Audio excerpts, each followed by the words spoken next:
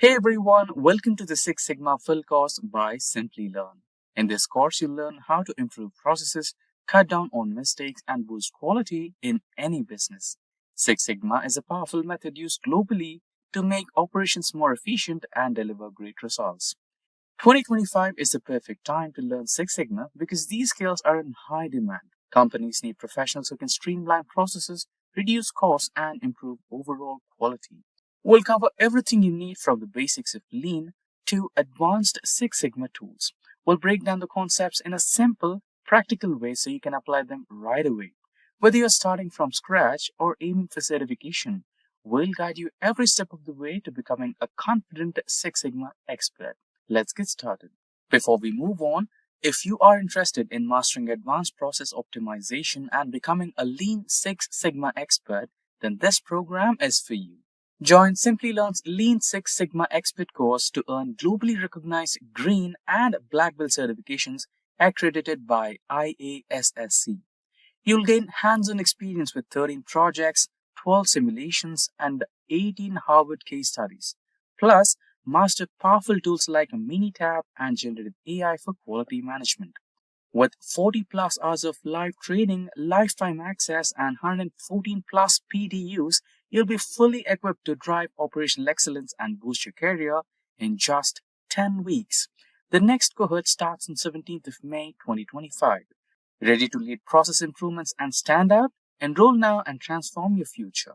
Six Sigma is a set of tools and techniques that have helped several companies around the world achieve business success. Hi guys, I'm Raul from Simplilearn, and let's get started with our introduction to Six Sigma. Now let's understand this better with an example. Here let's talk about how things were before Six Sigma was introduced. Here Jenny and James are having a conversation with each other. Jenny is James's manager and she's not happy at all. She says James is in a lot of trouble. This is because she found out that the customers weren't happy with the organization's service and the operational costs were way too high.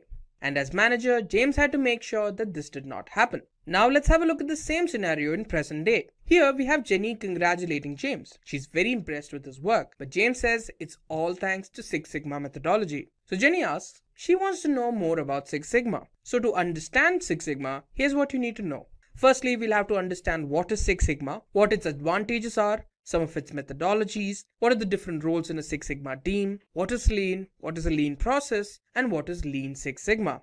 So now let's get started with understanding what exactly is Six Sigma. The Six Sigma methodology makes sure to find as well as eliminate any sort of defect or variation that could be affecting your product, service, or process. Now this methodology is statistics based, is data driven, and focused on continuous improvement. Now this means that there's no end goal in the horizon. There's always another goal to reach. There are three core ideologies behind Six Sigma. The first one states that for any business to be successful, there's continuous efforts that are required so that you can achieve stable as well as predictable process results. The second ideology states that in any business or manufacturing process, there are certain characteristics that can be defined, measured, analyzed, and controlled. The final ideology says that along with the rest of the organization, the top level management plays a very important role to making sure that there's sustained quality. Now let's talk about the advantages of Six Sigma. Six Sigma can help produce a roadmap or a path through which you can easily find and reduce any sort of organizational risk and reduce the operational costs. Another advantage is that it helps improve the efficiency of the process and making sure that it works in a timely manner. It decreases defects, improves the overall tracking and monitoring process, and ensures that the products are aligned with the company's policies. It is also reported that it greatly helps improve customer as well as vendor satisfaction. It helps improve the cash flow and ensures that the products are complying with the regulations of the organization. Now let me tell you about the process of Six Sigma. Now Six Sigma projects are of basically two methodologies, the DMAIC and the DMADV. Now let's talk about DMAIC in detail. That's short for define, measure, analyze, improve, and control. This is one of the most commonly used methodologies in the world. This is commonly used by companies when they have to fix or improve an already existing product or process that does not meet the company's standards. Now let's have a look at the process. First phase is the define phase. In this phase, you define the problem that the customers are facing, you find out where you can improve, and you clearly understand what the customers require of you. The second phase is the measure phase. Now in this phase, you actually identify how well the process is doing in its current unaltered state. In the analyze phase, you process the data that you get from the measure phase and determine what exactly is the cause of the delay or variation. In the improve phase, you start by making small changes to the business process and make sure that the problem you identified earlier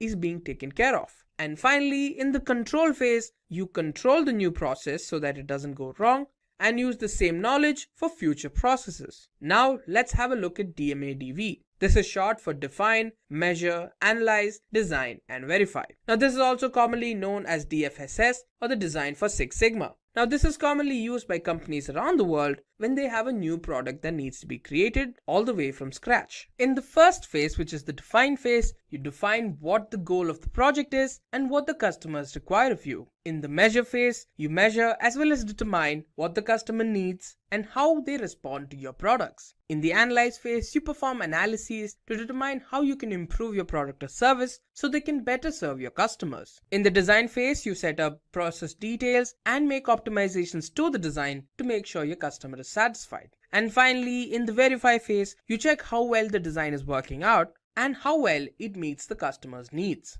Now before we go on, let's talk about how Six Sigma was used in reference to the earlier example, the situation that James was facing. A survey conducted by the organization James was working for indicated that the customers weren't very happy with the organization. So they decided to fix that with the help of Six Sigma. So they decided that the DMAIC methodology would be best suited to solve their problem. So let's have a look at what they did. Firstly, in the define phase, they used a tool called the voice of the customer. This tool represented the needs as well as requirements of the customer. This showed that the customers expected prompt delivery, the correct product selection, and a knowledgeable distribution team from the company. And now onto the measure phase. The company wanted to know why the customers didn't like them, so they performed some data collection. From there, they found out that they took 56% longer than other companies to deliver their product. So they decided to reduce the amount of time it takes between order entry and the delivery of the product. And now in the analyze phase. Here they knew what the issue was, but they wanted to know what exactly made their product's delivery so slow. Why were the customers receiving the product so late? Then they performed some analysis. Their analysis showed the possible causes. It could have been inaccurate sales plans, issues with their safety stock, issues with their vendors' delivery performance, and falling behind on the manufacturing schedule.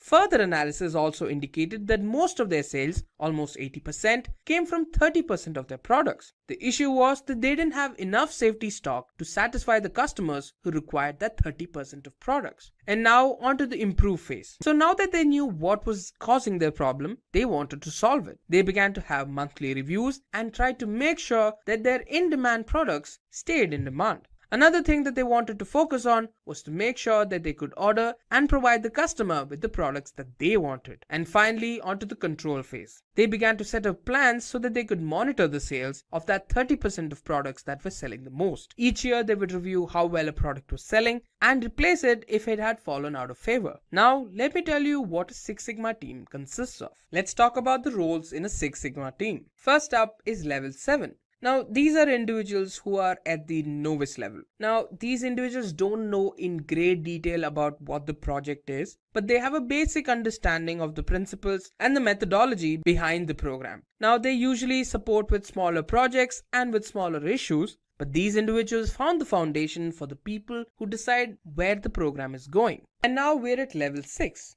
Now, these are individuals who have a yellow belt certification. Now, they are core members of the Six Sigma team who have an understanding of how the basic metrics work and how they can perform some sort of improvement. Now, they have their own areas of expertise and they're required to determine certain processes that need to improve. At the same time, they're also in charge of smaller improvement projects. Now, level 5. These are people who have a green belt certification. Now, these individuals are usually part-time professionals who have a number of different duties to fulfill. They focus on smaller Six Sigma projects. They're usually involved with gathering data, performing some sort of experiment, and analyzing information. They also assist with black belt projects. And now we're at level 4. These are individuals who have a black belt certification. They're usually team leaders of a Six Sigma project. They complete 4 to 6 projects a year and are experts in the principles, methodologies, and lean concepts. Thanks to their understanding of statistical experimental design, they can also understand the hidden reasons behind why a particular product failed. And now we're at level 3. These are individuals who have a master black belt certification. Now these are individuals who are experts when it comes to resources, the practices and the methodologies that are employed in Six Sigma. Their main emphasis is to coach, train and certify black belts. They also are involved with other Six Sigma leaders to ensure a company's goals are met. Now level 2. These individuals are called champions. So they work really closely with the executives and usually have a role like a senior or a middle executive level role. They also have a clear understanding of what exactly is the company's vision and mission. They also understand metrics so that they can set up a Six Sigma project that lines up with the company's goals. They're responsible for removing any sort of roadblock that could hamper the success of a project. And finally, we're at level 1. These are the executives. Now these individuals represent the highest level when it comes to a Six Sigma team. Now they have training as well as experience through which they can set up Six Sigma projects that clearly line up with the company's goals. Their main emphasis is to ensure that the project is able to add value to the organization and at the end of the day is successful. Now this is when Jenny interjects. She wants to know about Lean.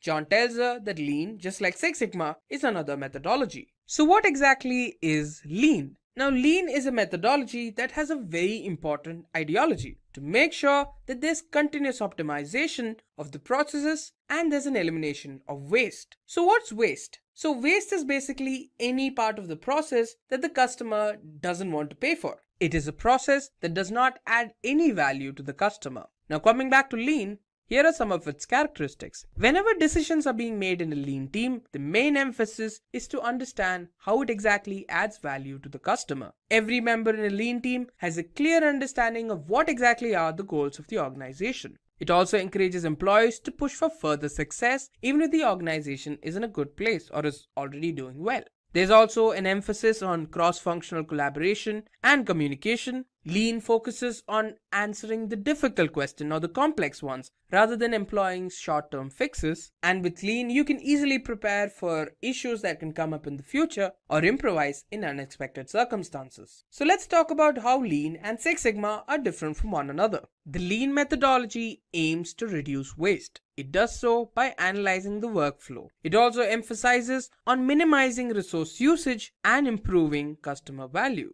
Now let's talk about Six Sigma. The aim of Six Sigma is to provide near perfect results. It wants to reduce costs and improve customer satisfaction. Basically, both of them are moving towards the same goal, to reduce the amount of waste and to create efficient processes. Now let's talk about the process of Lean. Now there are 5 different steps. Let's start with the first one, identifying value. You need to identify value by determining what exactly is the problem you're trying to solve for the customer. The second step is to map your value stream. You need to map the workflow of your company. You need to focus on the different actions and the people that are involved with the process. You need to be able to identify which parts of the process are able to add value and the ones that don't. The third step is to create a flow. You need to break up your work into smaller silos and visualize the workflow so that you can easily identify problems that might show up later. The next step is to establish pull. You need to set up a system through which products are created only when there is a demand or a requirement for it. Through this, you can optimize resource capacity. And finally, we're at the 5th step, which is continuous improvement. You need to ensure all your employees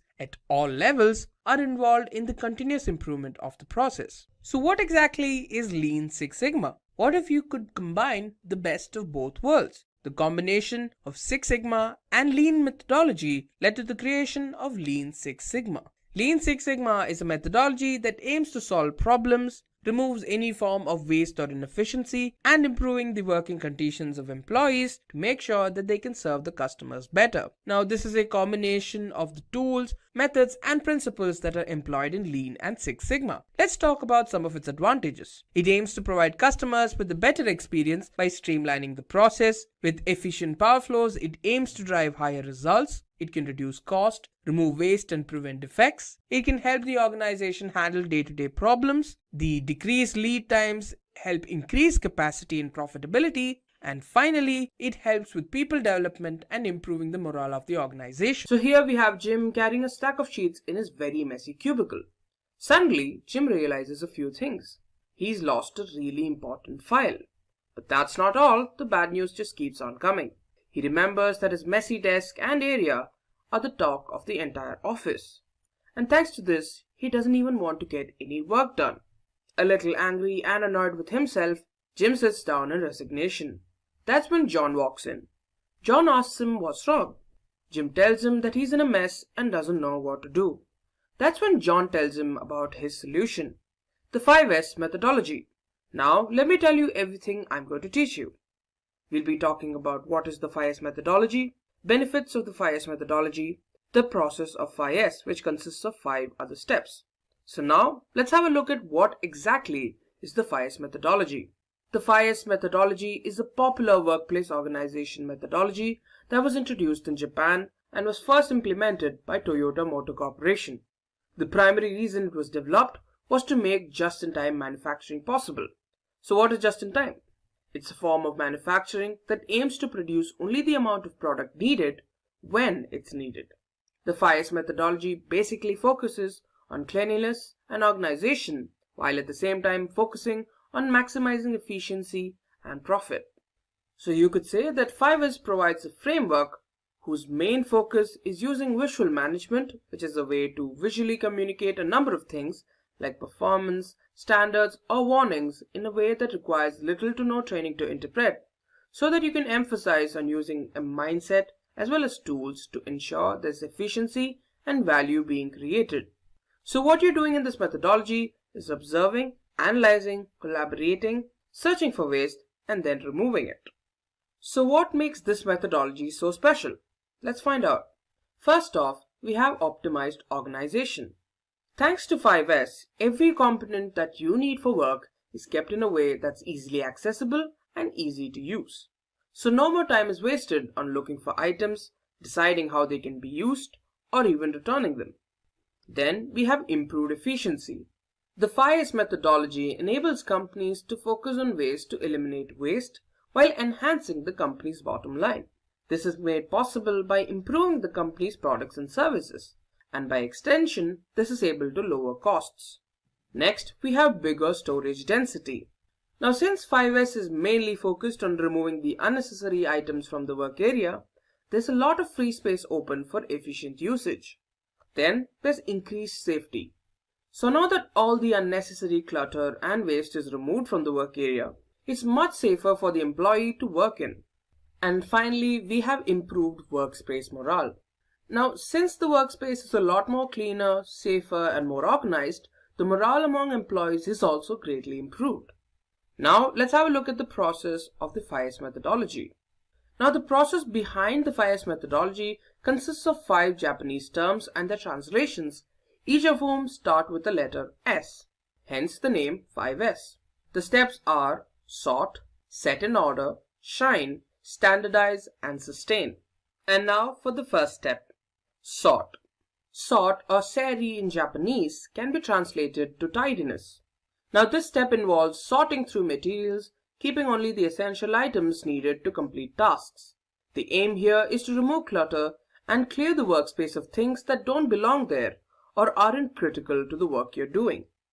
In this step, you clean the work area. By carefully analyzing the workspace, you need to remove any items that you don't require for work. From these removed items, you need to decide which ones need to be removed and which ones need to be recycled. Other items may need to be returned from where they were taken, or there might be some items you're not sure about. These items need to be red tagged. Now we've red tagged unknown items. The items whose ownership isn't clear or which cannot be identified are red tagged. By red tagging, what you're doing is attaching a visible tag on the item, which includes information like where and when the item was found. The red tagged items are arranged in a particular location. It's likely that these red tagged items could stay in lost and found for a long time. Here are a few things you can do with them. After 30 days of staying in lost and found, supervisors from other departments can claim the items for themselves. If they stay undisturbed for 10 more days, they can be thrown away, sold, or recycled. If these items are expected to be useful at some other point, they can be stored in lost and found with a specific plan for the time it's expected to be used. Now let's have a look at the next step. Set in order. Set in order or seiton translate to orderliness. Here the aim is to organize the work area, which means items need to be easy to find, use, and return. So first off, you need to create a 5S map. The 5S map is a floor plan or a diagram that can provide an overview of the work area, process, or station. It also shows the location of different components you might be needing for work, with travel paths and details on how they're related to one another. It can also include a description of the work that's done in that particular area. It also needs to be updated periodically. Then the plan needs to be communicated. Once storage locations are assigned, they're labeled. With this, employees will be able to easily identify what's inside these storage locations. Floor marking tapes could also be used to mark work areas, movement lanes, and storage supplies. Now, let's have a look at the next step. Shine. Shine or say so translates to cleanliness. Here, the aim is to remove the dust that accumulates under the clutter, while ensuring it doesn't return. Here, you need to perform routine cleaning. Every week, every area within the work area needs to be cleaned. Employees need to be responsible for the cleanliness of their workspace and the equipments they use. With this, they'll be able to quickly recognize problems that might arise. Difficult situations can be understood easily, and items that are out of place can be recognized quickly. Now, let's have a look at our next step. Standardize. Standardize or seiketsu translates to standardization. In this step, long-term changes are incorporated. What's being done and by whom is being written down. New practices are also being incorporated into the work procedure. First, things are written down. Decisions, once written down, can be included as part of the standards related to a particular area. For example, the 5S map created and the red tagging of items can all be incorporated as standards. Based on changing business needs, these standards can be changed as well. Then you need to use tools for standardizing. Communication is really important in this step. Decisions made about the work practices need to be communicated with the employees. This can be done with 5S checklists, job cycle charts, and procedure labels and signs. And now let's have a look at our last step. Sustain. Sustain or shitsuke translates to discipline. Here the focus is on continuous improvement. The decisions that were made in the previous step need to be repeated to form a continuous cycle. In this step, you need to ensure that 5S is applied repeatedly as part of routine work. Some ways to sustain the program are management support, department tours, updated tours, progress audits, performance evaluations, and so on. And that's it. That's the 5S methodology. Jim decides to incorporate it as soon as possible. And after applying 5S, Jim's workspace is a lot more cleaner and better organized. Jim thanks John for helping with that. What do you see on the screen? Well, it depends on your perception or how you see the world. If you are a pessimist, you might think the glass is half empty. If you are an optimist, you might think the glass is half full. If you are a realist, you might think the glass is full with water and air. However, the Six Sigma practitioner sees a glass that is bigger than it needs to be, assuming the current water level is what the customer desires. As we begin our journey to learn more about Six Sigma, it is important to know that applying Six Sigma is the way of seeing and analyzing the processes around you. We will talk more about what Six Sigma means and how the viewpoint impacts organizations in the screens to come. Let's begin this lesson by defining quality. Quality is defined as meeting the requirements of the customer. Well, what features do you look for when purchasing a car? What facilities do you want in your house or apartment when buying one? What do you expect from a premium chocolate candy bar? Answers to these questions will tell what quality means to you for each of these items. Here's a snapshot of the quality journey with a few key milestones. In the 1930s, the idea of statistical process control was conceived by Walter Shewhart to monitor and control a process using statistical methods. This was used extensively during World War II to quickly expand industrial capabilities of the U.S. In the 1960s, quality circles were formulated. A quality circle is a self-improvement workers group that performs similar work, meets regularly to identify, analyze, and solve work-related problems. In 1987, the International Organization for Standardization designed ISO 9000. This is a set of international standards on quality management and quality assurance for organizations to implement quality management systems. In 1987, the Baldrige Award criteria was developed by U.S. Congress to raise awareness of quality management systems and recognize U.S. companies that have successfully implemented quality management systems. In 1988, the concept of benchmarking was introduced. Benchmarking is an improvement process where an organization measures its performance against the best organizations in its field, determines how such performance levels were achieved, and uses the information to improve its own performance. During the 1990s, the Balanced Scorecard, or BSC, was introduced. It is a management tool that helps managers at all levels to align activities to the strategy of their organization and to monitor the multiple results obtained in their key areas. In 1996, the concept of reengineering was introduced. Reengineering is also known as business process reengineering, which involves restructuring an entire organization. The term Six Sigma has different meanings or implications depending on the context. Sigma is a Greek letter used in the statistical world to represent a measure of variability. The Six Sigma process is an important method of quality principles and techniques. Also, Six Sigma is a business strategy to change company culture with top management support. The Sigma level is a measure of performance for a business process or service.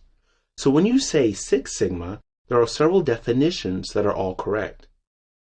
Quality is defined as the degree of excellence of a product or service and conformance to customer requirements. Taking a process to Six Sigma level ensures the quality of product and increase in profits as the primary goal. In other words, Six Sigma signifies quality. In 1986, Bill Smith and Mikhail Harry at Motorola started the Six Sigma initiative to improve performance. In 1995, Jack Welch initiated Six Sigma at General Electric to improve the entire business system and became the global promoter of Six Sigma. In 1998, Allied Signal saved $500 million with the use of Six Sigma. In 2000, General Electric saved $2 billion annually with the use of Six Sigma, and in 2001, Motorola saved $16 billion cumulatively with the use of Six Sigma. Six Sigma is a business methodology that employs a customer-centric, fact-based approach to reduce process variation and waste. This helps us dramatically improve customer satisfaction, increase shareholder value, and strengthen employee commitment. The methodology is designed to make companies rethink the way they do business and generate improvements in processes and services. Following are the benefits of implementing Six Sigma in an organization. It eliminates the root cause of problems and defects in a process, creates robust products and services, reduces process variation and waste, ensures customer satisfaction, achieves process standardization, reduces rework by getting it right the first time, addresses key business requirements, helps gain competitive advantage, and helps achieve organizational goals. Following are the 3 reasons why organizations are successful with Six Sigma. It is a proven systematic problem-solving methodology that follows a tried and effective process known as DMAIC, which improves productivity and efficiency by eliminating defects. Six Sigma is customer-focused. This methodology ensures businesses align their projects to customers' needs. It allows organizations to produce better products and services and improves customer loyalty. Lastly, Six Sigma achieves long-term improvements based on data-driven statistical analysis to prioritize issues and fix root causes. The Six Sigma process is known as DMAIC. DMAIC comprises 5 phases: define, measure, analyze, improve, and control. These phases are the roadmap to problem solving and improving our processes. The effectiveness of Six Sigma method is derived from its structure. Each phase has an overarching objective and specific deliverables that need to be completed, which helps us achieve the objectives. The purpose of the define phase is to document the problem, the desired outcome, goals, and deliverables. The purpose of the measure phase is to obtain baseline process performance levels and quantify the problem. The focus of the analyze phase is to identify the key root causes for process variation and defects. The purpose of the improve phase is to develop, test, and implement the solutions. The goal of the control phase is to monitor the key factors and maintain the gains. You learn the aspects of the DMAIC process. Now we'll look at the tools used in each phase. The list of tools corresponds to the DMAIC phase in which they are used. The use or application of these tools gives the expected deliverables in each DMAIC phase for a Greenbelt. Some of the tools listed are not required in every Six Sigma Greenbelt project.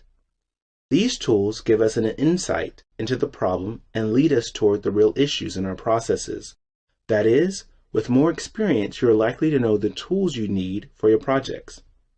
In the define phase, we use SIPOC, Voice of the Customer or VOC, Critical to Quality, CTQ, the Quality Function Deployment or QFD, Failure Modes and Effects Analysis, known as the FMEA or the FMEA, and the Cause and Effect CNE matrix. In the measure phase, we use Measurement System Analysis or MSA, control charts, process capability, and normality plots. In the analyze phase, we use Simple Linear Regression or SLR, Pareto charts, fishbone diagram, failure modes and effects analysis, the FMEA, multivariate charts, and hypothesis testing. In the improve phase, we use brainstorming, piloting, and also the failure modes effects analysis and design of experiments, DOE.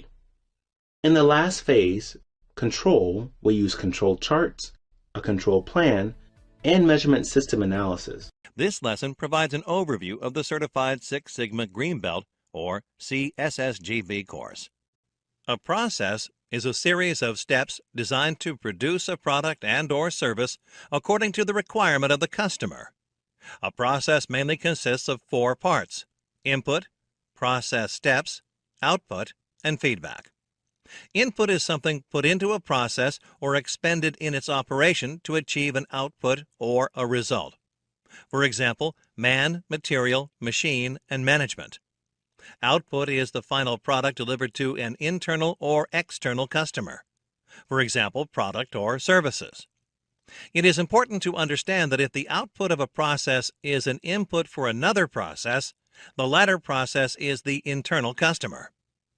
Each input can be classified as controllable, represented as C, non-controllable, represented as NC, noise, represented as N, and critical, represented as X. The most important aspect of the process is the feedback. As can be inferred from the image, any change in the inputs causes change in the output. Therefore, Y equals F of X. Feedback helps in process control because it suggests changes to the inputs. Let us learn about the process of Six Sigma in the next screen. Let us understand how Six Sigma works in this screen. Six Sigma is successful because of the following reasons. Six Sigma is a management strategy. It creates an environment where the management supports Six Sigma as a business strategy and not as a standalone approach or a program to satisfy some public relations need. Six Sigma mainly emphasizes the DMAIC method of problem solving. Focus teams are assigned well-defined projects that directly influence the organization's bottom line with customer satisfaction and increased quality being byproducts. Six Sigma also requires extensive use of statistical methods. The next screen will focus on some key terms used in Six Sigma. Let us look at the Sigma level chart in this screen. As discussed earlier, the Six Sigma quality means 3.4 defects in 1 million opportunities, or a process with a 99.99966% yield. The Sigma level chart given on the screen shows the values for other Sigma levels. Please take a look at the values carefully. Let us understand the benefits of Six Sigma in the next screen. The organizational benefits of Six Sigma are as follows.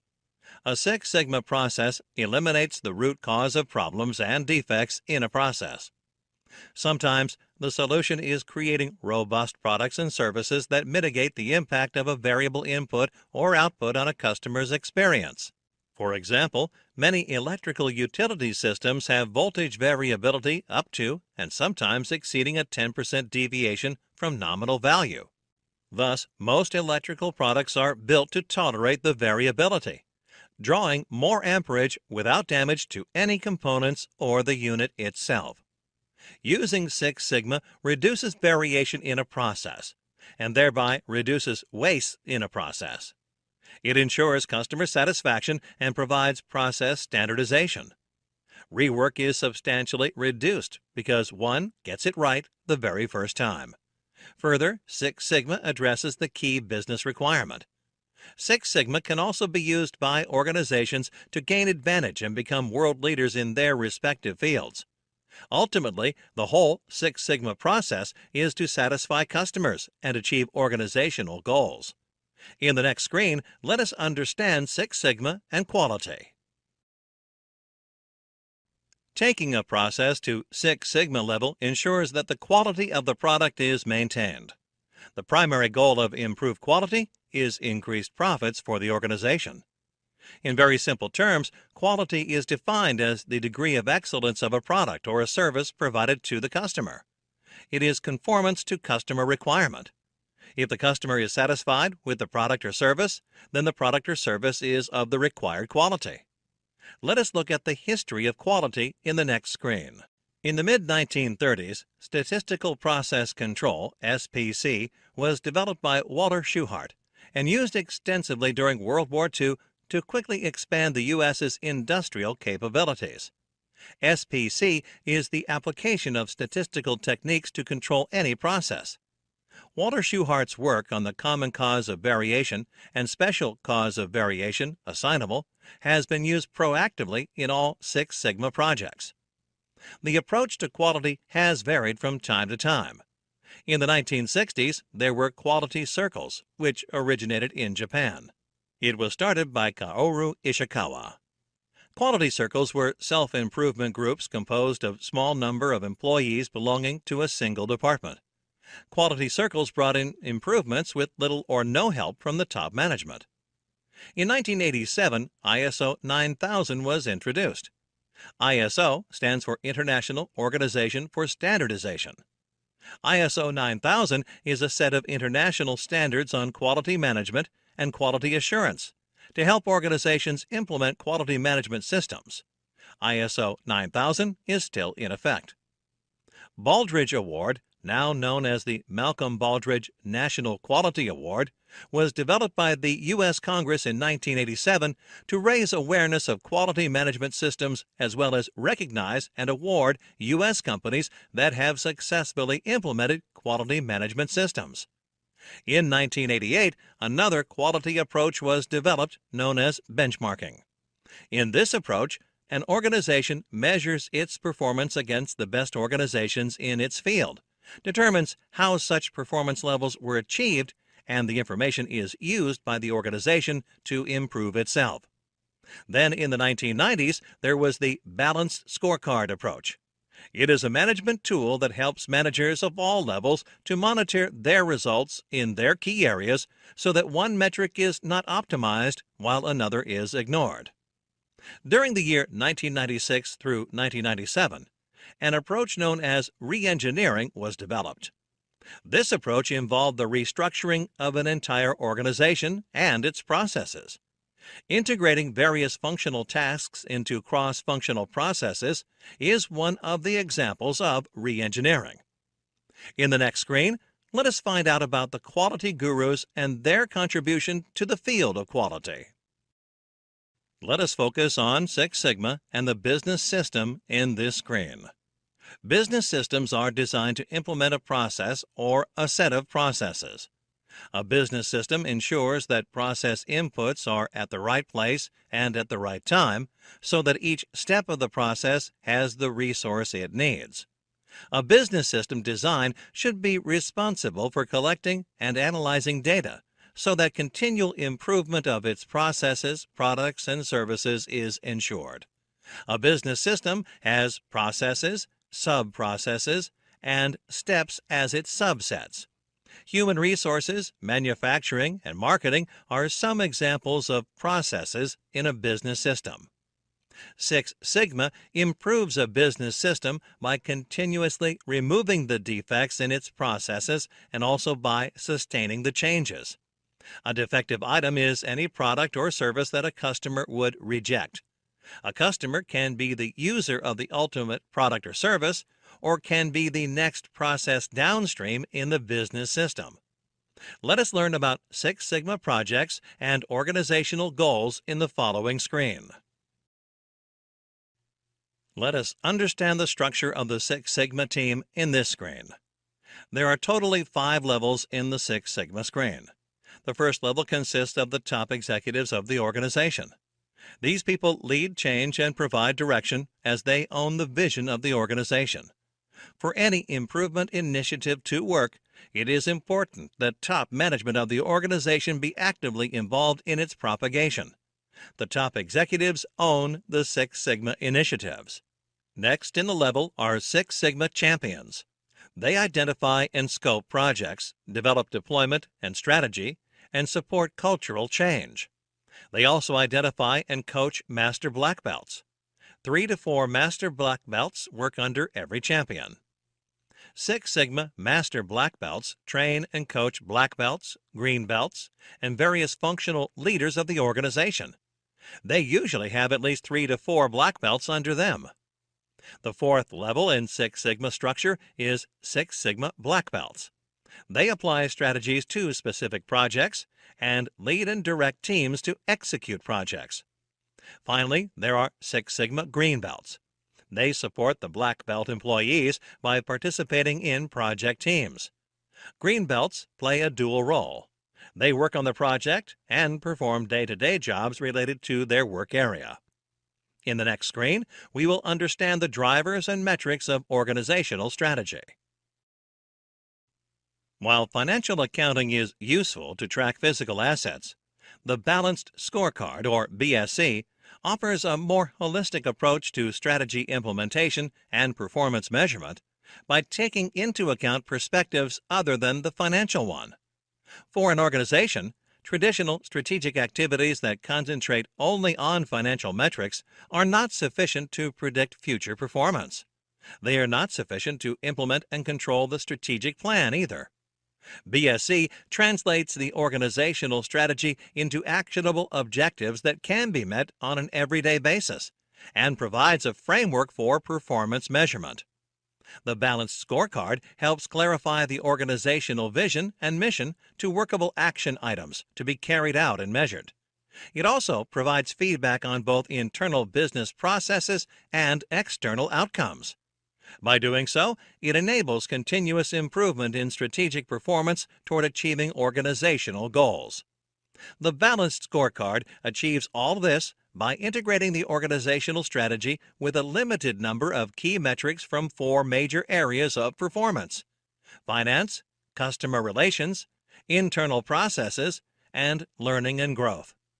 Many organizations in the world use Balanced Scorecard approaches, and the number is increasing every day. In the next screen, we will describe the Balanced Scorecard framework. We will learn about developing a Balanced Scorecard in this screen. While applying the Balanced Scorecard in an organization, care must be taken to account for interactions between different perspectives or strategic business units and avoid optimizing the results of one at the expense of another. To outline the strategy, a top-down approach is followed by determining the strategic objectives, measures, targets, and initiatives for each perspective. The strategic objectives refer to the strategy to be achieved in that perspective. 3 or 4 leading objectives are agreed upon. The progress toward strategic objectives is assessed using specific measures. These measures should be closely related to the actual performance drivers. This enables effectively evaluating progress. High-level metrics are linked to lower-level operational measures. The target values for each measure are set. The initiatives required to achieve the target value are identified. As already mentioned, this exercise is carried out for all the perspectives. Finally, the scorecard is integrated into the management system. In the next screen, let us understand the change in the approach to the balanced scorecard from the 4-box model of BSC to strategy maps. In earlier approaches to the balanced scorecard, the perspectives were presented in a 4-box model. This kind of scorecard was more a comprehensive glance at the key performance indicators or metrics in different perspectives. However, the key performance indicators or metrics of different perspectives were viewed independent of each other, which led to a silo-based approach and lack of integration. However, modern scorecards place the focus on the interrelations between the objectives and metrics of different perspectives and how they support each other. A well-designed, balanced scorecard recognizes the influence of one perspective on another and the effect of these interactions on organizational strategy. To achieve the objectives in one perspective, it is necessary to achieve the objectives in another perspective. In short, the 4 perspectives form a chain of cause and effect relationships. A map of interlinked objectives from each perspective is created. These objectives represent the performance drivers, which determine the effectiveness of strategy implementation. This is called a strategy map. The function of a strategy map is to outline what the organization wants to accomplish and how it plans to accomplish it. The strategy map is one-page view of how the organization can create value. For example, financial success is dependent on giving customers what they want, which in turn depends on the internal processes and learning and growth at an individual level. In the next screen, we will look at the impact of the balanced scorecard on the organization. The balanced scorecard and strategy map force managers to consider cause and effect relationships, which leads to better identification of key drivers and a more rounded approach to strategic planning. The BSC enables the organization to improve in the following ways. Being a one-page document, a strategy map can easily be communicated and facilitates understanding at all levels of the organization. An organization is successful in meeting its objectives only when everyone understands the strategy. The balanced scorecard also forces an organization to measure what really matters and manage information better so that quality of decision-making is higher. Creating performance reports against a balanced scorecard allows for a structured approach to reporting progress.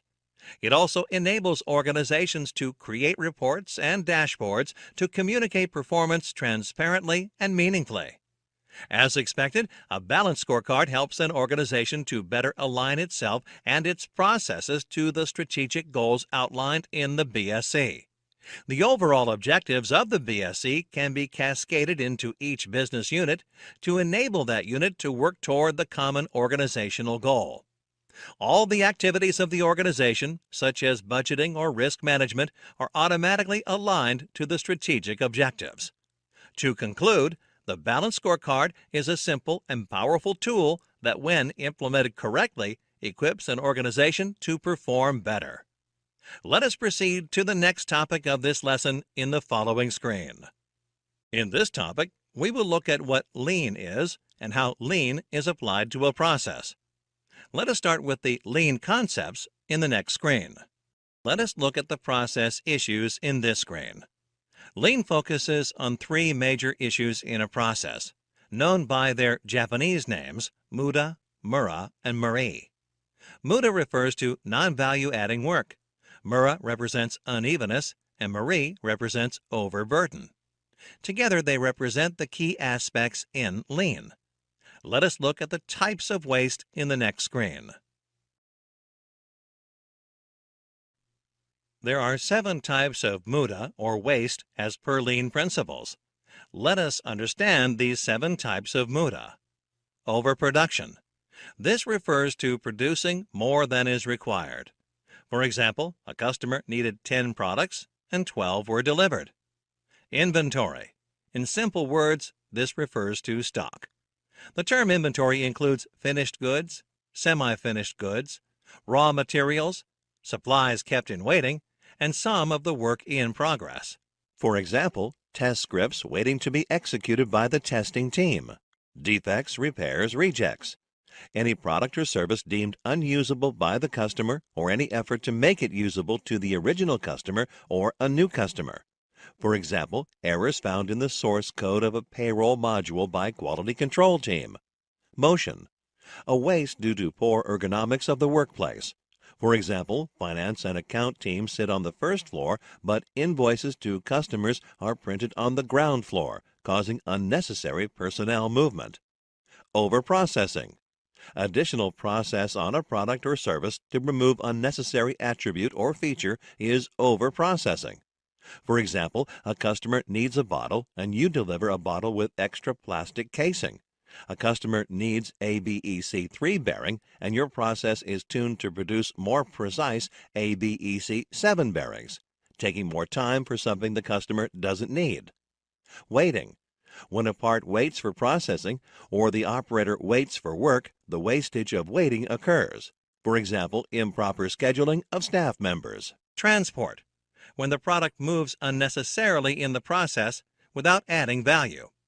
For example, a product is finished and yet it travels 10 kilometers to the warehouse before it gets shipped to the customer. Another example, an electronic form is transferred to 12 people, some of them seeing the form more than once. That is, the form is traveling over the same space multiple times.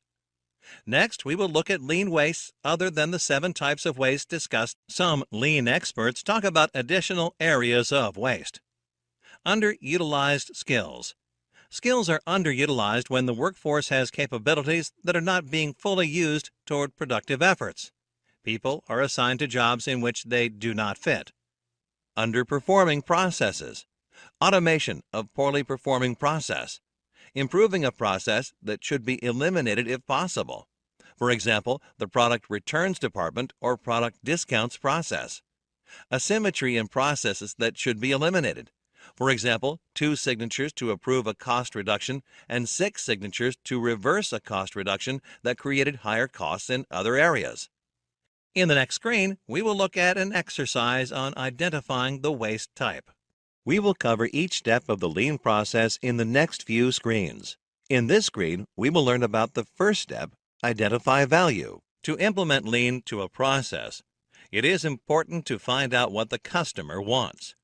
Once this is done, the process should be evaluated to identify what it needs to possess to meet customer requirements. The next screen will focus on the next step of the lean process, value stream mapping. In this screen, we will discuss the differences between push and pull processes. An organization can adopt either of these processes depending on the requirement. Contrary to a pull process, in a push process, the first step is to forecast the demand for a product or service. The production line then begins to fill this demand and produced parts are stocked in anticipation of customer demand. For example, a garments manufacturer produces 200 shirts based on expected demand and then waits for customer orders for them. Note that the demand is expected and not actual. Discounts offered to customers by big retailers are examples of the push process. If the garment company adopts a pull process instead, it would start making the shirts only after receiving a confirmed demand from customers. Note that although the pull approach seems better, it is not applicable to all situations. For example, a pharmacy uses a push process. In the next screen, we will learn about theory of constraints. Let us look at an example for the TOC methodology in this screen. The 3 sub-processes in the packing process are coding or printing, filling, and sealing. The data for the 3 sub-processes are observed and collected as number of units produced in an hour. The data is as follows. Coding or printing is 900 units per hour. Filling is 720 units per hour, and sealing is 780 units per hour. How can you implement the TOC methodology in this example? Let us build the TOC map for this example. The first step in the TOC methodology is to identify the constraint. Looking at the data, the output per hour from the filling process is 720. This is the constraint in the system.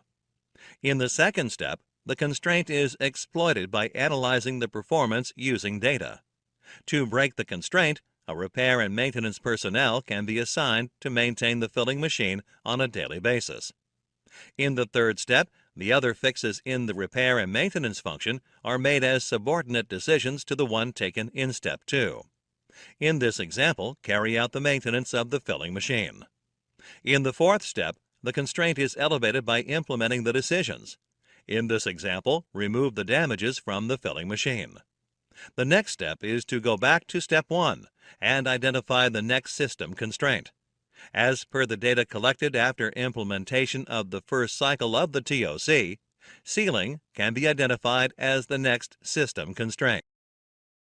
Let us now analyze the data before and after TOC implementation in this example.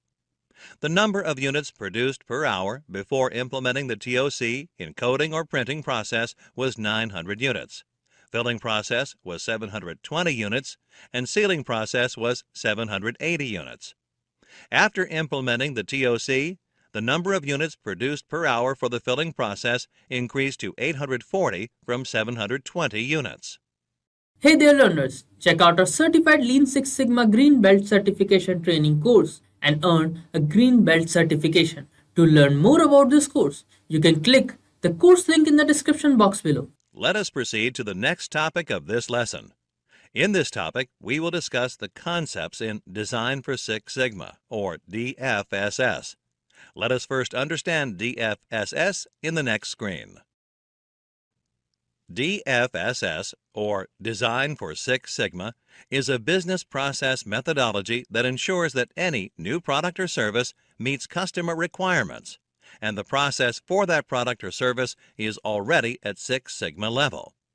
DFSS uses tools such as Quality Function Deployment, or QFD, and Failure Mode and Effects Analysis, or FMEA. DFSS can help a business system to introduce an entirely new product or service for the customer. It can also be used to introduce a new category of product or service for the business system.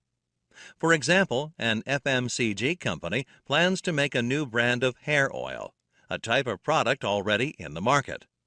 DFSS also improves the product or service and adds to the current product or service lines. To implement DFSS, a business system has to know its customer requirements. DFSS can be used to design a new product or service, a new process for a new product or service, or redesign of an existing product or service to meet customer requirements. Let us learn about processes for DFSS in the next screen. The two major processes for DFSS are IDOV and DMADV. IDOV stands for Identify, Design, Optimize, and Verify. DMADV stands for Define, Measure, Analyze, Design, and Verify. In the IDOV process, the first step involves identifying specific customer needs based on which the new product and business process will be designed. The next step involves design, which involves identifying functional requirements, developing alternate concepts, evaluating the alternatives, selecting a best fit concept, and predicting Sigma capability. Tools such as FMEA are used here. The third step, Optimize, uses a statistical approach to calculate tolerance with respect to the desired output. When IDOV is implemented to design a process expected to work at Six Sigma level, this is checked in the Optimize phase. If the process does not meet expectations, the Optimize phase helps in developing detailed design elements, predicting performances, and optimizing design. The last stage of IDOV is to verify, that is, to test and validate the design, and finally to check conformance to Six Sigma standards. The other process, DMADV, has 5 stages. The first stage is to define the customer requirements and goals for the process, product, or service. Next, measure and match performance to customer requirements. The third stage involves analysis and assessment of the design for the process, product, or service. The next step is to design and implement the array of latest processes required for the new process, product, or service. The final stage is to verify results and maintain performance. In the next screen, we will look at the differences between IDOV and DMADV. The primary difference between IDOV and DMADV is that while IDOV is used only to design a new product or service, DMADV can be used to design either a new product or service or redesign an existing product or service. IDOV involves design of a new process, while DMADV involves redesigning an existing process. In IDOV, no analysis or measurement of existing process is done, and the whole development is new. The design step immediately follows the identification of customer requirements. In contrast, DMADV, the existing product, service, or process, is examined thoroughly before moving to the design phase. The design stage comes only after defining requirements and analyzing the existing product, service, or process. In the following screen, we will learn about Tool Quality Function Deployment, or QFD, which is one of the DFSS tools. QFD, also called Voice of Customer, or VOC, or House of Quality, is a predefined method of identifying customer requirements. It is a systematic process to understand the needs of the customer and convert them into a set of design and manufacturing requirements. QFD motivates business to focus on its customers and design products that are competitive in lesser time and at lesser cost. The primary learning from QFD includes which customer requirements are most important, what the organization's strengths and weaknesses are, where an organization should focus their efforts, and where most of the work needs to be done. To learn from QFD, the organization should ask relevant questions to customers and tabulate them to bring out a set of parameters critical to the design of the product. Apart from understanding customer requirements, it is also important to know what would happen if a particular product or service fails when being used by a customer.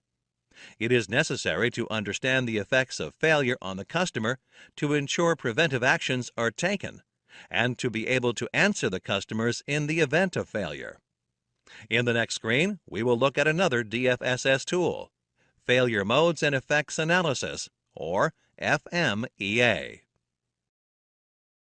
Failure Modes and Effects Analysis, or FMEA, is a preemptive tool that helps any system to identify potential pitfalls at all levels of a business system. It helps the organization to identify and prioritize the different failure modes of its product or service and what effect the failure would have on the customer. It helps in identifying the critical areas in a system on which the organization's efforts can be focused. Note that while FMEA enables identification of critical areas, it does not offer solutions to the identified problems. We will look at the varieties of FMEA, such as DFMEA and PFMEA, in the next screen. PFMEA stands for Process Failure Mode and Effects Analysis, and DFMEA stands for Design Failure Mode and Effects Analysis. PFMEA is used on a new or existing process to uncover potential failures. It is done in the quality planning phase to act as an aid during production.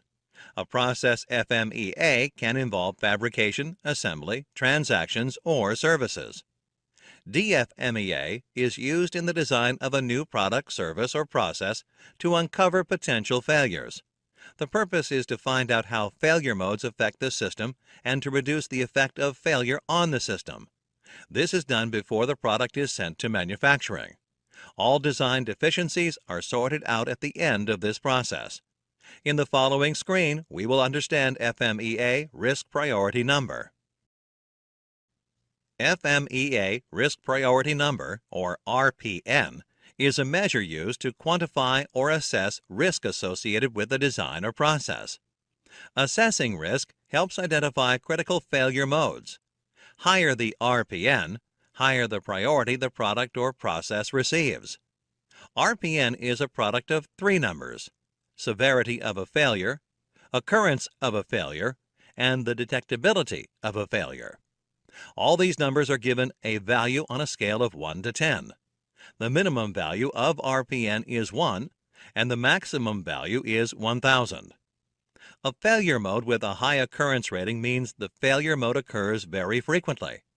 A mode with a high severity rating means that the mode is really critical to ensure safety of operations. A mode with a high detection rating means that the current controls are not sufficient.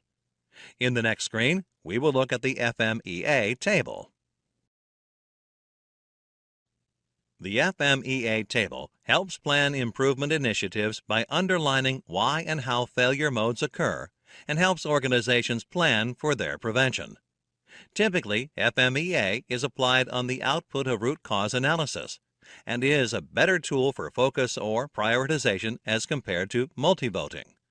One important aspect of FMEA is that it does not need data. Experts in a particular area can form the FMEA table without having to look at data from any source. In functions such as human resources, the FMEA table is very useful, as there might not be much data available to the problem-solving team. The sample FMEA table is given on the screen. Please go through the contents for better understanding. In the following screen, we will discuss severity of risk priority number and scale criteria. Let us first discuss severity. Severity refers to the seriousness of the effect of the failure mode, or how critical the failure mode is to the customer or the process. The severity of a failure mode is rated on a scale of 1 to 10 using a severity table. Different industries follow different structures for the severity table. A high severity rating indicates a mode is critical to operational safety. For example, a team working on FMEA of a radioactive plant may insert fatal as the effect with rating 10. Another example is the severity table for a sports team. The team manager wants to rate the severity of failure of the team in an upcoming game. She might rate it at 9, given that the team would lose a big sponsorship should they face defeat, which could in turn be hazardous to the team's future. Shown here is a generalized table of severity.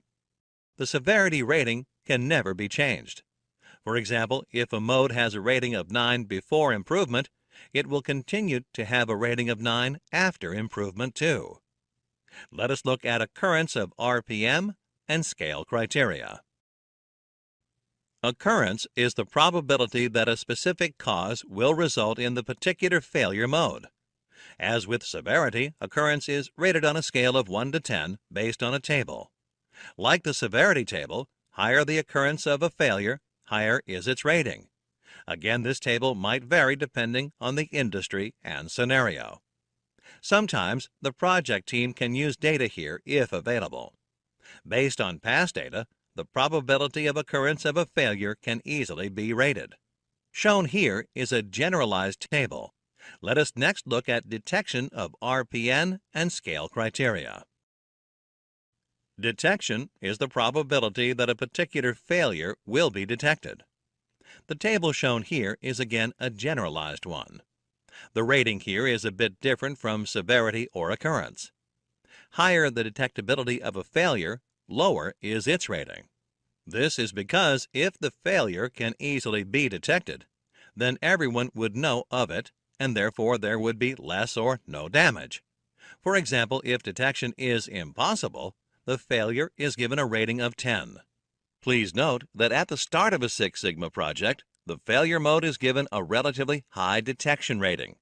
Let us look at an example of FMEA and RPN in the next screen. In this example, a bank wants to recognize and prioritize the risks involved in the process of withdrawing cash from an ATM. It can be observed from the table that not having a control in place for network issues has the highest RPN. This is due to the detectability for a network issue being very low. The next set of information in the table shows the action taken by the bank's management to address the failure modes. Following the implementation, the new RPN is calculated, retaining the security level at 9. This is because the actions were not directed at reducing the severity, but at the causes of failure. It can be seen that the new RPN is much lower, and the risk for both causes has been mitigated. This lesson will cover the details of the define phase. Six Sigma can be applied to everything around. It can be applied across almost 70 different sectors. However, it cannot be applied to all problems. The first step is to check if the project qualifies to be a Six Sigma project. The questions that need to be asked are as follows. Is there an existing process? To implement the DMAC methodology of problem solving, a process needs to exist. The process should be in operation for the development of the product or service. Is there a problem in the process? Ideally, the process should not have any problem. If there is a problem in the process performance, the process needs to be improved. Is the problem measurable? The problem has to be measurable in order to assess the root cause and the impact of the problem on the process. Does the problem impact customer satisfaction? If the problem affects customer satisfaction, an action needs to be taken immediately, else the customer may start finding alternate products or switch to competitors' products. Does working on the problem impact profits of the company? It is very essential to assess the impact of the project on the profits of the company. If the project affects the profits of the company adversely, then such a project is not feasible. Is the root cause of the problem unknown? If the root cause of the problem is visible, then a Six Sigma project is not required. Other problem-solving techniques can be used in this case. Is the solution unknown? If the solution to the problem is already known, then there is no need for any project. The company can directly implement the solution. The define phase of DMAC will be introduced in the next screen. The Six Sigma project process is known as a DMAC process. Define is the first phase in the Six Sigma project process. In the define phase, the problem is defined and the Six Sigma team is formed. The objectives of the define phase are as follows. Clearly define the problem statement through customer analysis. Understand customer requirements and ensure that the Six Sigma project goals are aligned to these requirements. Define the objectives of the Six Sigma project. Plan the project in terms of time, budget, and resource requirements. Define the team structure for the project and establish roles and responsibilities. In the next screen, let us learn about benchmarking. Benchmarking is the process of comparing an organization's business processes, practices, and performance metrics with that of industry leaders. There are various types of benchmarking. Let us briefly look at each type. Process benchmarking entails comparing specific processes to a leading company or an industry standard. This is useful to obtain a simplified view of business operations and enables a focused review of major business functions. Process benchmarking includes comparisons of production processes, data collection processes, performance indicators, and productivity and efficiency reviews. Financial benchmarking is performed to assess overall competitiveness and productivity. It is done by running a detailed financial analysis and analyzing the result. Performance benchmarking involves comparison of products and services with those of competitors, with the intention of evaluating the organization's competitiveness. Product benchmarking involves designing new products or services or upgrading existing products or services. This can involve reverse engineering a competitor's products to study the strengths and weaknesses and modeling the new product on these findings. Strategic benchmarking refers to studying strategies and problem-solving approaches in other industries. Functional benchmarking is the focused analysis of a single function with the aim of improving it. Complex functions may need to be divided into processes before benchmarking is done. Competitive benchmarking includes standardizing organizational strategies, process, products, services, and procedures against the competitors in the same industry. Collaborative benchmarking is a type of benchmarking where the standardization of various business parameters is carried out by a group of companies and the information is shared. If the subsidiary units of a company or its various branches carry out the benchmarking, it is called collaborative benchmarking. Let us take a look at best practices for benchmarking in the next screen. Best practice is a method that ensures continuous improvement, leading to exceptional performance. It is also a method to sustain and develop the process continuously. Some of the best practices in benchmarking are as follows. Increase the objectives or scope of benchmarking. Set the standards and path to be followed at the initial stage. Reduce unnecessary effort and comply with the scope. Recognize the best in the industry to set a benchmark. Share the information derived from benchmarking. In the next screen, we will discuss project selection. Let us understand process, business process, and business system in this screen. A process is a series of steps designed to produce a product or service to meet the requirement of a customer. A process mainly consists of three elements: input, process, and output. A business process is a systematic organization of objects, such as people, machinery, and materials, into work activities designed to produce a required product or service. As shown on the screen, a process is a subset of a business process. A business process is, in turn, a part of a business system. A business system is a value-added chain of various business processes, such as sales or finance. For example, payroll calculation is a process in the HR business process of an IT company, which is a business system. In the next screen, we will look at the process elements. Let us discuss the challenges to business process improvement in this screen. The improvement to a business process of an organization faces challenges due to the traditional business system structure, because it is generally grouped around the functional aspect. The main problem in a functionally grouped organization is the movement or flow of a product or service. A product or service has to go through various functions and their functional elements to reach the customer or end user. The other problem is management of the flow of products or services across various functional elements. This is difficult as usually there is no one in charge. These business process improvement problems can be solved using the project management approach to produce the product or service. In the next screen, we will learn about process owners and different stakeholders of a project.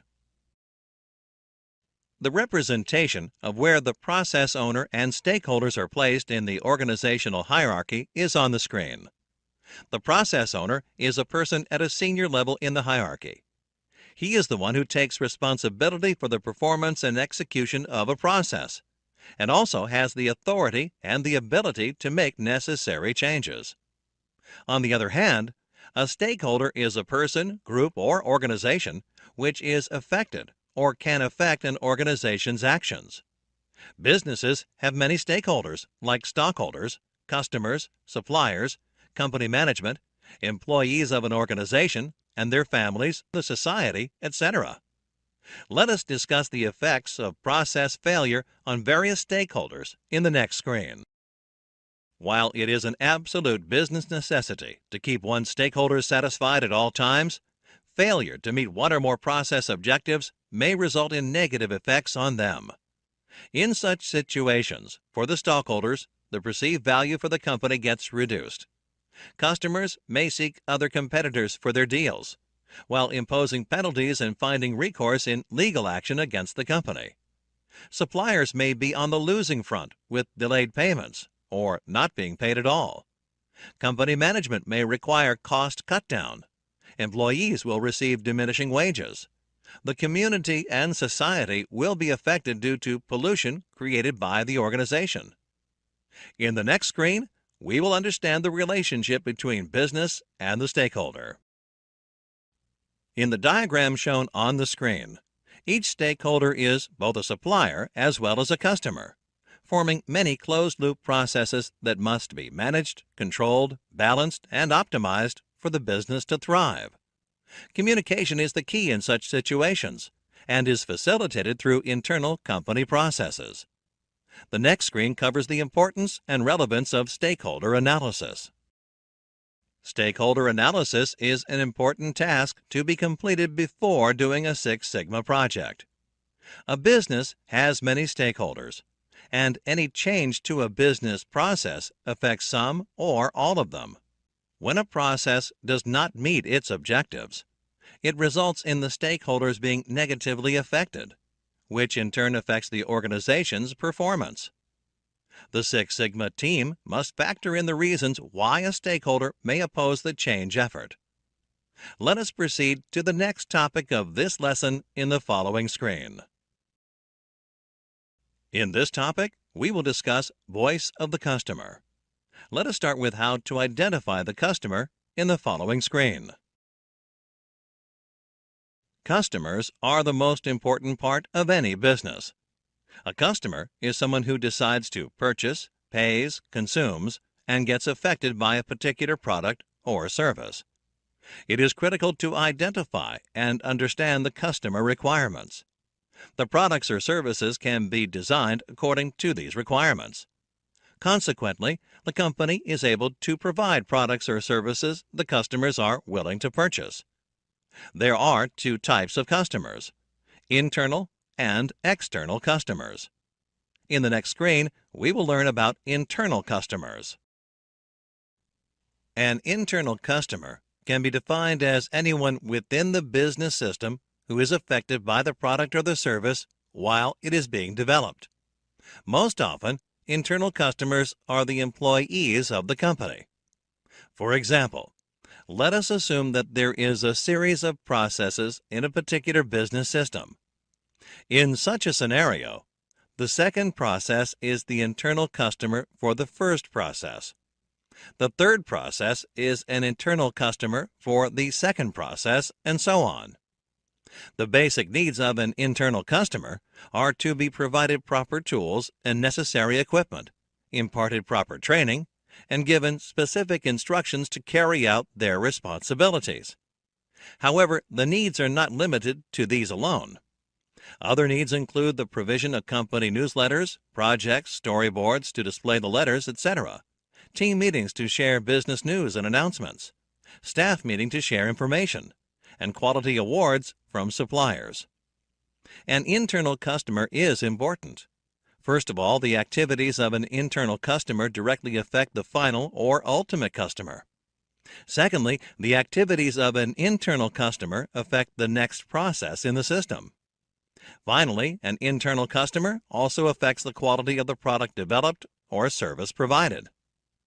When the needs of the internal customers, in most cases employees, are met, they are more likely to have higher perceptions of quality and also contribute to greater productivity. The satisfaction levels of the internal customers can be improved in various ways. These include a higher amount of internal communication through company newsletters and team meetings, recognitions for work, quality awards, etc. Constant training on how to be ahead and well-equipped in a competitive environment is very essential too. In the next screen, we will learn about external customers. This screen focuses on the positive effects of a project on the customers.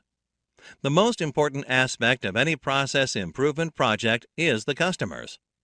Internal customers are the ones who drive the project. Hence, the effect of the project on internal customers is a critical factor that needs to be considered. The positive impact of a project on the internal customers is as follows. The project is driven by highly motivated individuals or internal customers who are aware of the project objectives and scope.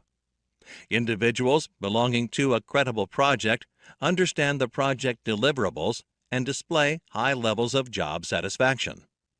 These individuals go the extra mile to take up tasks beyond their job description. Such individuals make a highly motivated team focused on delivering their responsibilities in order to meet the customer requirements. Working together in a positive environment also improves team spirit and bonding. The positive impact of a project on the external customers is as follows. Process improvement projects analyze the problems and come up with an effective solution, consequently ensuring a better product. A successful process improvement project assists the organization in effectively meeting customer expectations or requirements. There is visible improvement in customer service. Good quality product and service ensures high customer satisfaction. Let us learn about different methods of customer data collection in the following screen. Once you begin to identify the customer types, you need to look forward to collecting customer data. Collecting data from customers is very essential, as it helps consider the levels at which these customers affect the business. Begin by collecting feedback from both internal as well as external customers. Customer feedback helps fill the gaps and improve the various business processes in the organization. It helps define a good quality product as perceived by the customer and identify qualities that make the competitor's products or service better. It also helps identify factors which provide a competitive edge to the product or service on offer. There are various methods to collect feedback from the customers. Many of you might be involved in a similar activity at some point or the other. Popular and common methods are surveys conducted through questionnaires, focus groups, individual interviews with the customers. Customer complaints received via call centers, emails, and feedback forms are also quite prevalent. Feedback received in this form are from dissatisfied customers. In the next screen, we will learn about questionnaires. Let us discuss the advantages and disadvantages of questionnaires in this screen. The advantages of a questionnaire are that it costs less. The phone response rate is high, anywhere from around 70 to 90%, and it produces faster results. Also, analysis of mail questionnaires requires few trained resources. Questionnaire is a method used to gather data. However, there are a few disadvantages associated with it. There may be incomplete results and unanswered questions leading to a lack of clarity. The response rate of mail surveys is about 20 to 30% only. At times, phone surveys can produce undesirable results, as the interviewer can influence the person being interviewed. We will differentiate between telephone survey and web survey in the next screen. There are different methods to collect data for a survey. The methods need to be based on the requirements and needs of the organization. The popular methods of survey are the telephone survey and web survey. Both have their own drawbacks and benefits, which are given on the screen. The organization needs to choose a method of collecting data according to the situation. It is recommended to go through the content for a better understanding. In the next screen, we will learn about focus groups. Let us now discuss the advantages and disadvantages of using a focus group for data collection. The interaction in a focus group generates information, provides in-depth responses, and can address more complex questions or qualitative data. It is an excellent platform to get critical to quality or CTQ definitions as well. On the other hand, the disadvantages of focus groups are that the learning only applies to those within the group, and it is not possible to generalize.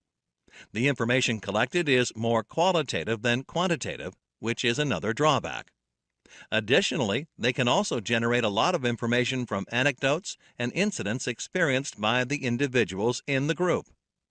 In the next screen, we will discuss the interview technique. This screen discusses advantages and disadvantages of using the interview technique for data collection. Interviews have a capability to handle complex questions and a large amount of information. They also allow us to use visual aids in the process. It is a better method to be employed when people do not respond willingly and/or accurately by phone or email.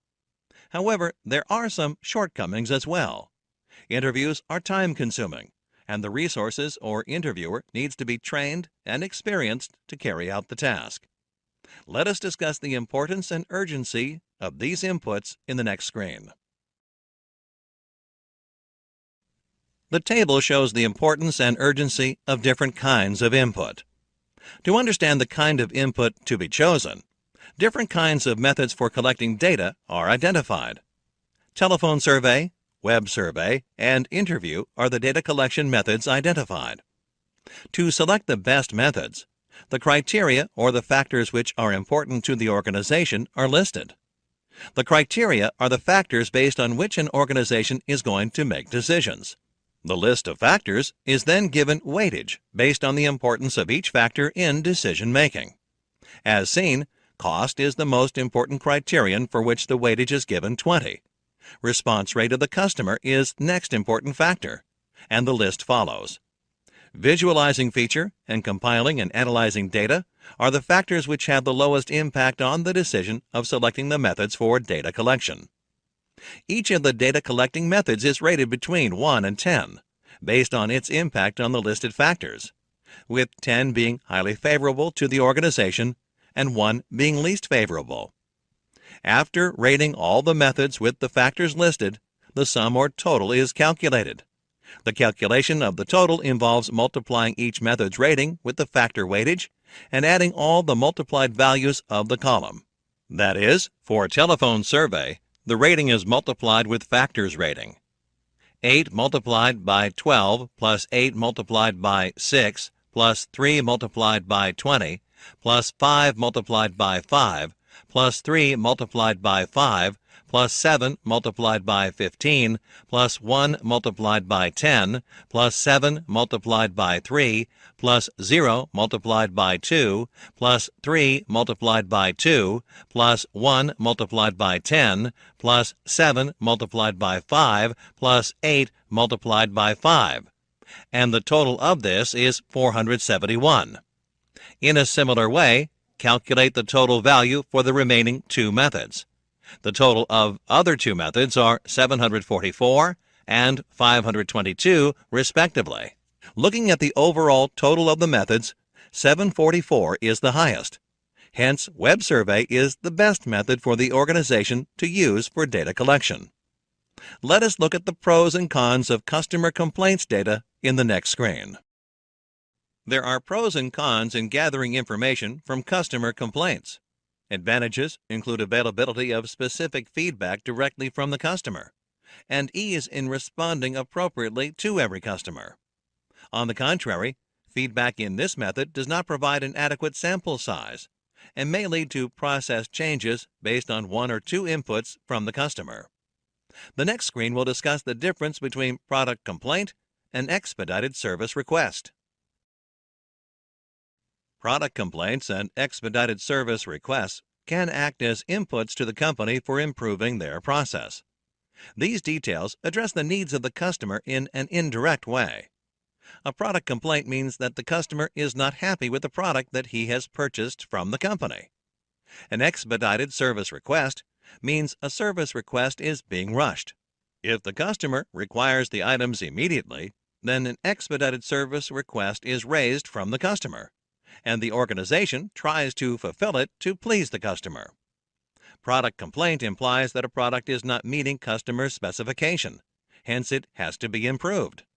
Expedited service request implies that service timeliness are not meeting customer requirements, hence service has to be improved.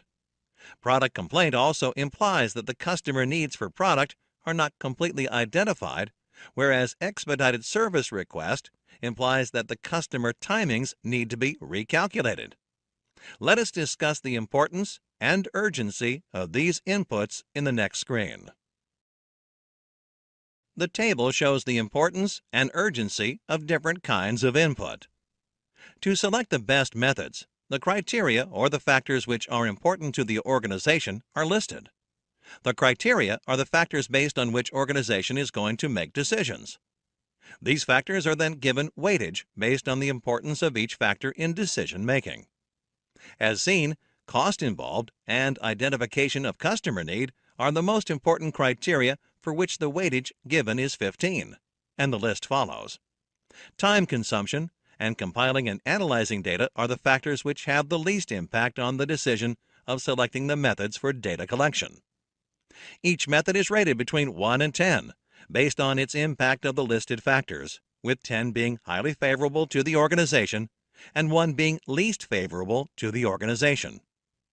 After rating all the methods with the factors listed, the sum or total is calculated. Calculation of the total is derived by multiplying each method's rating with the factor weightage and adding all the multiplied values. That is, for product complaint, the rating is multiplied with the factor's rating. 8 multiplied by 15 plus 4 multiplied by 15 plus 3 multiplied by 2 plus 1 multiplied by 10 plus 1 multiplied by 10 plus 1 multiplied by 10 plus 1 multiplied by 8 plus 1 multiplied by 10 plus 4 multiplied by 2 plus 1 multiplied by 8 plus 1 multiplied by 10. And the total of this is 260. In the similar way, calculate the total value for expedited service request. The total of expedited service request is 817, and hence it is effective to the organization. Let us discuss the key elements of data collection tools in the next screen. Data collection tools will be selected based on the type of data to be collected. The key elements that make these tools effective are as follows. Data is collected directly from the primary source or customer. Hence, there is no scope for miscommunication or loss of information. Data is collected exclusively for the stated purpose. Hence, data is highly reliable. The data is captured after understanding the organizational purpose. This makes the data exclusively relevant and serves the purpose of the organization. Data is collected instantaneously when there is a requirement. This ensures that the data is up to date. Hence, the data is valid.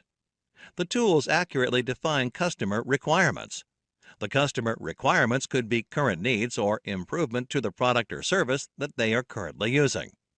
The tools help to get enough information about customer requirement through which the process for improving or creating the product or service that the customer requires can be developed. In the next screen, we will discuss how the collected data can be reviewed. Collated data must be reviewed to eliminate vagueness, ambiguity, and any unintended bias.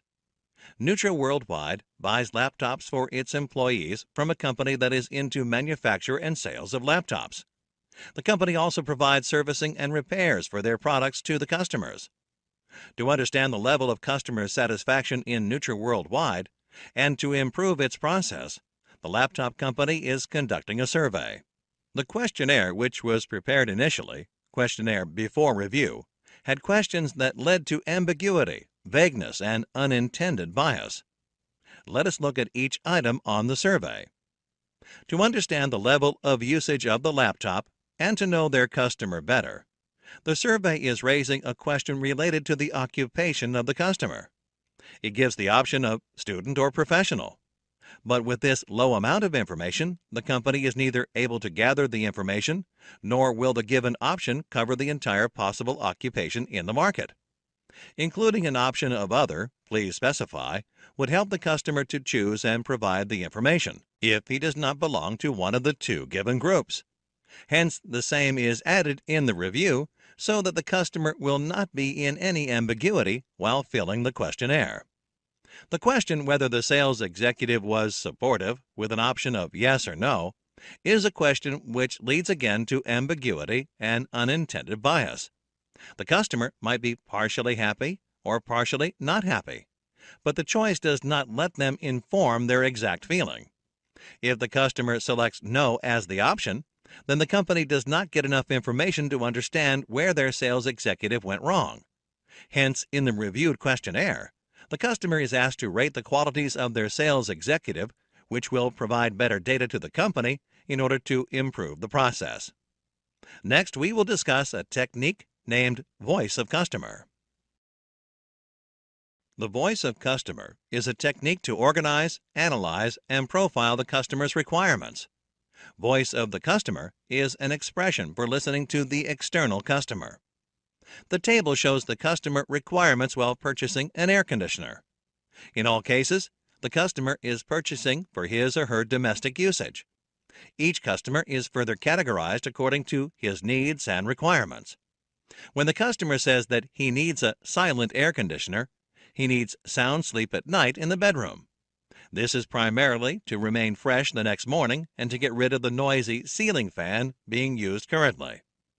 In case the customer says that he needs an efficient AC, he needs a machine which provides good cooling at night in the bedroom. This is mainly because it gets extremely hot in summer. Also, he currently uses a ceiling fan which is not so effective in summers. On the other hand, when the customer wants to buy an AC which is not too costly, he has limited cash for the purchase. He wants to purchase a low-cost AC. Let us discuss the importance of translating customer requirements in the next screen. Customer requirement is the data collected from customers that gives information about what they need or want from the process. Customer requirements are often high-level, vague, and non-specific.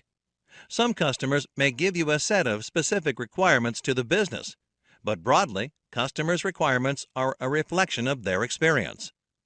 Customer requirements, when translated into critical process requirements that are specific and measurable, are called critical to quality (CTQ) factors. A fully developed CTQ has 4 major elements: output characteristic, Y metric, target, and specification or tolerance limits. We will discuss the meaning of CTQ in the next screen. Let us understand what quality function deployment is in this screen. QFD is a process to ensure that the customer's wants and needs are heard and translated into technical characteristics. It is also known as the voice of the customer or house of quality. QFD is a process to understand the customer's needs and translate them into a set of design and manufacturing requirements, while motivating businesses to focus on their customers. It also helps companies to design and build more competitive products in less time and lesser costs. QFD helps in prioritizing customer requirements, recognizing strengths and weaknesses of an organization, and recognizing areas that need to be worked on and areas that need immediate focus of efforts. QFD is carried out by asking relevant questions to the customers and tabulating them to bring out a set of parameters critical to the product design. Let us discuss phases of QFD in the next screen. Quality function deployment involves 4 phases. Phase 1, product planning. In this phase, the QFD team translates the customer requirements into product technical requirements. Phase 2, product design. In this phase, the QFD team translates the identified technical requirements into key part characteristics or systems. Phase 3, process planning. In this phase, the QFD team identifies the key process operations necessary to achieve the identified key part characteristics. Phase 4, production planning or process control. In this phase, the QFD team establishes process control plans, maintenance plans, and training plans to control operations. Next, we will understand the structure of QFD. Let us see what happens after completing the HOQ matrix. Completing one HOQ matrix is not the end of the QFD process. The output of the first HOQ matrix can be the first stage of the second QFD phase. As shown in the image, the translation process is continued using linked HOQ type matrices until the production planning targets are developed. Let us proceed to the next topic of this lesson in the following screen. Hey there learners, check out our certified Lean Six Sigma Green Belt certification training course and earn a Green Belt certification. To learn more about this course, you can click the course link in the description box below. In this topic, we will discuss the basics of project management. Let us start with a discussion on problem statement. Every Six Sigma project targets a problem that needs to be resolved. The first step of project initiation is defining the problem statement. A problem statement needs to describe the problem in a clear and concise manner. A problem statement needs to identify and specify the observed gap in performance. It should indicate the current performance state of a process and the required performance state completely derived from customer requirements. A problem statement should be quantifiable. This means it should have specified metrics including the respective units. Please note that the problem statement cannot contain solutions or causes for the problem. In the next screen, we will discuss the is or is not template. The is or is not technique was first popularized by Kepner-Trigot Incorporated in the 1970s. It is a powerful tool that helps define the problem and gather required information. An example of a problem statement of paper cup leaks is given on the screen. The Six Sigma team has to answer what is the problem, what isn't the problem, where is it, where isn't it, when isn't it a problem, to what extent is it a problem, and to what extent isn't it a problem. The information is then used to fill the question areas in the is and is not issue template. In the analysis phase, if a cause cannot describe the is and the is not data, then it's not likely the main cause. In the next screen, we will list the criteria for the project objectives. The project objectives must meet the SMARTS criteria. SMARTS is an acronym of the characteristics desired in project objectives: specific, measurable, attainable, relevant, time-based, and stretch. The project deliverables should be specific. Example: hospitals maintain records of all patients. Often, a few forms are rejected or missed due to errors in recording the ID numbers. In this case, setting the objective as reduce form rejection is very vague. Instead, reduce patient ID errors in recording lab results is specific and effectively targets solving the problem. The project objectives should be quantifiable. Example: setting the objective as fewer form rejections is very vague. Instead, reduce patient ID errors by 30% sets a specific goal. The project objectives should be achievable and practical.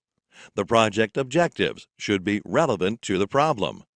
The project objectives must specify a time frame within which they should be delivered.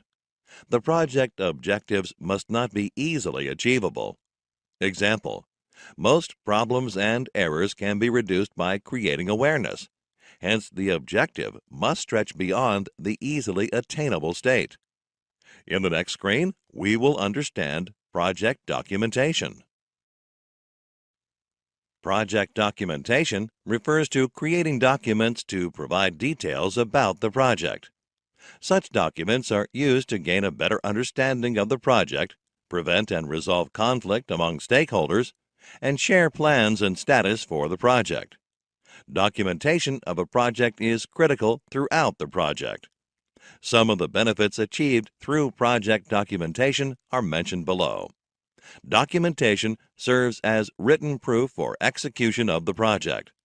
It helps teams achieve a common understanding of the requirements and the status of the project. It removes personal bias, as there is a documented history of discussions and decisions made for the project. Depending on the nature of the project, each project produces a number of different documents. Some of these documents are the project charter, project plan, and its subsidiary plans. Other examples of project documentation include project status reports, including key milestones report, risk items, and pending action items. The frequency of these reports is determined by the need and complexity of the project. These reports are sent to all stakeholders to keep them abreast of the status of the project. Another example of project documentation is the final project report. This report is prepared at the end of the project and includes a summary of the complete project. Project storyboard, inputs generated from statistical tools, outputs from spreadsheets, checklists, and other miscellaneous documents are also classified as project documents. In the next screen, we will understand project charter. We will list the project charter sections in this screen. The major sections of a project charter are project name and description, business requirements, name of the project manager, project purpose or justification, including ROI, stakeholder and stakeholder requirements, broad timelines, major deliverables, constraints and assumptions, and the budget summary of the charter. In the next screen, we will understand the project plan. A project plan is the final approved document which is used to manage and control the various processes within the project and ensure its seamless execution. The project manager uses the project charter as an input to create a detailed project plan. A project plan comprises various sections, prominent among them being the project management approach, the scope statement, the work breakdown structure, the cost estimates, scheduling, defining performance baselines, marking major milestones to be achieved, and the key members and required staff personnel for the project. It also includes the various open and pending decisions related to the project and the key risks involved. Additionally, it also contains references to other subsidiary plans for managing risk, scope, schedule, etc. In the next screen, we will learn about project scope. We will look at different techniques used for interpreting the project scope in this screen. Project scope can be interpreted from the problem statement and project charter using various tools like the Pareto chart and the SIPOC map. The principle behind the Pareto chart, or the 80-20 principle as we know it, is a vital few, trivial many.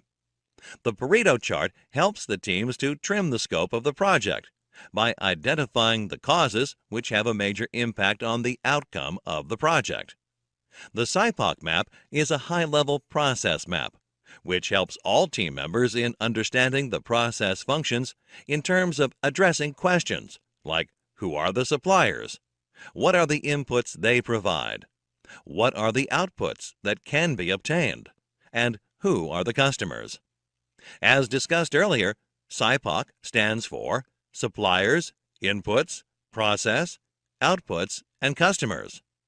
In the subsequent screen, we will learn about process maps. SIPOC is a macro-level map that provides an overview of the business process, where a process map is a micro-level flowchart that provides an in-depth detail of a process. The process map covers details at all levels and provides a walk through the current process experience. The SIPOC map is used as a basis while drawing a process map. A Level 1 process map provides in-depth information, but the final process map drills further into detail. In the following screen, we will understand the project metrics. Let us discuss consequential metrics in this screen. Consequential metrics measure any negative consequences. These can be business metrics, process metrics, or both. They measure the negative effects of improving the primary or key metrics. They are used to measure the indemnity triggered by any damage in the project. The inconsistent use of consequential metrics can lead to loss of opportunity and rework after a project ends. Consequential metrics help to understand the cause and effect relationship between the primary and the secondary metrics, and the impact it has on the organization. Let us take a look at an example for consequential metrics in the next screen. We will discuss the best practices in this screen. The following are some of the best practices of consequential metrics. Setting consequential metrics during the measure phase and monitoring these metrics after finalizing the project will help to analyze whether the link between previous primary and secondary metrics has been established. Also, linking consequential metrics with primary metrics, and finally linking them with secondary metrics, provides clarity on the impact of these metrics. Assessing and evaluating the cause and effect relationship between these metrics is helpful to the organization as a whole. In the next screen, we will list some project planning tools. The project manager uses various tools to plan and control a project. One of the tools which he uses is the Pareto chart. Other prominent tools include the network diagram, the critical path method, also called CPM, the program evaluation and review technique, which is also known as PERT, Gantt charts, and the work breakdown structure, also known as WBS. In the next screen, we will discuss Pareto chart. Pareto chart is a histogram ordered by the frequency of occurrence of events. It is also known as the 80-20 rule, or vital few, trivial many. It helps project teams to focus on the issues which cause the highest number of defects or complaints.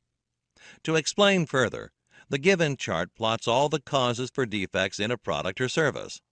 The values are represented in descending order by bars, and the cumulative total is represented by the line. Pareto chart emphasizes that 80% of the effects come from 20% of the causes. Thus, a Pareto chart narrows the scope of the project or problem solving by identifying the major causes affecting quality. Pareto charts are useful only when required data is available. If data is not available, then other tools, such as brainstorming and multivoting, should be used to find the root cause of any problem. In the following screen, we will continue to discuss Pareto chart with an example. A hotel receives plenty of complaints from its customers, and the hotel manager wishes to identify the key areas of complaints. Complaints were received in the following areas: cleaning, check-in, pool timings, minibar, room service, and miscellaneous. Cleaning and check-in can be noted as areas of concern, with 35 and 19 complaints respectively. Percentage is calculated for each cause of complaint, and the cumulative is derived. Pareto chart is plotted using this data. In the next screen, we will discuss network diagrams. Network diagrams are one of the tools used by the project manager for project planning. They are also sometimes referred to as arrow diagrams because they use arrows to connect activities and represent precedents and interdependencies between activities of a project. There are some assumptions that need to be made while forming the network diagram. The first assumption is that before a new activity begins, all pending activities have been completed. The second assumption is that all arrows indicate logical precedence. This means that the direction of the arrow represents the sequence that activities need to follow. The last assumption is that a network diagram must start from a single event and end with a single event. There cannot be multiple start and end points to the network diagram. In the next screen, let us discuss some terms related to network diagram. For the network diagram to calculate the total duration of the project manager needs to define 4 dates for each task. The first 2 dates relate to the date by when the task can be started. The first date is early start. This is the earliest date by when the task can start. The second date is late start. This is the last date by when the task should start. The second 2 dates relate to the dates when the task should be complete. Early finish is the earliest date by when the task can be completed. Late finish is the last date by when the task should be completed. The duration of the task is calculated as the difference between the early start and early finish of the task. The difference between the early start and late start of the task is called the slack time available for the task. Slack can also be calculated as the difference between the early finish and late finish dates of the task. Slack time, or float time for a task, is the amount of time the task can be delayed before it causes a delay in the overall project timeline. In the next screen, we will discuss critical path method. Critical path method, also known as CPM, is an important tool used by project managers to monitor the progress of the project and to ensure that the project is on schedule. The critical path for a project is the longest sequence of tasks on the network diagram. The critical path in the given network diagram is highlighted in orange. Critical path is characterized by zero slack for all tasks on the sequence. This means that the smallest delay in any of the tasks on the critical path will cause a delay in the overall timeline of the project. This makes it very important for the project manager to closely monitor the tasks on the critical path and ensure that the tasks go smoothly. If needed, the project manager can divert resources from other tasks that are not on the critical path to tasks on the critical path to ensure that the project is not delayed. When a project manager removes resources from such tasks, he needs to ensure that the task does not become a critical path task because of the reduced number of resources. During the execution of the project, the critical path can easily shift because of multiple factors and hence needs to be constantly monitored by the project manager. A complex project can also have multiple critical paths. In the next screen, we will discuss project evaluation and review technique. We will understand the concept of risk in this screen. Risk is an uncertain event or consequence probable of occurring during a project. The main objectives of any project are time, cost, quality, and scope. Risk affects at least one of the four project objectives. It is important to understand that risk can be both positive as well as negative. A positive risk enhances the success of the project, whereas a negative risk is a threat to a project's success. Some of the terms used in risk analysis and management are risk probability, issue, and risk consequences. The likelihood that a risk will occur is called risk probability. To assess any risk is to assess the probability and impact of the risk. Issue is the occurrence of a risk. Risk consequences are the effects on project objectives if there is an occurrence of a risk or issue. In the subsequent screen, we will understand the process of risk analysis and management. We will list and understand some of the elements of risk analysis in this screen. Qualitative method. Qualitative methods like interview, checklists, and brainstorming are used to identify potential risks. Quantitative method. Quantitative methods are data-based, and a computer is required to calculate and analyze. These methods are used to evaluate the cost, time, and probabilistic combination of individual uncertainties. Feasibility. Feasibility is the study of the project risk. This is usually carried out in the beginning of the project when the project is most flexible and risks can be reduced at a relatively low cost. It helps in deciding different implementing options for the projects. Potential impact. Once the potential risks are identified, the impact of these on the project is determined. Using this data, possible solutions for the risks are identified. RPN. RPN of a failure is the product of its probability of occurrence, severity, and detectability. A failure is prioritized based on its RPN value.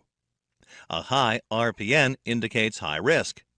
RPN assists to prioritize risks. Avoiding risk.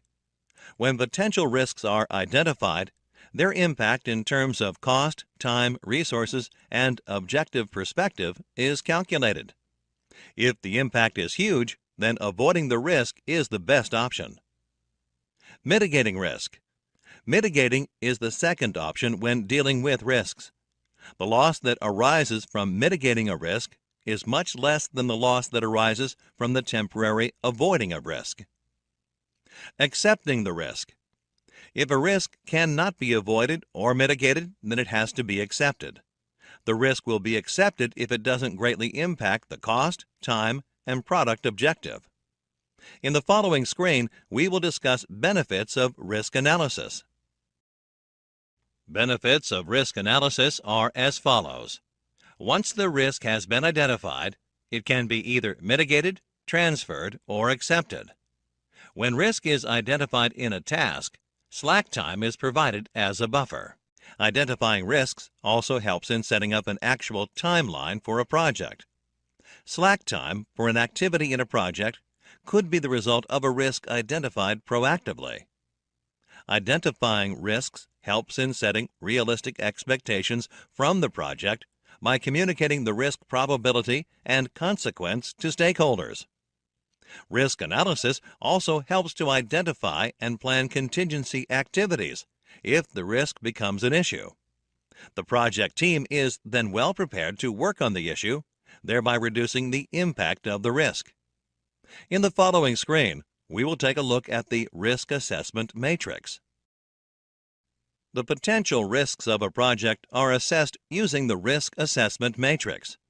It covers potential risk areas like project scope, team, personnel, material, facility and equipment, and communication. Each of these areas is assessed in terms of risk of loss of money, productivity, resources, and customer confidence. In the subsequent screen, we will discuss project closure. By definition, a project has a beginning and an end.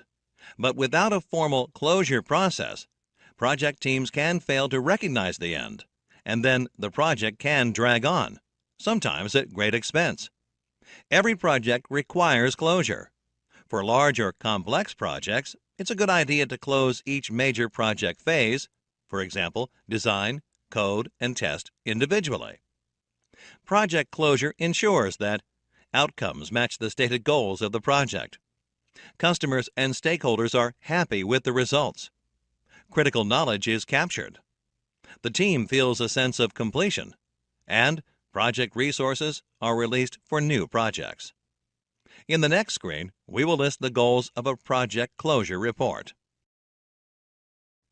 The project closure report is created to accomplish the following goals. Review and validate the success of the project. Confirm outstanding issues, limitations, and recommendations.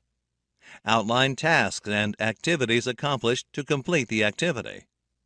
Highlight the best practices for future projects. Provide the project report or summary.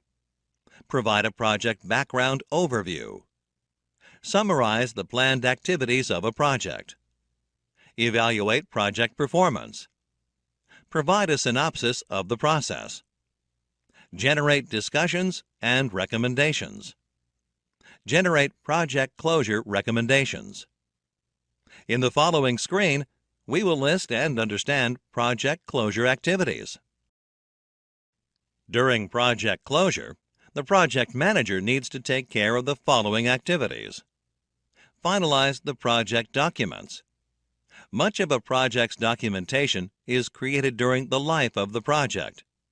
Document collection and update procedures are well established during the project lifeline. Capture the project knowledge.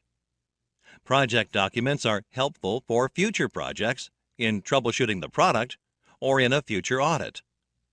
Set up a project library. Ideally, the project library is set up at the beginning of the project, and team members add documents as they produce them. Document the project learnings.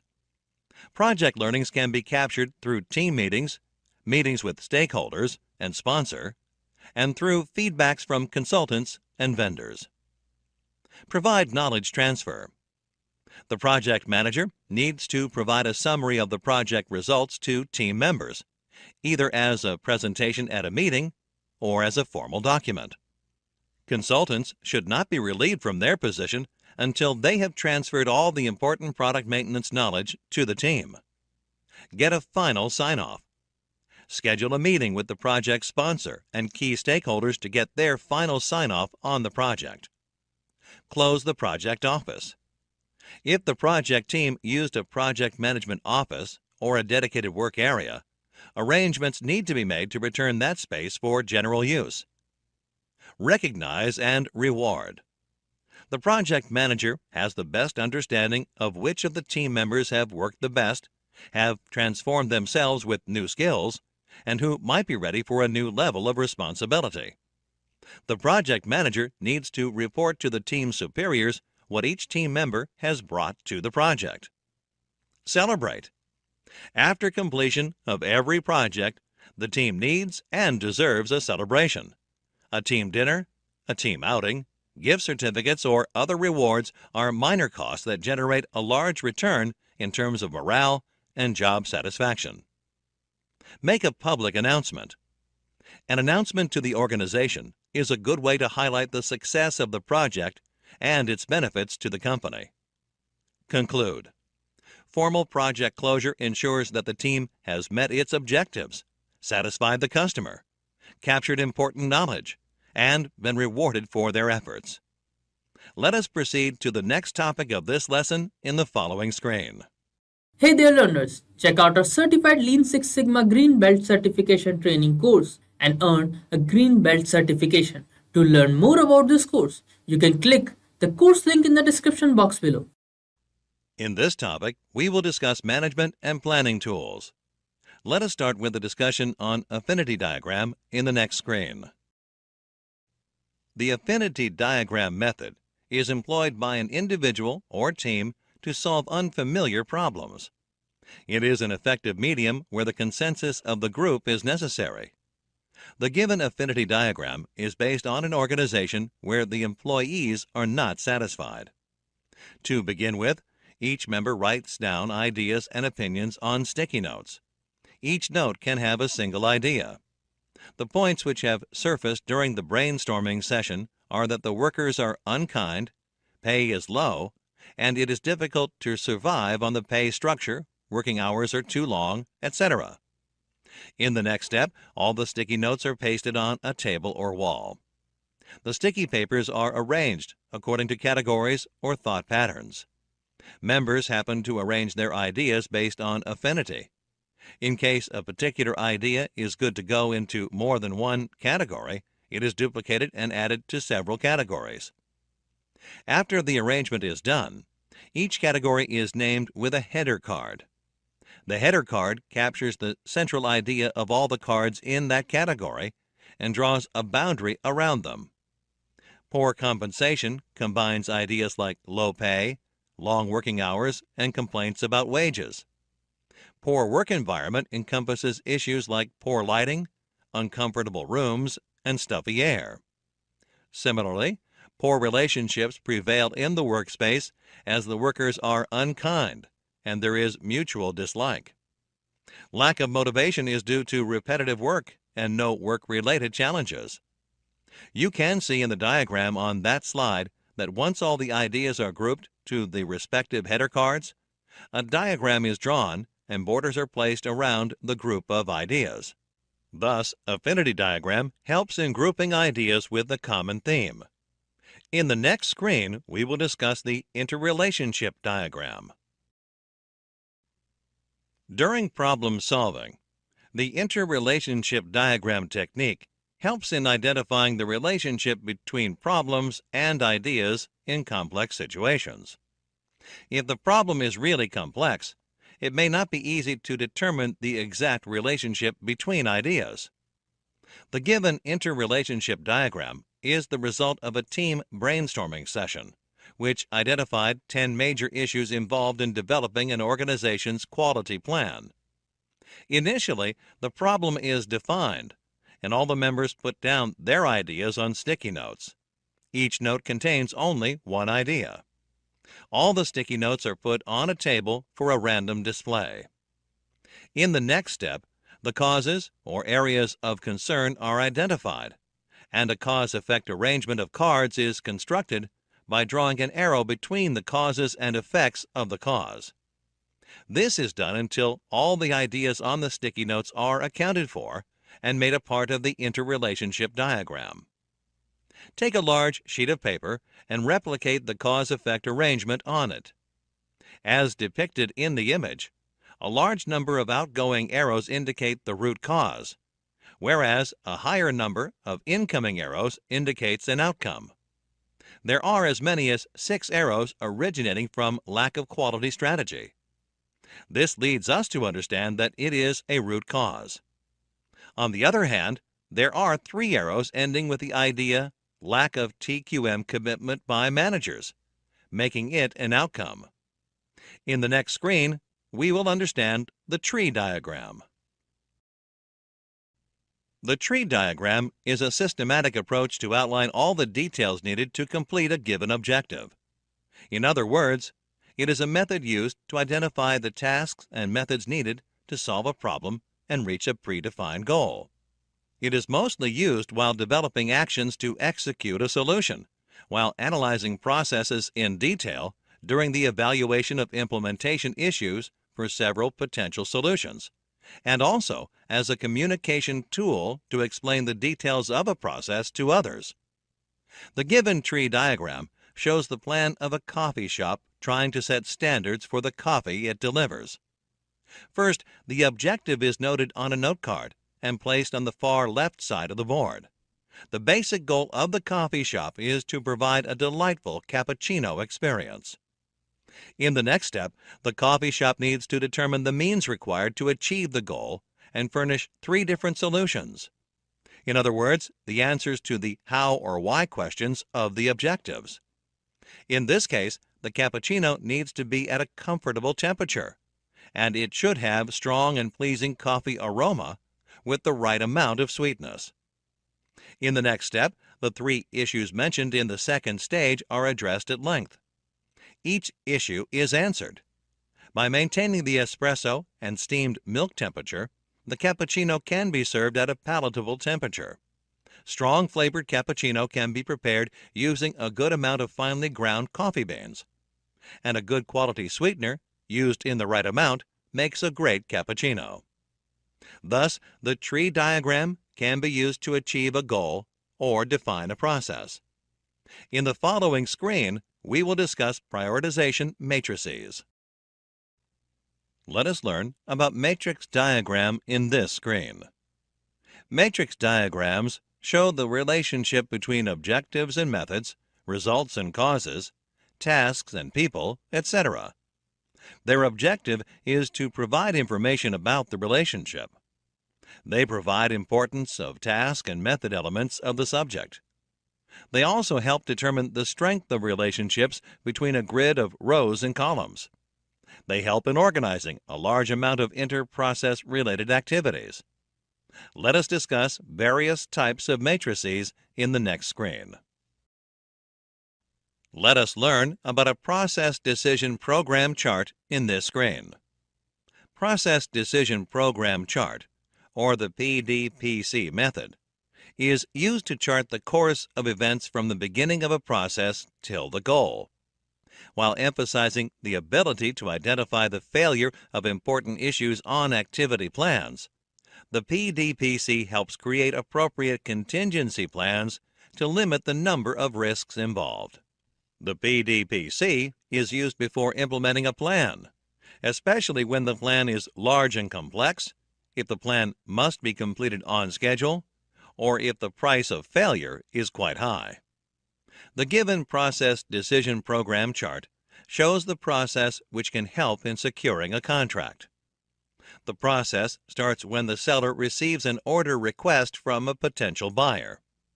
This can lead to fixing an appointment with the buyer, confirming the appointment date, and meeting the buyer. If a date is not fixed, then buyer should be contacted till the meeting is confirmed. Without a meeting, there is a risk of losing the order. Considering an optimistic scenario, where a meeting is fixed with the buyer, the seller describes the price of the product or service. If the price is competitive, the order is secured. If the price is not competitive, the seller may have to repeat the bid until the buyer agrees and the order is secure. However, the buyer may not agree to a revised bid either, in which case the seller might lose the bid. In such a scenario, the seller can justify the pricing and pursue the buyer to agree to the bid. It might work, and the seller might secure the order. In the next screen, we will discuss the activity network diagram. An activity network diagram is used to show the time required for solving a problem and to identify items that can be done in parallel. It is used in scheduling and monitoring tasks within a complex project or process with interrelated tasks and resources. Moreover, it is also used when you know the steps of the project or process, their sequence, and the time taken by each of the steps involved. The original Japanese name for this tool is arrow diagram. The given activity network diagram shows a house construction plan and identifies the factors involved separately, like the amount of time for each operation in one situation, the relationship of work without time for each operation, and an operation by itself. The number of days is denoted by D. So the time taken for an activity like foundation to scaffolding takes around 5 days plus 4 days, which is 9 days in total. The line joining electrical work and interior walls is dotted. This shows relation between them, but without any timeline. Basically, it means that electrical work has to be done before interior walls, but the time is either not important or not available. Let us proceed to the next topic of this lesson in the following screen. In this topic, we will introduce business results for projects. Let us start with the discussion on defect per unit. We will learn about throughput yield in this screen. Throughput yield, or TPY, is the number of acceptable pieces at the end of a process divided by the number of starting pieces, excluding scrap and rework. Throughput yield is used to measure a single process only. If the DPU is known, TPY can be easily calculated as e to the power of the negative of DPU. Here, e is the mathematical constant and has a value of 2.7183. The expression can also be stated as DPU equals the negative of natural logarithm e of TPY. In the next screen, we will discuss rolled throughput yield.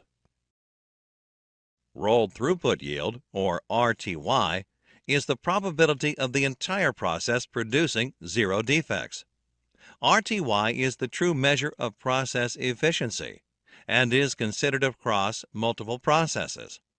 It is important as a metric when a process has excessive rework. TDPU is total defects per unit and is defined for a set of processes. When the total defects per unit is known, rolled throughput yield is calculated using the expression e to the power of negative of TDPU. The expression can also be written as TDPU is equal to negative of natural logarithm of RTY.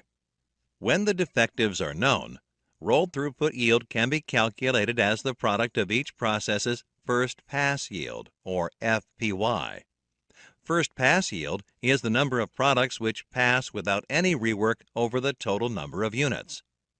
First pass yield is calculated as total number of quality products over total number of units.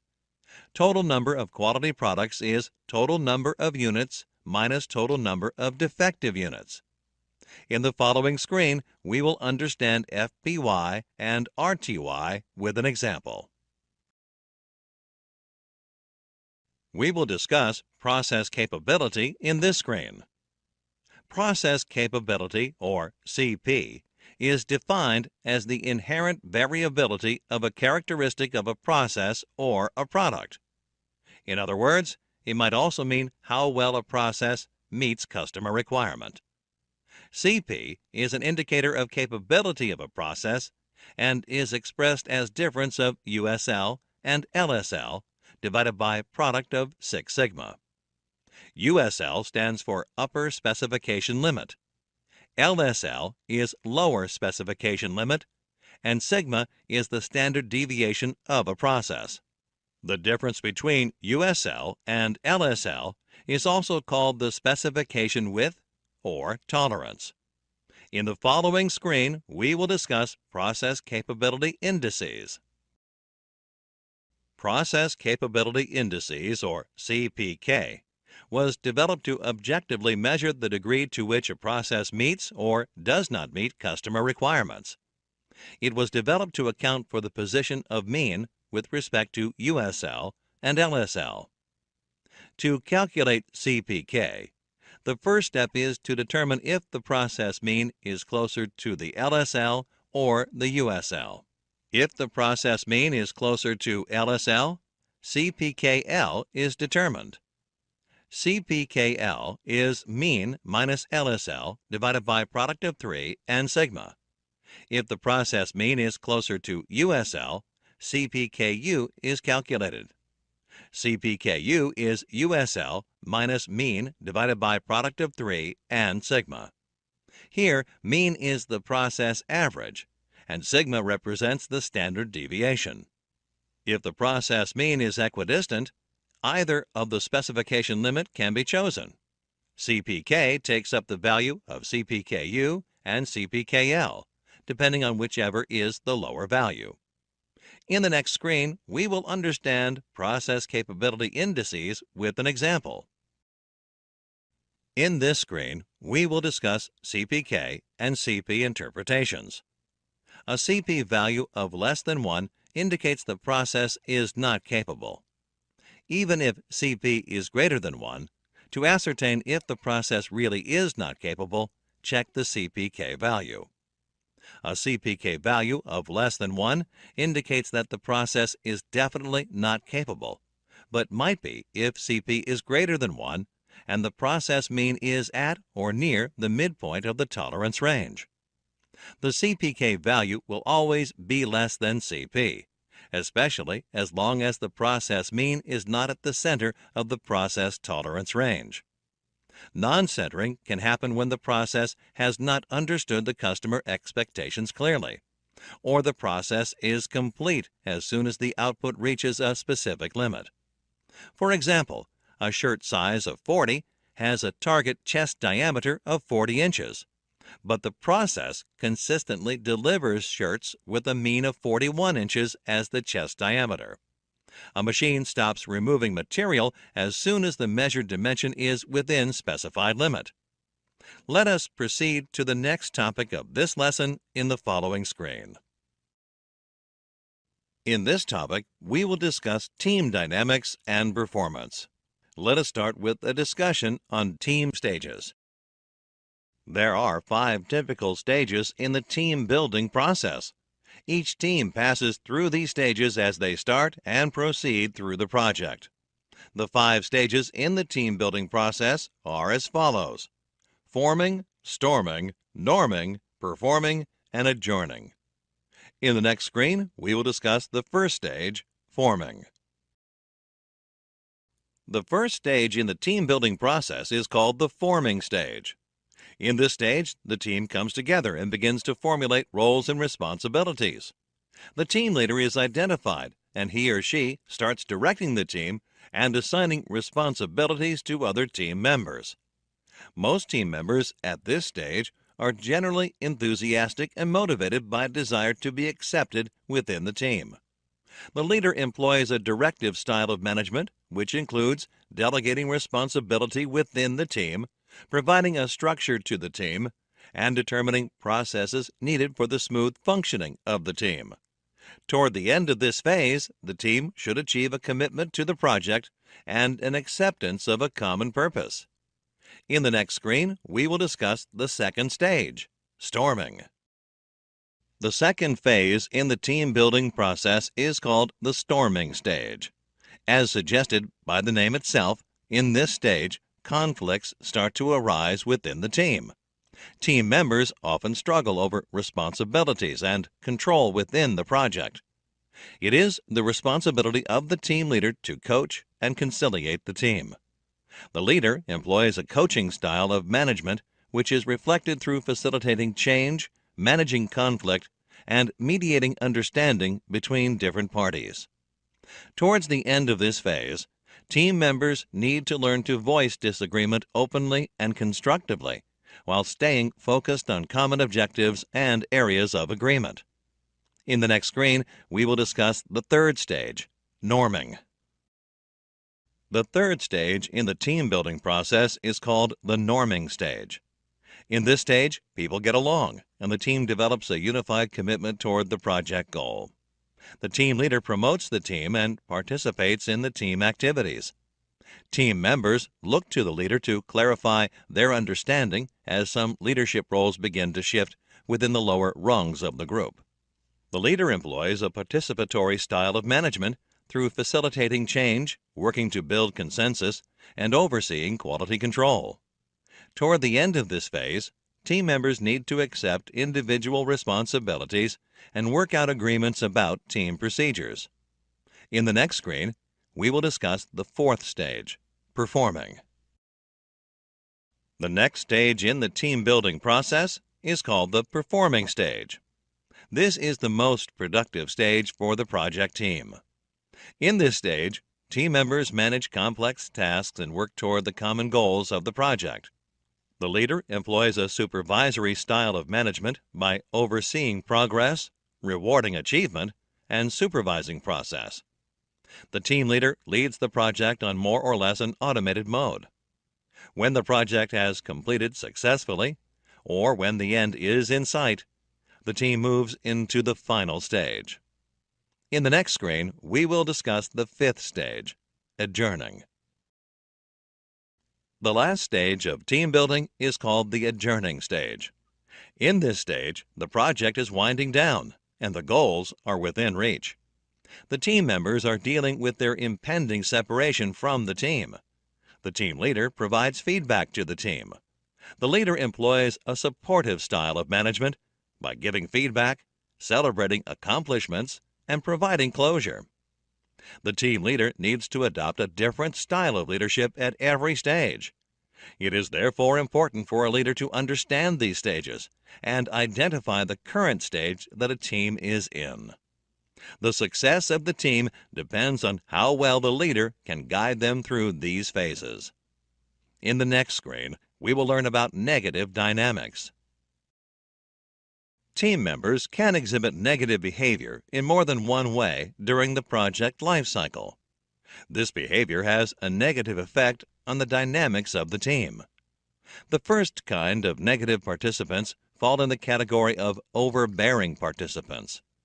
These participants use their influence or expertise to take on a position of authority, discounting contributions from other team members. To cope with such participants, team leaders must establish ground rules for participation and reinforce that the group has the right to explore any area pertinent to team goals and objectives. Another kind of negative participant is often referred to as the dominant participant. These participants take up an excessive amount of group time by talking too much, focusing on trivial concerns, and otherwise preventing participation by others. Team leaders need to be able to control dominant participants without inhibiting their energy or enthusiasm. Some other participants are reluctant participants, who feel intimidated and are not happy with the team process. Owing to their reluctance, they miss opportunities to bring up data that is valuable to the project. This can often lead to hostility within the team. One way to deal with reluctant participants is to respond positively and with encouragement to any contribution from the team member. Teamwork is more than a natural consequence of working together.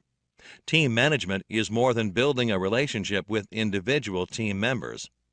All teams face group challenges that need group-based diagnosis and problem solving to ensure that negative participants are able to contribute and perform as part of the team. In the next screen, we will learn about group challenges. Six Sigma team and their responsibilities are described here. Various roles assist the smooth execution of a Six Sigma project. These roles are required to support the project by providing the information and resources that are needed to execute the project. The first important member of the Six Sigma team is the executive sponsor. Sponsors are the source or conduit for project resources, and they are usually the recipients of the benefits the project will produce. The sponsor is responsible for setting the direction and priorities for the organization. The sponsor may be a functional manager or an external customer. The next important role is that of the process owners. They work with the black belts to improve their respective processes. They provide functional expertise about the process to the project. Usually, this role is played by the functional managers in charge of specific processes. The next role in the project is that of the champions. They are typically upper-level managers who control and allocate resources to promote process improvements. They ensure the organization is providing necessary resources to the project, and the project is fitting into the strategic plans of the organization. The first role related to the execution of the project is the role of the Master Black Belt. This role acts as a consultant to team leaders and offers expertise in the use of Six Sigma tools and methodologies. Master Black Belts are experts in Six Sigma statistical tools and are qualified to teach high-level Six Sigma methodologies and applications. Each Master Black Belt will have multiple Black Belts under him. Black Belts are the leaders of individual Six Sigma projects. They lead project teams and conduct the detailed analysis required in Six Sigma methodologies. Black Belts act as instructors and mentors for Green Belts and educate them in Six Sigma tools and methods. They also protect the interests of the project by coordinating with functional managers. Green Belts are trained in Six Sigma, but typically lead project teams working in their own areas of expertise. They are focused on the basic Six Sigma tools for acceleration of projects. Green Belts work on projects on a part-time basis, dividing time between project and functional responsibilities. An executive is the person who manages and leads the team to ensure smooth working of tasks and has the power to execute decisions. A coach takes on a number of roles. He or she is the person who trains, mentors, teaches, and guides the team when required. Coach also motivates and builds confidence of the members. A facilitator is a guide for the team or group, also known as a discussion leader. Facilitators help the group or team to understand their common objective and plan their activities. A sponsor is a person who supports the event or the project by providing all the required resources. A team member is an individual who belongs to a particular project team. A team member contributes to the performance of the team and actively participates for fulfillment of the project objectives. The progress, achievements, and the details of the project have to be effectively communicated to the team, management, customers, and stakeholders. We will learn about modes of communication in the next screen. Let us understand communication within the team in this screen. The purpose of communication within the team and the modes of communication used are as follows. Meetings and emails are suitable to communicate the roles and responsibilities of the team members. Meetings, memos, and emails are used by the team to understand the project status. Workshops and meetings are conducted to identify the outstanding tasks, risks, and their corrective actions. Team meetings assist decision-making. Meetings and emails ensure coordination and efficient work. The next screen will focus on communication with stakeholders. The purpose of communication with stakeholders and the modes of communication used are as follows. Meeting, emails, and events are suitable to convey project objectives and goals to stakeholders. Meetings, emails, and newsletters assist stakeholders in understanding project status. Workshops, meetings, and events help stakeholders to identify the adverse effects of a situation. Meetings with stakeholders assist decision-making process. In the next screen, we will discuss the communication technique.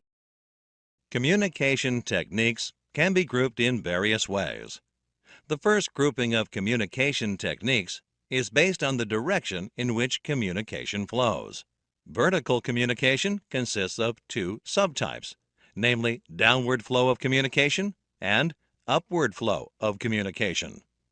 In the downward flow of communication, the managers must pass information and give orders and directives to the lower levels in the organization.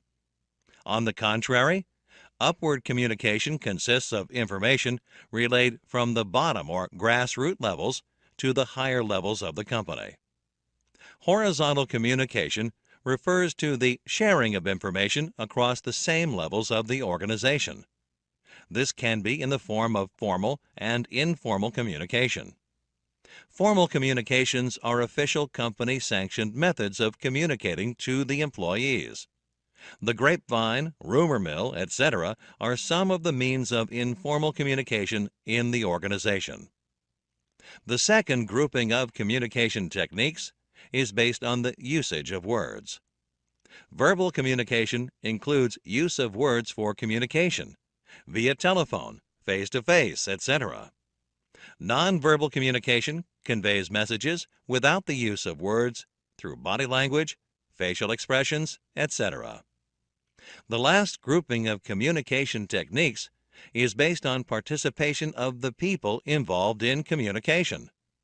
One-way communication happens when information is relayed from the sender to the receiver without the expectation of a response, like memos and announcements. Two-way communication is a method in which both parties are involved in the exchange of information. Team tools are a part of the team dynamics and performance. The various team tools that are used are brainstorming, nominal group technique, and multivoting.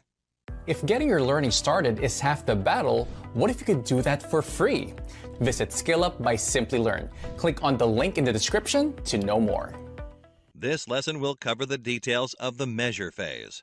The key objective of the measure phase is to gather as much information as possible on the current processes. This involves three key tasks, that is, creating a detailed process map, gathering baseline data, and summarizing and analyzing the data. Let us understand process modeling in the following screen. Process modeling refers to the visualization of a proposed system, layout, or other change in the process. Process modeling and simulation can determine the effectiveness or ineffectiveness of a new design or process. They can be done using process mapping and flowcharts. We will learn about these in the forthcoming screens. Let us understand process mapping in this screen. Process mapping refers to a workflow diagram which gives a clear understanding of the process or a series of parallel processes. It is also known as process charting or flow charting. Process mapping can be done either in the measure phase or the analyze phase. The features of process mapping are as follows. Process mapping is usually the first step in process improvement.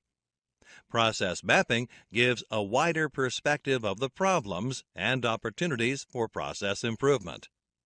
It is a systematic way of recording all the activities performed. Process mapping can be done by using any of the methods like flowcharts, written procedures, and detailed work instructions. Let us learn about flowchart in the following screen. A flowchart is a pictorial representation of all the steps of a process in consecutive order. It is used to plan a project, document processes, and communicate the process methodology with others. There are many symbols used in a flowchart, and the common symbols are shown in the given table. It is recommended you take a look at the symbols and their description for better understanding. Click the button to view an example of a flowchart. The given flowchart shows the processes involved in software development. The flowchart starts with the Start box, which connects to the Design box. In a software project, a software design is followed by coding, which is then followed by testing. In the next step, there is a check for errors. In case of errors, it is evaluated for the error type. If it is a design error, it goes back to the beginning of the design stage. If it is not a design error, it is then routed to the beginning of the coding stage. On the contrary, if there are no errors, the flowchart ends. Let us learn about written procedures in this screen. A written procedure is a step-by-step guide to direct the reader through a task. It is used when the process of a routine task is lengthy and complex, and it is essential for everyone to strictly follow the rules. Written procedures can also be used when you want to know what is going on during product or process development phases.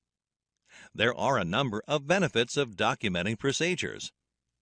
Writing procedures help you avoid mistakes and ensure consistency. They streamline the process and help your employees take relevant decisions and save a lot of time. Written procedures help in improving quality. They are simple to understand, as they tend to describe the processes at a general level. In the next screen, we will discuss how work instructions are helpful in understanding the process in detail. Work instructions define how one or more activities involved in a procedure should be written in a detailed manner with the aid of technology or other resources like flowcharts. They provide step-by-step details for a sequence of activities organized in a logical format so that an employee can follow it easily and independently. For example, in the internal audit procedure, how to fill out the audit results report comes under Work Instructions. Selection of the 3 process mapping tools is based on the amount of detail involved in the process.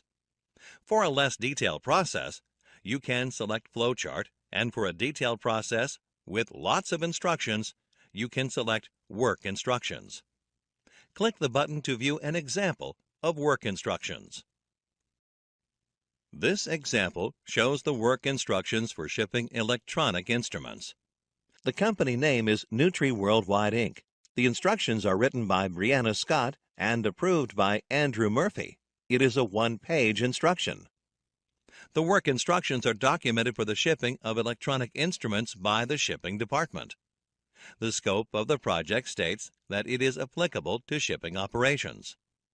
The procedure is divided into 3 broad steps. As a first step, the order for the shipment must be prepared. In this step, the shipping person receives an order number from the sales department through an automatic order system. The quantity of the instrument and its card number are looked up from the system file, and the packaging is done as per the instructions on the card. The next step is packaging. Special packing instructions must be checked. The instruments are then marked as per the instructions on the card and packed in a special or standard container as per the requirement. The order number is written in the shipping system, and the packing list and shipping documentation are obtained. Finally, the quantity of instruments and the documents is checked. Let us understand process input and output variables in this screen.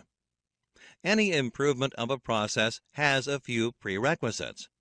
To improve a process, the key process output variables, KPOV, and key process input variables, KPIV, should first be measured. Metrics for key process variables include percent defective, operation cost, elapsed time, backlog quantity, and documentation errors. Critical variables are best identified by the process owners. Process owners know and understand each step of a process and are in a better position to identify the critical variables initially. Once identified, the relationship between the variables is depicted using tools such as SIPOC and cause and effect matrix. The process input variables results are compared to determine which input variables have the greatest effect on the output variables. Let us proceed to the next topic of this lesson in the following screen. In this topic, we will discuss probability and statistics in detail. Let us learn about probability in the following screen. Probability refers to the chance of something occurring or happening. An outcome is the result of a single trial of an experiment. Suppose there are n possible outcomes that are equally likely. The probability that a specific type of event or outcome, say f, can occur is the number of specific outcomes divided by the total possible outcomes. Click the button to view an example of probability. In the event of tossing a coin, what is the probability of the occurrence of heads? A single trial of tossing a coin has two outcomes, heads and tails. Hence, the probability of heads occurring is 1 divided by 2, the total number of outcomes. Let us look at some basic properties of probability in this screen. There are 3 basic properties of probability. Click each property to know more. Property 1 states that the probability of an event is always between 0 and 1, both inclusive. According to Property 2, the probability of an event that cannot occur is 0. In other words, an event that cannot occur is called an impossible event. Property 3 states that the probability of an event that must occur is 1. In other words, an event that must occur is called a certain event. If E is an event, then the probability of its occurrence is given by P of E. It is also read as the probability of event E. In this screen, let us look at some common terms used in probability along with an example. The commonly used terms in probability are sample space, Venn diagram, and event. Sample space is the collection of all possible outcomes for a given experiment. In the coin example discussed earlier, the sample space consists of one instance each of heads and tails. If 2 coins are tossed, the sample space would be 4 in total. A Venn diagram shows all hypothetically possible logical relations between a finite collection of sets. An event is a collection of outcomes for an experiment, which is any subset of the sample space. Click the button to view an example of probability. What is the probability of getting a 3 followed by 2 when a dice is thrown twice? When the dice is thrown twice, the first throw can have any number from 1 to 6. Similarly, the second throw can also have any number from 1 to 6. So the total sample space is 6 times 6. That is 36. The event in this case is 3 followed by 2. This can happen in only one way. So the probability in the question is 1 divided by 36. Let us discuss the basic concepts of probability in this screen. Some basic concepts of probability are independent event, dependent event, mutually exclusive, and mutually inclusive events. Click each concept to know more.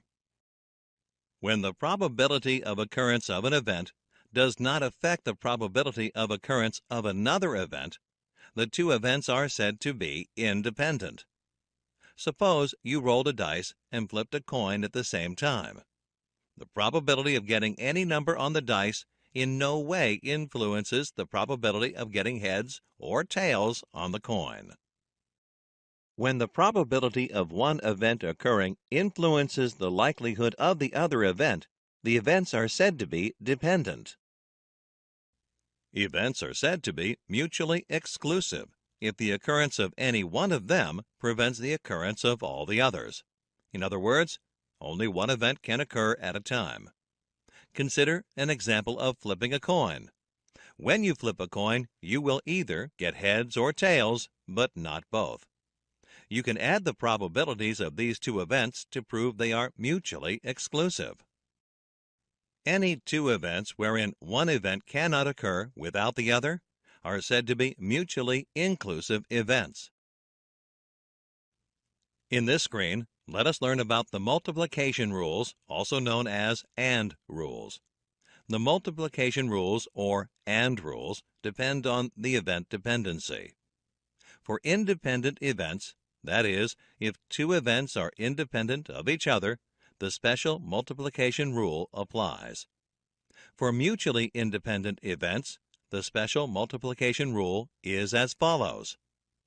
If the events A, B, C, and so on are independent of each other, then the probability of A and B and C and so on is equal to the product of their individual probabilities. Click the button to view an example of this rule. Suppose there are three events which are independent of each other, such as the event of flipping a coin and getting heads, drawing a card and getting an ace, and throwing a dice and getting a 1. What is the probability of occurrence of all these events? The answer is, the probability of A and B and C is equal to the product of their individual probabilities, which is half multiplied by 1/13 multiplied by 1/6. The result is 0.0064, which is 0.64%. Hence, there is 0.64% probability of all of the events occurring. We will continue the discussion on multiplication rules in this screen. The multiplication rule for non-independent or conditional events, which is also the general multiplication rule, is as follows. If A and B are two events, then the probability of A and B is equal to the product of probability of A and the probability of B given A. Alternatively, we can say that for any two events, their joint probability is equal to the probability that one of these events occurs multiplied with the conditional probability of the other event given the first event. Click the button to view an example of this rule. A bag contains 6 golden coins and 4 silver coins. 2 coins are drawn without replacement from the bag. What is the probability that both of the coins are silver? Let A be the event that the first coin is silver, and B be the event that the second coin is silver. There are 10 coins in the bag, 4 of which are silver. Therefore, P of A equals 4 divided by 10. After the first selection, there are 9 coins in the bag, 3 of which are silver. Therefore, P of B given A equals 3 divided by 9. Therefore, based on the rule of multiplication, probability of A intersection B equals 4 divided by 10 multiplied by 3 divided by 9. The answer is 12 divided by 90, which is 0.1334. Hence, there is 13% probability that both the coins are silver. In this screen, we will look at the definitions and formulae of permutation and combination. Permutation is the total number of ways in which a set, group, or number of things can be arranged. The order matters to a great extent in permutation. The manner in which the objects or numbers are arranged will be considered in permutation. The formula for permutation is NPR equals P of n and R equals n factorial divided by n minus r factorial, where n is the number of objects and r is the number of objects taken at a time. The unordered arrangement of set, group, or number of things is known as combination. The order does not matter in combination.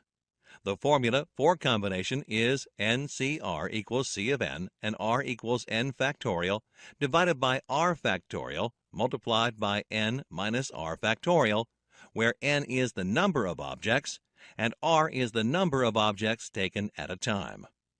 Let us look at an example for calculating permutation and combination in the following screen.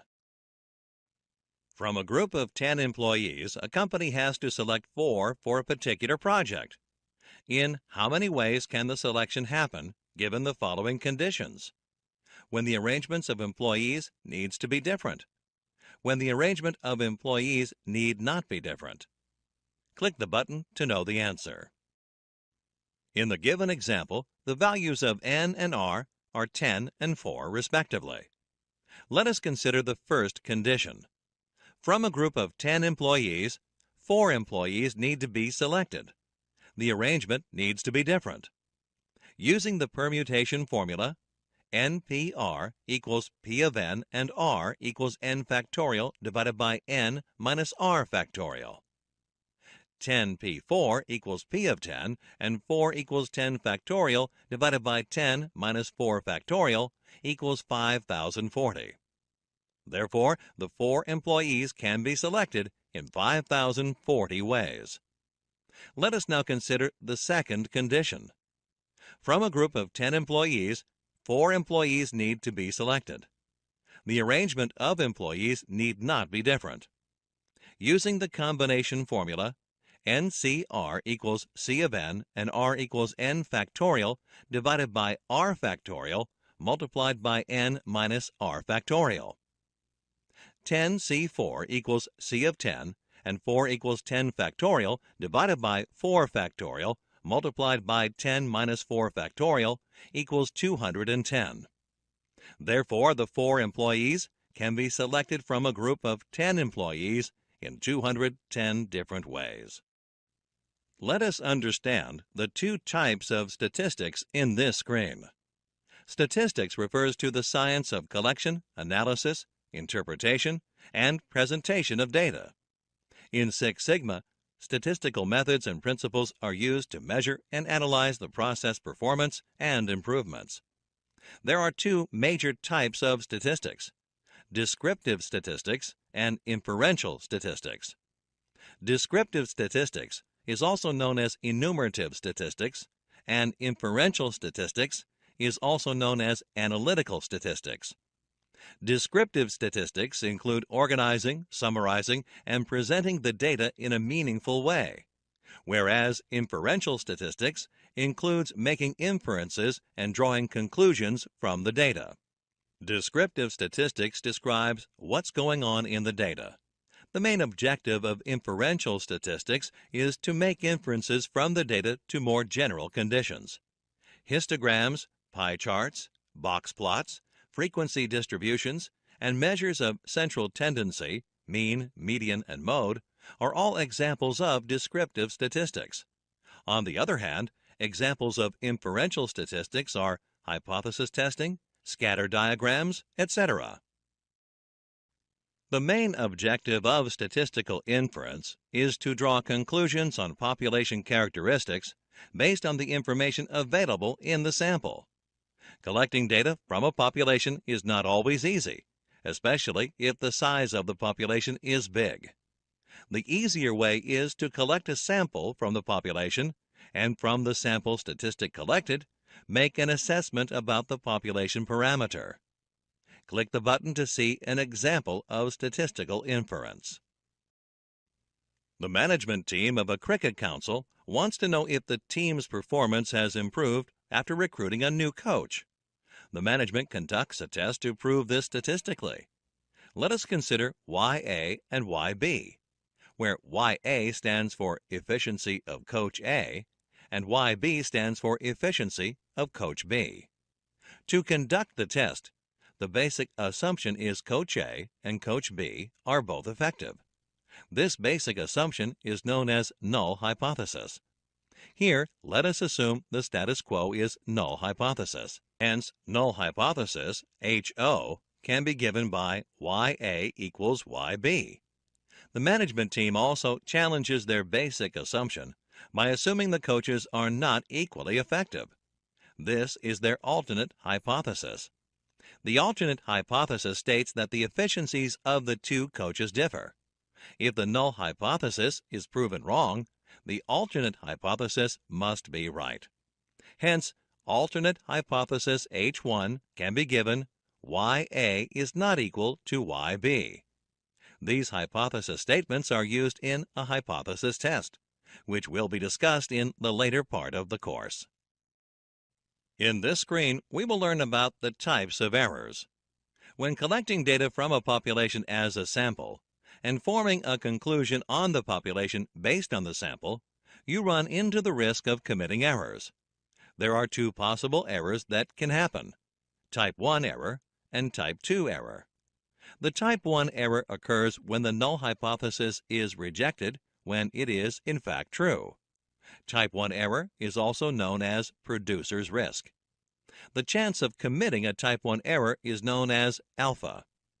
Alpha, or significance level, is the chance of committing a type 1 error, and is typically chosen to be 5%. This means the maximum amount of risk you have for committing a type 1 error is 5%. Let us consider the previous example. Arriving at a conclusion that Coach B is better than Coach A, when in fact they are at the same level, is a type 1 error. The risk you have of committing this error is 5%, which means there is a 5% chance your experiment can give wrong results. The type 2 error occurs when the null hypothesis is accepted when it is in fact false. Also, when you reject the alternate hypothesis when it is actually true, you commit a type 2 error. Type 2 error is also referred to as consumer's risk. In comparing the two coaches, the coaches were actually different in their efficiencies, but the conclusion was that they are the same. The chance of committing a type 2 error is known as beta. The maximum chance of committing a type 2 error is 20%. In the next screen, we will learn about central limit theorem. Central limit theorem, CLT, states that for a sample size greater than 30, the sample mean is very close to the population mean. In simple words, the sample mean approaches the normal distribution. For example, if you have sample 1 and its mean is mean 1, sample 2 and its mean is mean 2, and so on, take the means of mean 1, mean 2, etc., and you will find that it is the same as the population mean. Population mean is the average of the sample means. In such cases, the standard error of mean, also known as SEM, that represents the variability between the sample means, is very less. The SEM is often used to represent the standard deviation of the sample. The formula for SEM is population standard deviation divided by the square root of the sample size. Selecting a sample size also depends on the concept called power, also known as power of the test. We will cover this concept in detail in the later part of the course. Let us look at the graphical representation of the central limit theorem in the following screen. The plot of the three numbers 2, 3, and 4 looks as shown in the graph. It is interesting to note that the total number of times each digit is chosen is 6. When the plot of the sample mean of 9 samples of size 2 each is drawn, it looks like the red line which is plotted in the figure.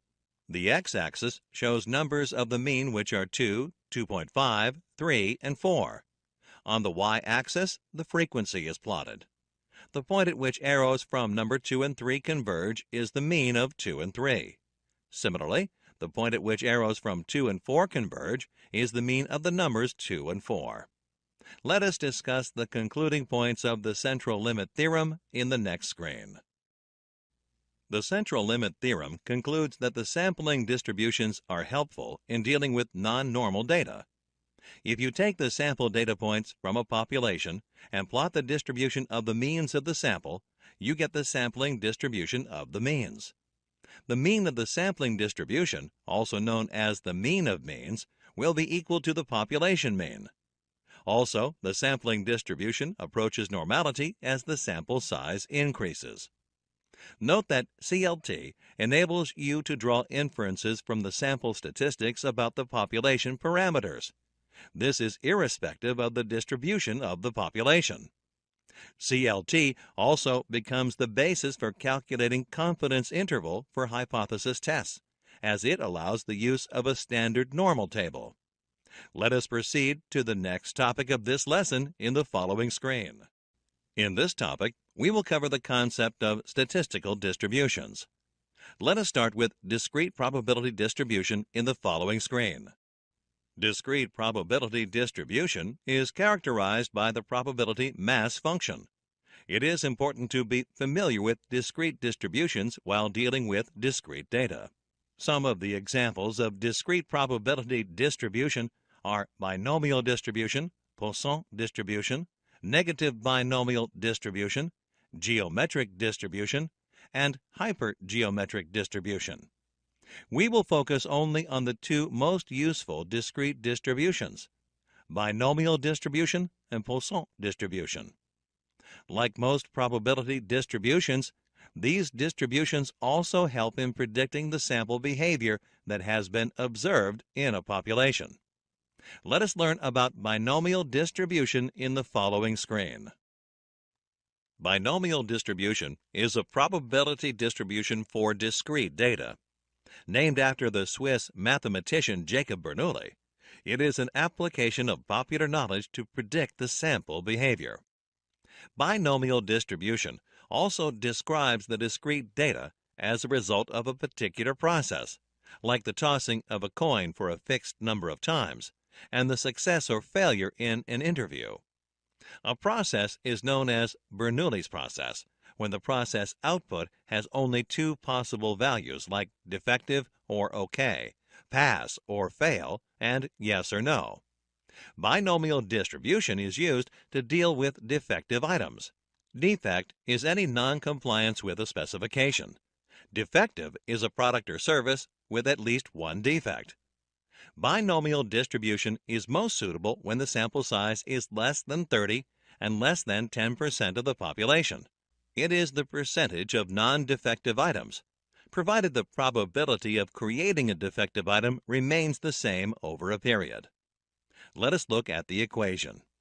The probability of exactly R successes out of a sample size of n is denoted by P of R, which is equal to NCR whole multiplied by P to the power of R and 1 minus P whole to the power of n minus R. In the equation, P is the probability of success, R is the number of successes desired, and n is the sample size. To continue discussing the binomial distribution, let us look at some of its key calculations in the following screen. The mean of a binomial distribution is denoted by mu and is given by n multiplied by p. The standard deviation of a binomial distribution is denoted by sigma, which is equal to n multiplied by p multiplied by 1 minus p. The method of calculating factorials, say factorial of 5, is the product of 5, 4, 3, 2, and 1, which is equal to 120. Similarly, factorial of 4 is the product of 4, 3, 2, and 1, which is equal to 24. Let us look at an example of calculating binomial distribution in the next screen. Suppose you wish to know the probability of getting heads 5 times in 8 coin tosses. You can use the binomial equation for the same. Click the Answer button to see how this is done. The tossing of a coin has only 2 outcomes, heads and tails. It means that the probability of each outcome is 0.5, and it remains fixed over a period of time. Additionally, the outcomes are statistically independent. In this case, the probability of success denoted by P is 0.5. The number of successes desired is denoted by R, which is 5, and the sample size is denoted by N, which is 8. Therefore, the probability of 5 heads is equal to factorial of 8, CR, which is 8 divided by factorial of 5, and factorial of 8 minus 5, whole multiplied by 0.5 to the power of 5, multiplied by 1 minus 0.5, whole to the power of 8 minus 5. This calculation gives a result of 0.2187, which is equal to 21.87%. Let us learn about Poisson distribution in this screen. Poisson distribution is named after Simeon Denis Poisson and is also used for discrete data. Poisson distribution is an application of the population knowledge to predict the sample behavior. It is generally used for describing the probability distribution of an event with respect to time or space. Some of the characteristics of Poisson distribution are as follows. Poisson distribution describes the discrete data resulting from a process like the number of calls received by a call center agent or the number of accidents at a signal. Unlike binomial distribution, which deals with binary discrete data, Poisson distribution deals with integers, which can take any value. Poisson distribution is suitable for analyzing situations wherein the number of trials, similar to the sample size in binomial distribution, is large and tends towards infinity. Additionally, it is used in situations where the probability of success in each trial is very small, almost tending toward zero. This is the reason why Poisson distribution is applicable for predicting the occurrence of rare events like plane crashes, car accidents, etc., and is therefore widely used in the insurance sector. Poisson distribution can be used for predicting the number of defects as well, given a low defect occurrence rate. Let us look at the formula for calculating Poisson distribution in the next screen. The Poisson distribution for a probability of exactly x occurrences is given by p of x equals to lambda to the power of x multiplied with log e to the power of minus lambda whole divided by factorial of x. In this equation, lambda is the mean number of occurrences during the interval, x is the number of occurrences desired, and e is the base of natural logarithm, which is equal to 2.71828. The mean of the Poisson distribution is given by the lambda, and the standard deviation of a Poisson distribution is given by sigma, which is the square root of lambda. Let us look at an example to calculate Poisson distribution in the next screen. The past records of a road junction which is accident-prone show a mean number of 5 accidents per week at this junction. Assume that the number of accidents follows a Poisson distribution, and calculate the probability of any number of accidents happening in a week. Click the button to know the answer. Given the situation, you know that the value of lambda, or mean, is 5. So P of 0, that is, the probability of 0 accidents per week, is calculated as 5 to the power of 0 multiplied by e to the power of minus 5 whole divided by factorial of 0. The answer is 0.006. Applying the same formula, the probability of 1 accident per week is 0.03. The probability of more than 2 accidents per week is 1 minus the sum of probabilities of 0, 1, and 2 accidents, which is 0.884. In other words, the probability is 88.4%. Let us learn about normal distribution in this screen. The normal or Gaussian distribution is a continuous probability distribution. The normal distribution is represented as n and depends on 2 factors: mu, which stands for mean, and sigma, which gives the standard deviation of the data points. Normal distribution normally has a higher frequency of values around the mean and lesser occurrences away from it. It is often used as a first approximation to describe real-valued random variables that tend to cluster around a single mean value. The distribution is bell-shaped and symmetrical. The total area under the normal curve is 1, which is P of x. Various types of data, such as body weight, height, the output of a manufacturing device, etc., follow the normal distribution. Additionally, normal distribution is continuous and symmetrical, with the tails asymptotic to the x-axis, which means they touch the x-axis at infinity. Let us continue to discuss normal distribution in the following screen. In a normal distribution, to standardize comparisons of dispersion or the different measurement units like inches, meters, grams, etc., a standard z variable is used. The uses of z value are as follows. While the value of z, or the number of standard deviations, is unique for each probability within the normal distribution, it helps in finding probabilities of data points anywhere within the distribution. It is dimensionless as well. That is, it has no units such as millimeters, liters, coulombs, etc. There are different formulas to arrive at the normal distribution. We will focus on one commonly used formula for calculating normal distribution, which is z equals y minus mu whole divided by sigma. Here, z is the number of standard deviations between y and the mean, denoted by mu. Y is the value of the data point in concern.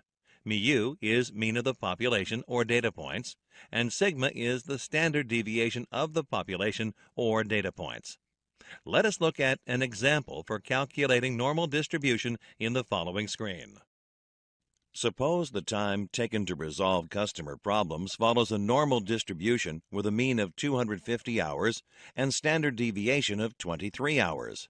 Find the probability of a problem resolution taking more than 300 hours. Click the button to know the answer. In this case, y is equal to 300, mu equals 250, and sigma equals 23. Applying the normal distribution formula, z is equal to 300 minus 250 whole divided by 23. The result is 2.17. When you look at the normal distribution table, the z value of 2.17 covers an area of 0.98499 under itself.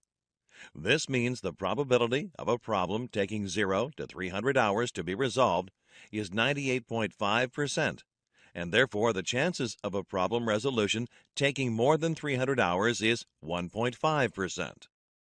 Let us understand the usage of z-table in this screen. The graphical representation of z-table usage is given here. The probability of areas under the curve is 1. For the actual value, one can identify the z-score by using the z-table. As shown, this probability is the area under the curve to the left of point plus a to 0. Using the actual data, when you calculate mean and standard deviation, and the values are 25 and 5 respectively, it is the normal distribution. If the same data is standardized to a mean value of 0 and standard deviation value of 1, it is the standard normal distribution. In the next screen, we will take a look at the z-table.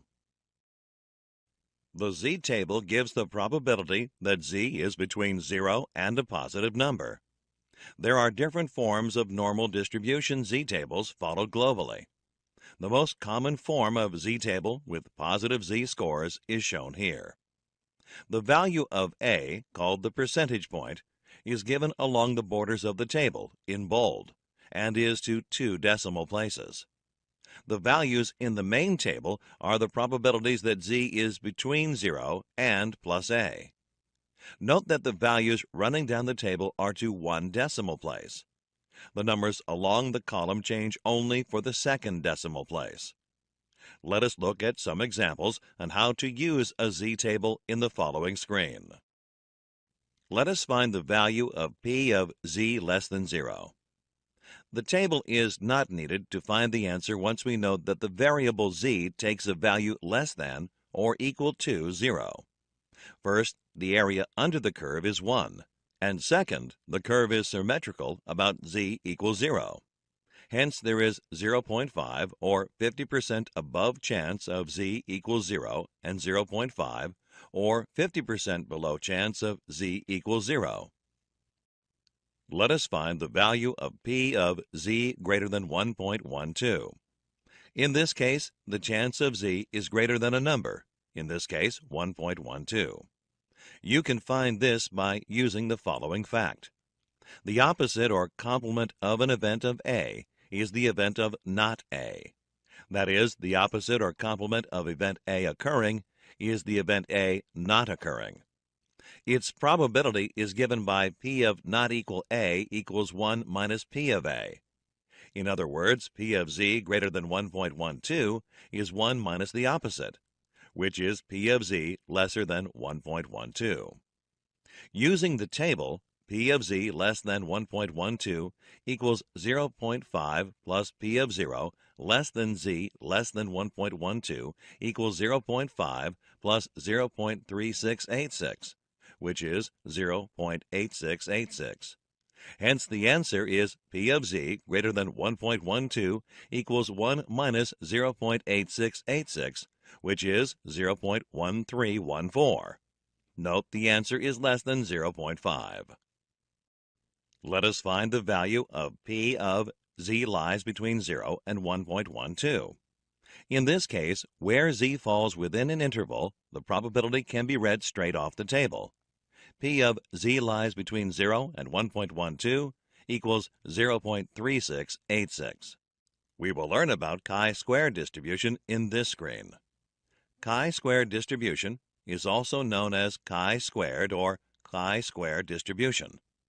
Chi-squared with k-1 degrees of freedom is the distribution of a sum of the squares of k independent standard normal random variables. The chi-square distribution is one of the most widely used probability distributions in inferential statistics. It is also known as hypothesis testing, and the distribution is used in hypothesis tests. When used in hypothesis tests, it only needs one sample for the test to be conducted. Conventionally, degree of freedom is k-1, where k is the sample size. For example, if w, x, y, and z are 4 random variables with standard normal distributions, then the random variable f, which is the sum of w square, x square, y square, and z square, has a chi-square distribution. The degrees of the freedom of the distribution df equals the number of normally distributed variables used. In this case, df is equal to 4. Let us look at the formula to calculate chi-square distribution in the following screen. Chi-square calculated, or sigma, or the chi-square index equals f of o minus f of e whole square divided by f of e.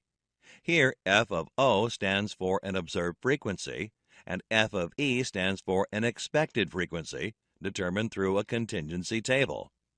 Let us understand t-distribution in the next screen.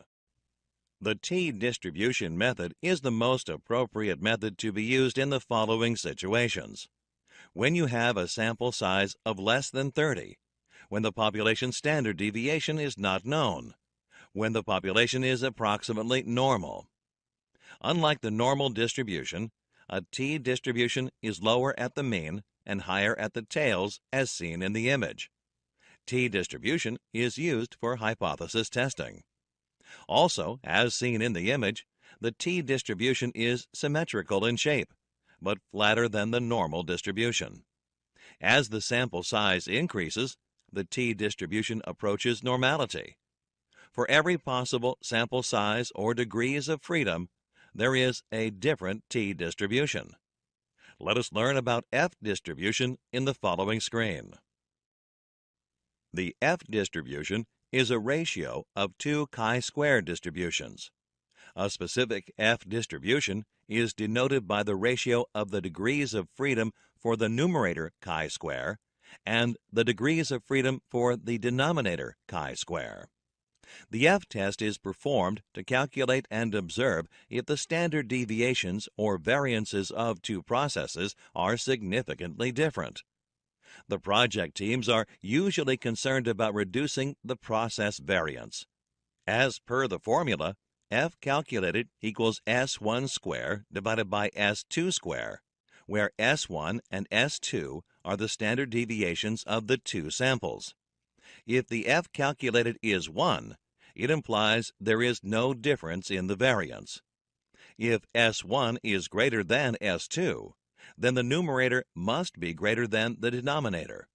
In other words, df1 equals n1 minus 1, and df2 equals n2 minus 1. From the f distribution table, you can easily find out the critical f distribution at alpha and the degrees of freedom of the samples of two different processes, df1 and df2. Let us proceed to the next topic of this lesson in the following screen.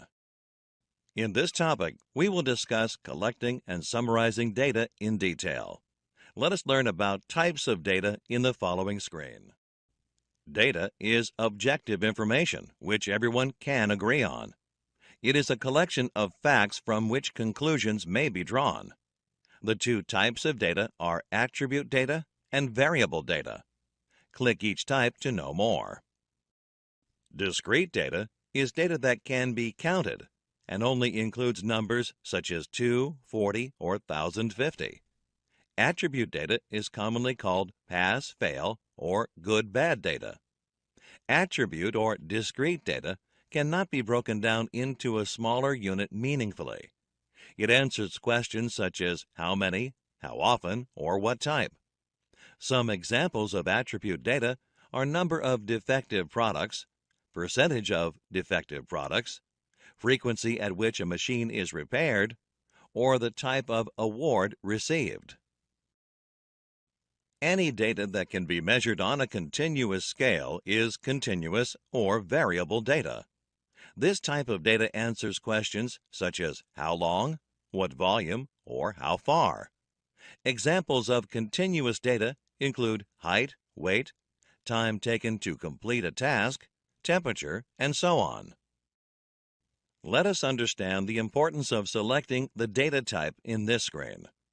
Deciding the data type facilitates analysis and interpretation. Therefore, the first step in the measure phase is to determine what type of data should be collected. This can be done by considering the following. The first consideration is to identify what is already known. For this, the values already identified for the process are listed.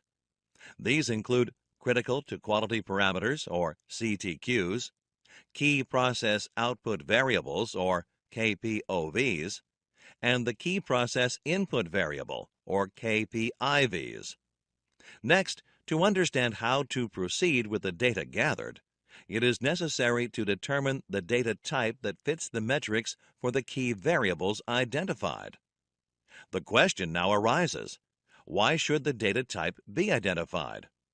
This is important, as it enables the right set of data to be collected, analyzed, and used to draw inferences. It is not advisable to convert one type of data into another. Converting attribute data to variable data is difficult and requires assumptions to be made about the process. It may also require additional data gathering, including retesting units. Let us look at measurement scales in the following screen. There are 4 measurement scales arranged in the table in increasing order of their statistical desirability. In the nominal scale, the data consists of only names or categories, and there is no possibility of ordering. An example of this type of measurement can be a bag of colored balls, which contains 10 green balls, 5 black balls, 8 yellow balls, and 9 white balls. This is the least informative of all scales. The most appropriate measure of central tendency for this scale is mode. In the ordinal or ranking scale, data is arranged in order, and values can be compared with each other. An example of this scale can be the ratings given to different restaurants: 3 for A, 5 for B, 2 for C, and 4 for D. The central tendency for this scale is median or mode. The interval scale is used for ranking items in step order along a scale of equidistant points. For example, the temperatures of 3 metal rods are 100 degrees, 200 degrees, and 600 degrees Fahrenheit, respectively. Note that 3 times 200 degrees is not the same as 600 degrees as a temperature measurement. The central tendency here is mean, median, or mode. Mean is used if the data does not have any outliers. The ratio scale represents variable data and is measured against a known standard or increment. However, this scale also has an absolute zero, that is, no numbers exist below 0. An example of the ratio scale are physical measures where height, weight, and electric charge represent ratio scale data. Note that negative length is not possible. Again, here you would use mean, median, or mode as the central tendency measure. In the next screen, we will learn about assuring data accuracy. To ensure data is accurate, sampling techniques are used. Sampling is the process, act, or technique of selecting an appropriate test group or sample from a larger population. It is preferable to survey 100 people to surveying 10,000 people. Sampling saves the time, money, and effort involved in collecting data. The 3 types of sampling techniques described here are random sampling, sequential sampling, and stratified sampling. Click each type to know more. Random sampling is the technique where a group of subjects or a sample for study is selected from a larger group or population at random. Sequential sampling is similar to multiple sampling plans, except that it can, in theory, continue indefinitely. In other words, it is a non-probability sampling technique wherein the researcher picks a single subject or a group of subjects in a given time interval, conducts the study, analyzes the results, and then picks another group of subjects if needed, and so on. In stratified sampling, the idea is to take samples from subgroups of a population. This technique gives an accurate estimate of the population parameter. In this screen, we will compare simple random sampling with stratified sampling. Simple random sampling is easy to do, while stratified sampling takes a lot of time. The possibility of simple random sampling giving erroneous results is very high, while stratified sampling minimizes the chances of error. Simple random sampling doesn't have the power to show possible causes of variation, while stratified sampling, if done correctly, will show assignable causes. In the next screen, we will look at the check sheet method of collecting data. The process of collecting data is expensive. Wrongly collected data leading to wrong analysis and inferences results in resources being wasted. A check sheet is a structured form prepared to collect and analyze data. It is a generic tool that is relatively simple to use and can be adopted for a variety of purposes. Check sheets are used when the data can be observed and collected repeatedly by the same person or at the same location. They are also used while collecting data from a production process. A common example is calculating the number of absentees in a company. The table shows absentee data collected for a week. We will discuss data coding and its advantages in the following screen. Data coding is a process of converting and condensing raw data into categories and sets so that the data can be used for further analysis. The benefits of data coding are listed here. Data coding simplifies the large quantity of data that is collected from sources. The large amount of data makes analysis and drawing conclusions difficult. It leads to chaos and ambiguity.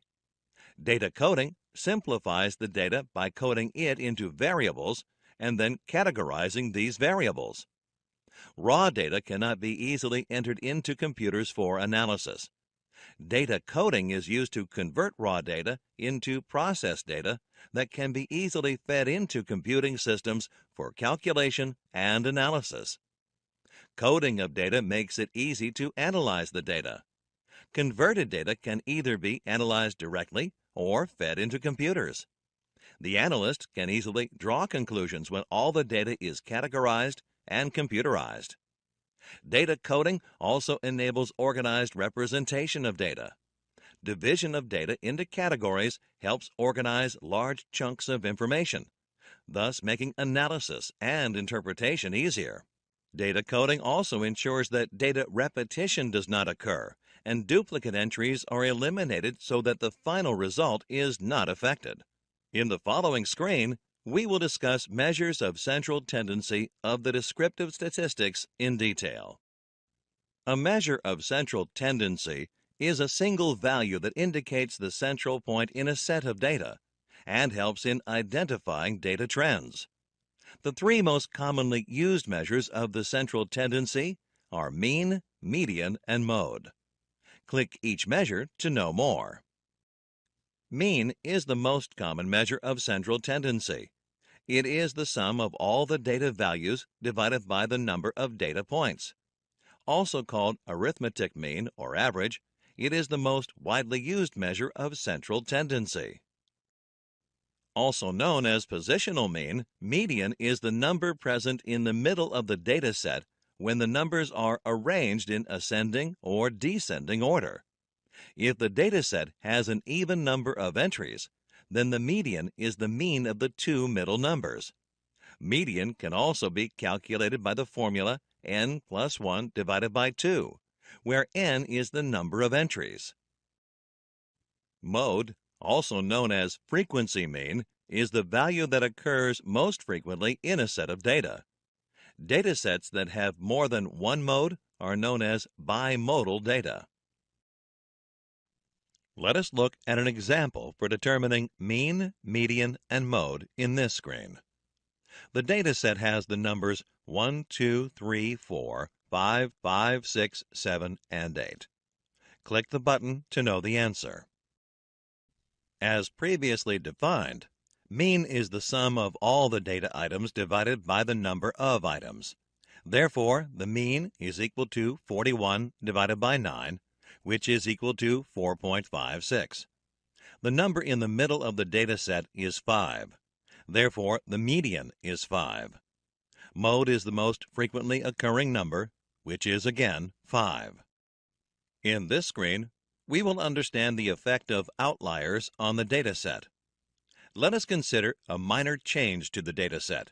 A new number, 100, is added to the data set. On using the same formula to calculate mean, the new mean is 15.11. Ideally, 50% of values should lie on either side of the mean value. However, in this example, it can be seen that almost 90% of values lie below the mean value of 15.11, and only one value above the mean. The data point 100 is called an outlier. An outlier is an extreme value in the dataset that skews the mean value to one side of the dataset. Note that the median remains unchanged at 5. Therefore, mean is not an appropriate measure of central tendency if the data has outliers. Median is preferred in this case. In the next screen, we will look at measures of dispersion of the descriptive statistics. Apart from central tendency, another important parameter to describe a data set is spread or dispersion. Contrary to the measures of central tendency, such as mean, median, and mode, measures of dispersion express the spread of values. Higher the variation of data points, higher the spread of the data. The three main measures of dispersion are range, variance, and standard deviation. We will discuss each of these in the upcoming screens. Let us start with the first measure of dispersion, range. The range of a particular set of data is defined as the difference between the largest and smallest values of the data. In the example, the largest value of the data is 9, and the smallest value is 1. Therefore, the range is 9 minus 1, 8. In calculating range, all the data points are not needed, and only the maximum and minimum values are required. Let us understand the next measure of dispersion, variance, in the following screen. The variance, denoted as sigma square or S square, is defined as the average of squared mean differences and shows the variation in a data set. To calculate the variance for a sample data set of 10 numbers, type the numbers in an Excel sheet. Calculate the variance using the formula equals VARP or VARS. The VARP formula gives the population variance, which is 7.24 for this example. The VARS formula gives the sample variance 8.04. Population variance is calculated when the data set is for the entire population, and sample variance is calculated when data is available only for a sample of the population. Population variance is preferred over sample variance as the latter is only an estimate. Sample variance allows for a broader range of possible answers for the true mean of the population. That is, the confidence levels are higher in sample variance. Note that variance is a measure of variation and cannot be considered as the variation in a data set. In the following screen, we will understand the next measure of dispersion, standard deviation. Standard deviation, denoted by sigma or S, is given by the square root of variance. The statistical notation of this is given on screen. Standard deviation is the most important measure of dispersion. Standard deviation is always relative to the mean. For the same data set, the population standard deviation is 2.69, and sample standard deviation is 2.83. As in variance calculation, if the data set is measured for every unit in a population, the population standard deviation and sample standard deviation can be calculated in Excel using the formula given on the screen. The steps to manually calculate the standard deviation are: first, calculate the mean. Then, calculate the difference between each data point and the mean and square that answer. Next, calculate the sum of the squares. Next, divide the sum of the squares by n or n minus 1 to find the variance. Lastly, find the square root of variance, which gives the standard deviation. In the next screen, we will look at frequency distribution of the descriptive statistics. Frequency distribution is a method of grouping data into mutually exclusive categories, showing the number of observations in each class. An example is presented to demonstrate frequency distribution. A survey was conducted among the residents of a particular area to collect data on cars owned by each home. A total of 20 homes were surveyed. To create a frequency table for the results collected in the survey, the first step is to divide the results into intervals and count the number of results in each interval. For instance, in this example, the intervals would be the number of households with no car, 1 car, 2 cars, and so on. Next, a table is created with separate columns for the intervals, the tallied results for each interval, and the number of occurrences or frequency of results in each interval. Each result for a given interval is recorded with a tally mark in the second column. The tally marks for each interval are added, and the sum is entered in the frequency column. The frequency table allows viewing distribution of data across a set of values at a glance. In the following screen, we will look at cumulative frequency distribution. A cumulative frequency distribution table is similar to the frequency distribution table, only more detailed. There are additional columns for cumulative frequency, percentage, and cumulative percentage. In the cumulative frequency column, the cumulative frequency, or the previous row or rows, is added to the current row. The percentage is calculated by dividing the frequency by the total number of results and multiplying by 100.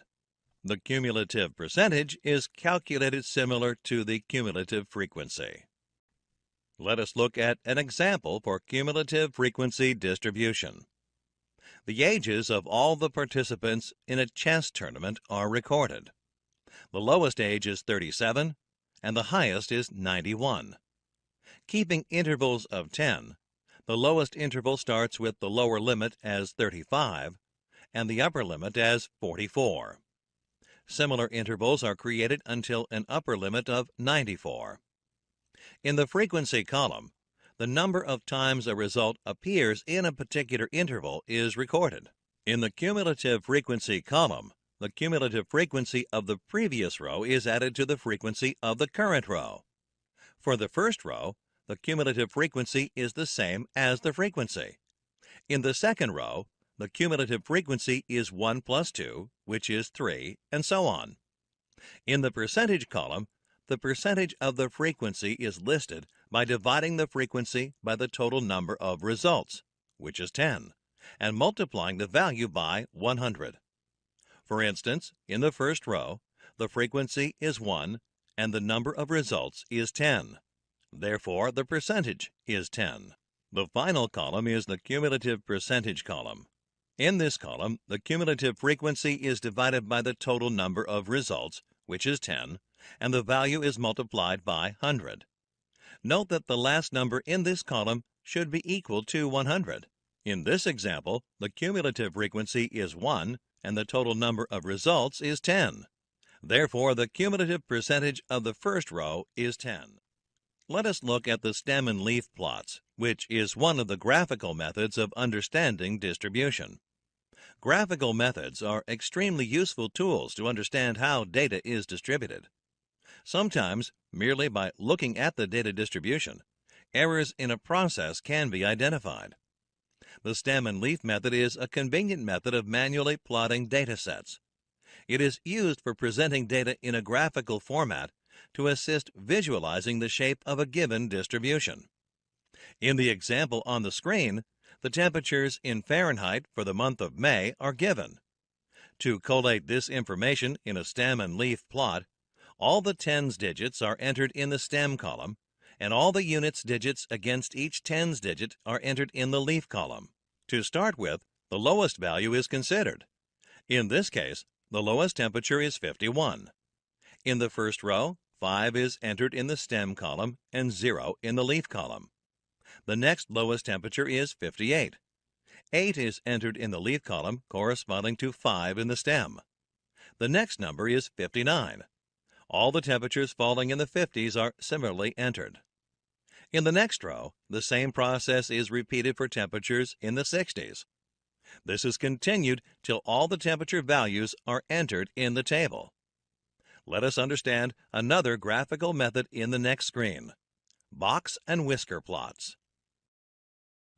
A box and whisker graph based on medians or quartiles is used to display a data set in a way that allows viewing the distribution of the data points easily.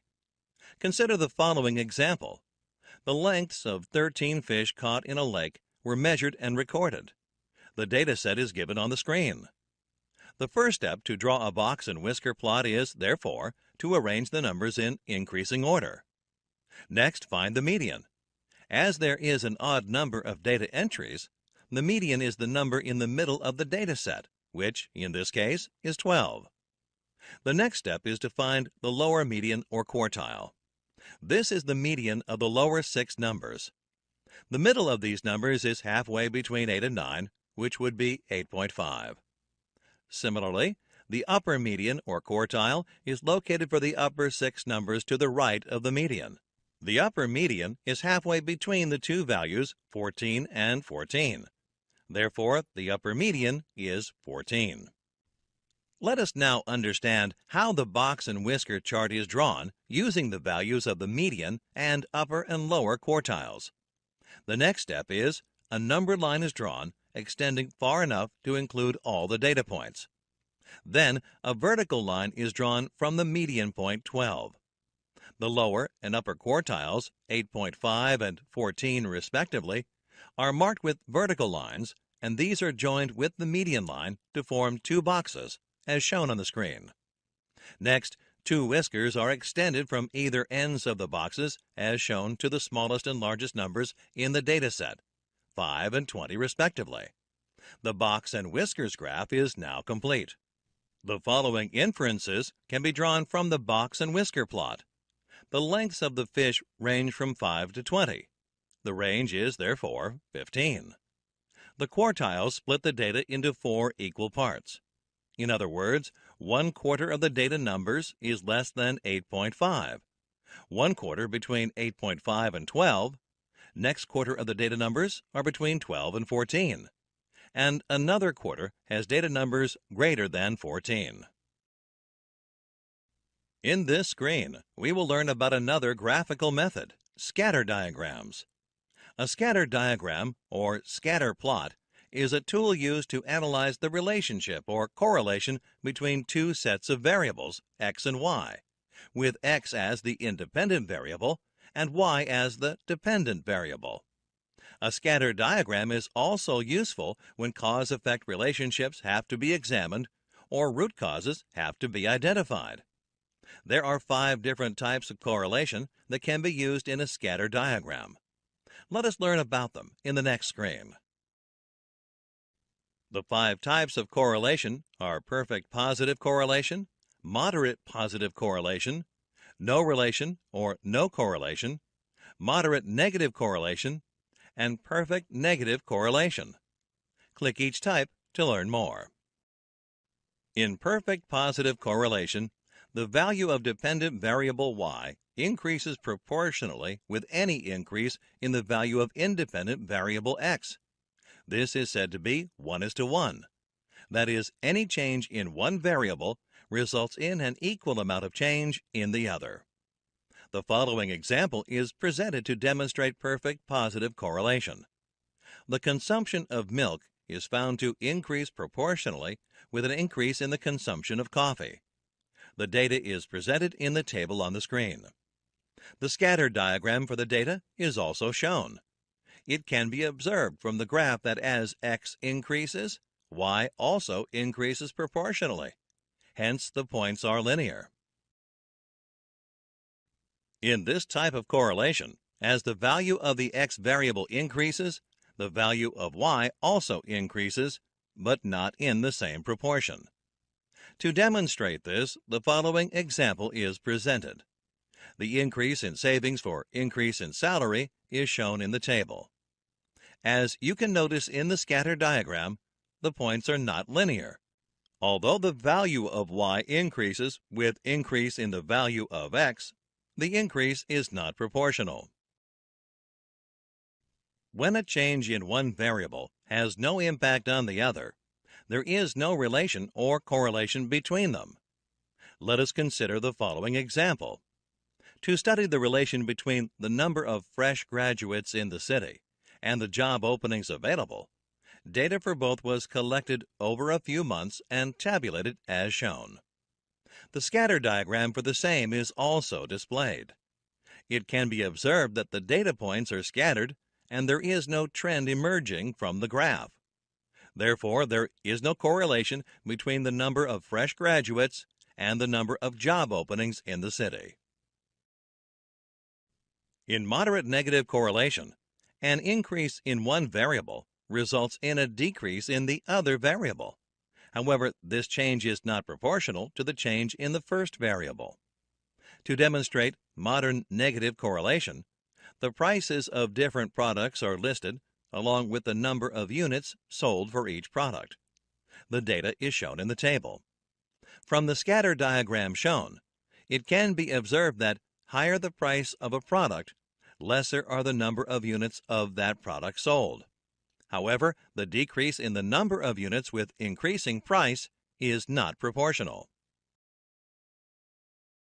In perfect negative correlation, an increase in one variable results in a proportional decrease of the other variable. This is also an example of 1:1 correlation.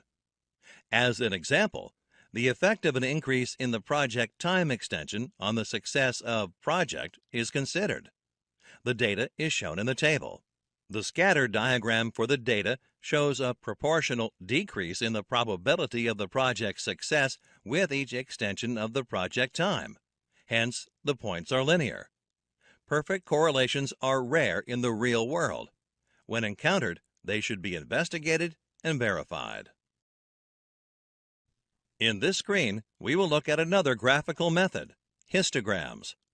Histograms are similar to bar graphs, except that the data in histograms is grouped into intervals. They are used to represent category-wise data graphically. A histogram is best suited for continuous data. The following example illustrates how a histogram is used to represent data. Data on the number of hours spent by a group of 15 people on a special project in 1 week is collected. This data is then divided into intervals of 2, and the frequency table for the data is created.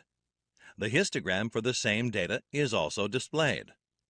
Looking at the histogram, it can be observed at a glance that most of the team members spent between 2 to 4 hours on the project. In the following screen, we will look at the next graphical method, normal probability plots. Normal probability plots are used to identify if a sample has been taken from a normal distributed population. When sample data from a normal distributed population is represented as a normal probability plot, it forms a straight line. The following example is presented to illustrate normal probability plots. A sampling of diameters from a drilling operation is done and the data is recorded. The data set is given. To create a normal probability plot, the first step is to construct a cumulative frequency distribution table. This is followed by calculating the mean rank probability by dividing the cumulative frequency by the number of samples plus 1 and multiplying the answer by 100. The fully populated table for mean rank probability estimation is shown on the screen. Please take a look at the same. In the next step, a graph is plotted on log paper or with Minitab using this data. Minitab is a statistical software used in Six Sigma. Minitab normal probability plot instructions are also given on the screen. The completed graph is shown on the screen. From the graph, it can be seen that the random sample forms a straight line, and therefore the data is taken from a normally distributed population. Welcome to our video on Six Sigma interview questions. We have put together a comprehensive guide to help you prepare for and ace any Six Sigma interview. If you are interested in improving your chances of securing a job in Six Sigma field, this video is for you. So why should you learn about Six Sigma interview questions? Firstly, Six Sigma is a highly sought after skill that is in demand across many industries from manufacturing to healthcare to finance. This means that if you have Six Sigma expertise, you'll have a leg up in the job market. And secondly, understanding the Six Sigma interview process can help you avoid common pitfalls and stand out from other applicants. With our video, we will prepare you for any Six Sigma interview you might encounter and help you develop the necessary skills to stand out from the competition. So whether you are looking to enhance your current skills or develop new ones, our video on Six Sigma interview questions is a must watch. The information you will learn will give you the knowledge and confidence to thrive in any Six Sigma interview and potentially open doors to a whole new world of career opportunities. So what are you waiting for? Watch our video on Six Sigma interview questions now and start preparing for your next big interview. What Six Sigma is. Now, Six Sigma is a data-driven methodology and set of tools aimed at improving business processes by minimizing defects, reducing variation, and achieving near-perfect levels of quality and efficiency. Now, it involves rigorous analysis, statistical techniques, and a structured problem approach to identify improvements and maintain control over processes. Well, it sounds too technical, right? So let's just understand in a simple way. Now imagine you are at a bakery and you want to eat your favorite and most delicious cupcakes. But sometimes the cupcakes may come out too dry or maybe too sweet sometimes. Very much frustrating, right? Now, well, Six Sigma is like having a secret recipe to ensure you bake the best cupcakes every single time. It's a special approach that helps businesses reduce mistakes and improve quality in their processes. With Six Sigma, you measure everything precisely and analyze data to find the root cause of the problems. Then with this knowledge at your disposal, you make improvements and set up controls to prevent those mistakes from happening again. So without any further ado, let us directly discuss some of the major interview questions that you might face in your next interview on Six Sigma. So first on the list, we have what is Six Sigma and why it is important. Now, Six Sigma is a data-driven approach and methodology for process improvement and problem solving. It is a disciplined and statistical approach to process improvement that focuses on reducing defects and variability. It utilizes various tools and techniques to identify and eliminate the root causes of the problem. So the main aim of Six Sigma is to minimize defects and variation in business processes to high levels of quality and efficiency in order to achieve them. Now the second question is, can you explain the key principles of Six Sigma? Now the key principles of Six Sigma include various methodologies like customer focus, process improvement, data-driven decision making, and teamwork. Now, customer focus means understanding and meeting customer needs and expectations. Process improvement involves systematically analyzing and enhancing business processes. Data-driven decision making emphasizes the use of statistical analysis and metrics to drive decisions. And finally, teamwork promotes collaboration and involvement of all stakeholders in process improvement efforts. Now, the next question is, what do you understand about the term DMAIC? Another crucial question in the concept of Six Sigma. Now, DMAIC is a structured problem-solving methodology used in Six Sigma projects. It stands for Define, Measure, Analyze, Improve, and Control. So, it is a step-by-step approach for process improvement. It begins with defining the problem and project goals, followed by measuring current process performance and collecting data. Now, the next steps involves analyzing the data to identify a root cause of the problems and implementing solutions to improve the process. And finally, establishing controls to sustain the improvements, altogether confined as DMAIC. So the next question is, what is the purpose of using statistical tools in Six Sigma? Now, statistical tools are used in Six Sigma to analyze data, identify patterns, measure process performance, and make data-driven decisions. These tools provide a systematic and objective approach to analyzing data and making informed decisions. They help in identifying trends, patterns, and relationships within the data, which can guide process improvement efforts. Now, some of the examples of statistical tools used in Six Sigma include control charts, hypothesis testing, process mapping, Pareto charts, regression analysis, design of experiments, or DOE. Next question on the list we have is explain difference between DPU and DPMO. Now, DPU or defects per unit measures the average number of defects per individual unit, while defects per million opportunities or DPMO measures the number of defects per 1 million opportunities. DPU is a simple measure that counts the average number of defects found in each unit of a process. It is calculated by dividing the total number of defects by the total number of units. While on the other hand, DPMO is a normalized measure that provides a standardized way of comparing defect rates across different processes or organizations. It is calculated by multiplying DPU by 1 million and dividing by the total number of opportunities for defects in a process. So those were some of the main differences between DPU and DPMO. Well, the next question on the list we have is, what is the difference between Six Sigma and Lean? Now, the interviewer wants to know whether you have a proper knowledge on how Lean and Six Sigma are different from each other, and this is why they might be asking you this question. So the answer for that would be, while both Six Sigma and Lean aim to improve process performance, Six Sigma focuses on reducing defects and variation, whereas Lean focuses on eliminating waste and improving flow. Now, Six Sigma and Lean are two complementary methodologies often used together in process improvement efforts. Six Sigma primarily aims at reducing defects, errors, and variability in processes, while Lean focuses on identifying and eliminating waste and non-value-add activities to improve efficiency and flow. While both methodologies share common tools and principles and can be used in conjunction to achieve even greater results. So these were some of the main differences between Six Sigma and Lean. Well, moving ahead, the next question on our list is, what is the role of a Six Sigma Green Belt? Now, a Six Sigma Green Belt is a team member who assists in process improvement, projects, gathers, and analyzes data, and participates in problem-solving efforts. So basically, a Six Sigma Green Belt is a trained individual who works as a part of a Six Sigma project team. They support the project leader, that is Black Belt, in gathering and analyzing data, conducting process analysis, and implementing improvement solutions. Green Belts often lead smaller scale improvement projects and play a vital role in implementing and sustaining process changes. So moving ahead, the next question on our list is, what is the main difference between type 1 and type 2 errors in hypothesis testing? Well, type 1 errors occurs when a null hypothesis is incorrectly rejected, indicating an insignificant effect when none exists. Whereas, type 2 error occurs when a null hypothesis is incorrectly accepted, failing to detect a significant effect.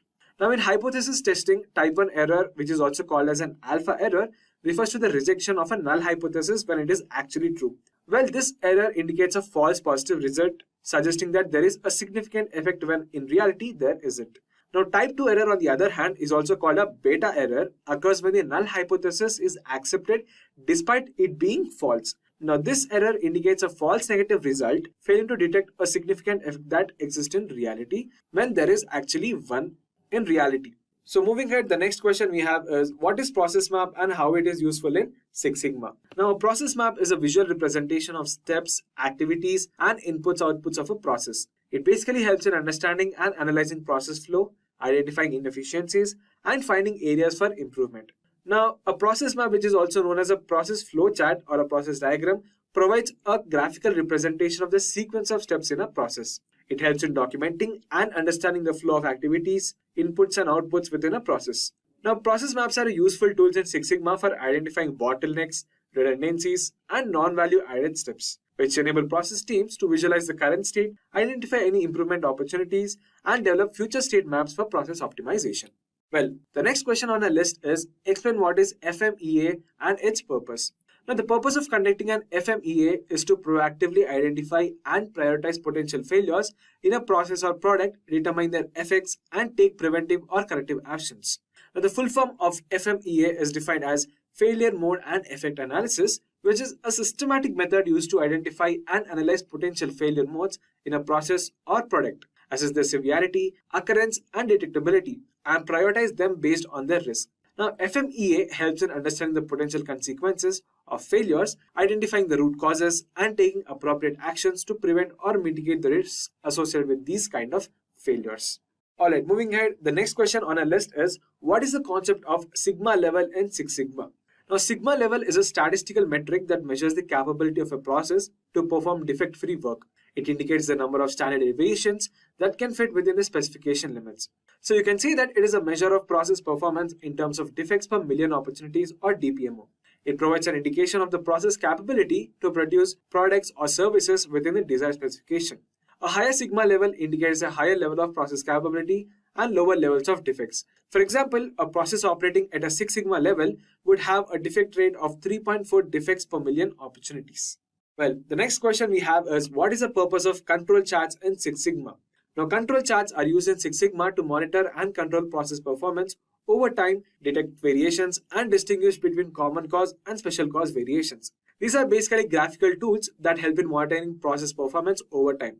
You can plot data points against control limits to determine if the process is stable or exhibiting special cause variations. Control charts provide a visual representation of process variation and help in distinguishing between common cause variation and special cause variation. By analyzing these control chart patterns, process teams can take appropriate actions to improve process stability and reduce variations overall. So that was what control charts are and why they are important. Well, the next question on our list is, explain difference between attribute data and variable data. Now, attribute data is a qualitative data that describes the presence or absence of a particular characteristic or attribute, while variable data is quantitative data that can be measured on a continuous scale. Now, attribute data is calculated by counting the number of occurrences or non-occurrences of a specific characteristics. It is typically represented in terms of proportions, percentages, or count values. Now, example of attribute data include number of defects, presence or absence of special features, or the number of non-conformances. While on the other hand, variable data is collected by taking measurements on a continuous scale. Now, some of the examples of variable data include length, weight, or temperature. Variable data is typically analyzed using numerical values such as calculating means, ranges, and standard deviations using some parametric statistical methods. So these were some of the main differences between attribute data and variable data. So moving ahead, the next question is, what is the purpose of conducting a process capability analysis? Now, the purpose of conducting a process capability analysis is to assess whether a process is capable of producing outputs that meet customer requirements and specifications. Now, process capability analysis is performed to determine if a process is capable of consistently meeting the customer specifications. By calculating process capability indices such as CP and CPK, which is very important in terms of conducting a process capability analysis. Now, CPK, which is also known as Process Capability Index, measures how well a process is able to consistently produce output within the desired specifications. It helps determine if a process is capable of meeting customer requirements. Process teams can assess whether the process is capable of producing within specification limits. Overall, process capability analysis helps in understanding the level of variation in the process and identify areas for improvement to achieve desired levels of quality. And finally on the list, we have, what is the concept of Design for Six Sigma or DFSS? Now, Design for Six Sigma or DFSS is a methodology used to develop new products, services, or processes within a focus of meeting customer requirements and achieving high levels of quality and performance. It is a proactive approach to product or process development that emphasizes meeting customer needs and achieving high levels of quality from the outset. It utilizes various tools and techniques such as QFD, quality function deployment, robust design, and risk analysis to ensure the customer requirements are effectively translated into product or process specifications. DFSS aims to design products or processes that are inherently defect-free and capable of meeting customer requirements and expectations, thereby reducing the need for subsequent process improvement efforts. So these are some of the main or top questions that might be asked in your next Six Sigma interview questions. Now, apart from these, you might be asked some generic questions as well. So let us discuss them, what they are. Now, you might be asked this question, which is, how can you ensure the sustainability of Six Sigma improvements? Now, ensuring sustainability of Six Sigma improvements requires ongoing monitoring, standardization of improved processes, effective training, engagement of stakeholders, and a continuous culture of improvement. Well, now to sustain Six Sigma improvements, it is essential to establish controls and monitoring systems to track process performance over time. This allows organizations to detect any deviations or issues and take corrective actions promptly. Engaging stakeholders at all levels of organization and creating a culture of continuous improvement encourages ongoing participation and ownership of the process. Regular reviews and audits can easily help identify opportunities for further improvements and ensure that the gains achieved through Six Sigma are maintained in the long run. Moving ahead, the next question will be, what are the benefits of implementing Six Sigma in an organization?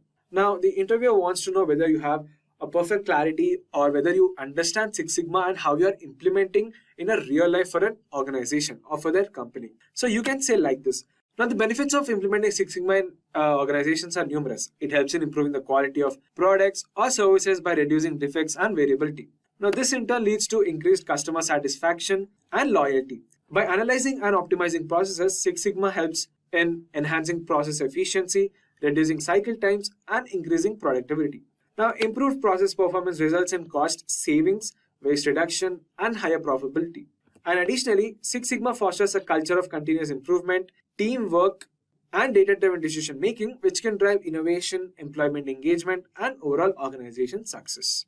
So, the next question is, how would you prioritize improvement opportunities in a Six Sigma project? Well, the interviewer wants to know that now that you have a clear understanding of what Six Sigma is and how you are implementing into the project, well, he wants to further know how can you further optimize improvement opportunities in a Six Sigma project. So you can answer him in this way. Now, when prioritizing improvement opportunities in a Six Sigma project, it is important to consider multiple factors. Now, the impact on customers should be a primary consideration as it aligns with the organization's focus on meeting customer needs and expectations. Evaluating the potential cost savings or financial benefits associated with the improvement opportunity is also very crucial. Assessing the process risk or the likelihood of it and the impact of failures can help prioritize areas that pose the highest risk to the business. And finally, consider the feasibility of implementing the improvements, including resource availability, timeline, complexity, in order to ensure that selected opportunities can be successfully executed. So these were some of the main generic Six Sigma interview questions that might be asked apart from the technical questions. It's a pleasure to welcome you to our new video discussing the top 10 tools for product management. In this video, we will discuss what considerations should be taken before choosing a tool for product management, and then we will look out at the top tools for product management. But before we start, let's brush up on your knowledge. So here's a question for you all. What does a tool stand for? Do let us know in the comments below.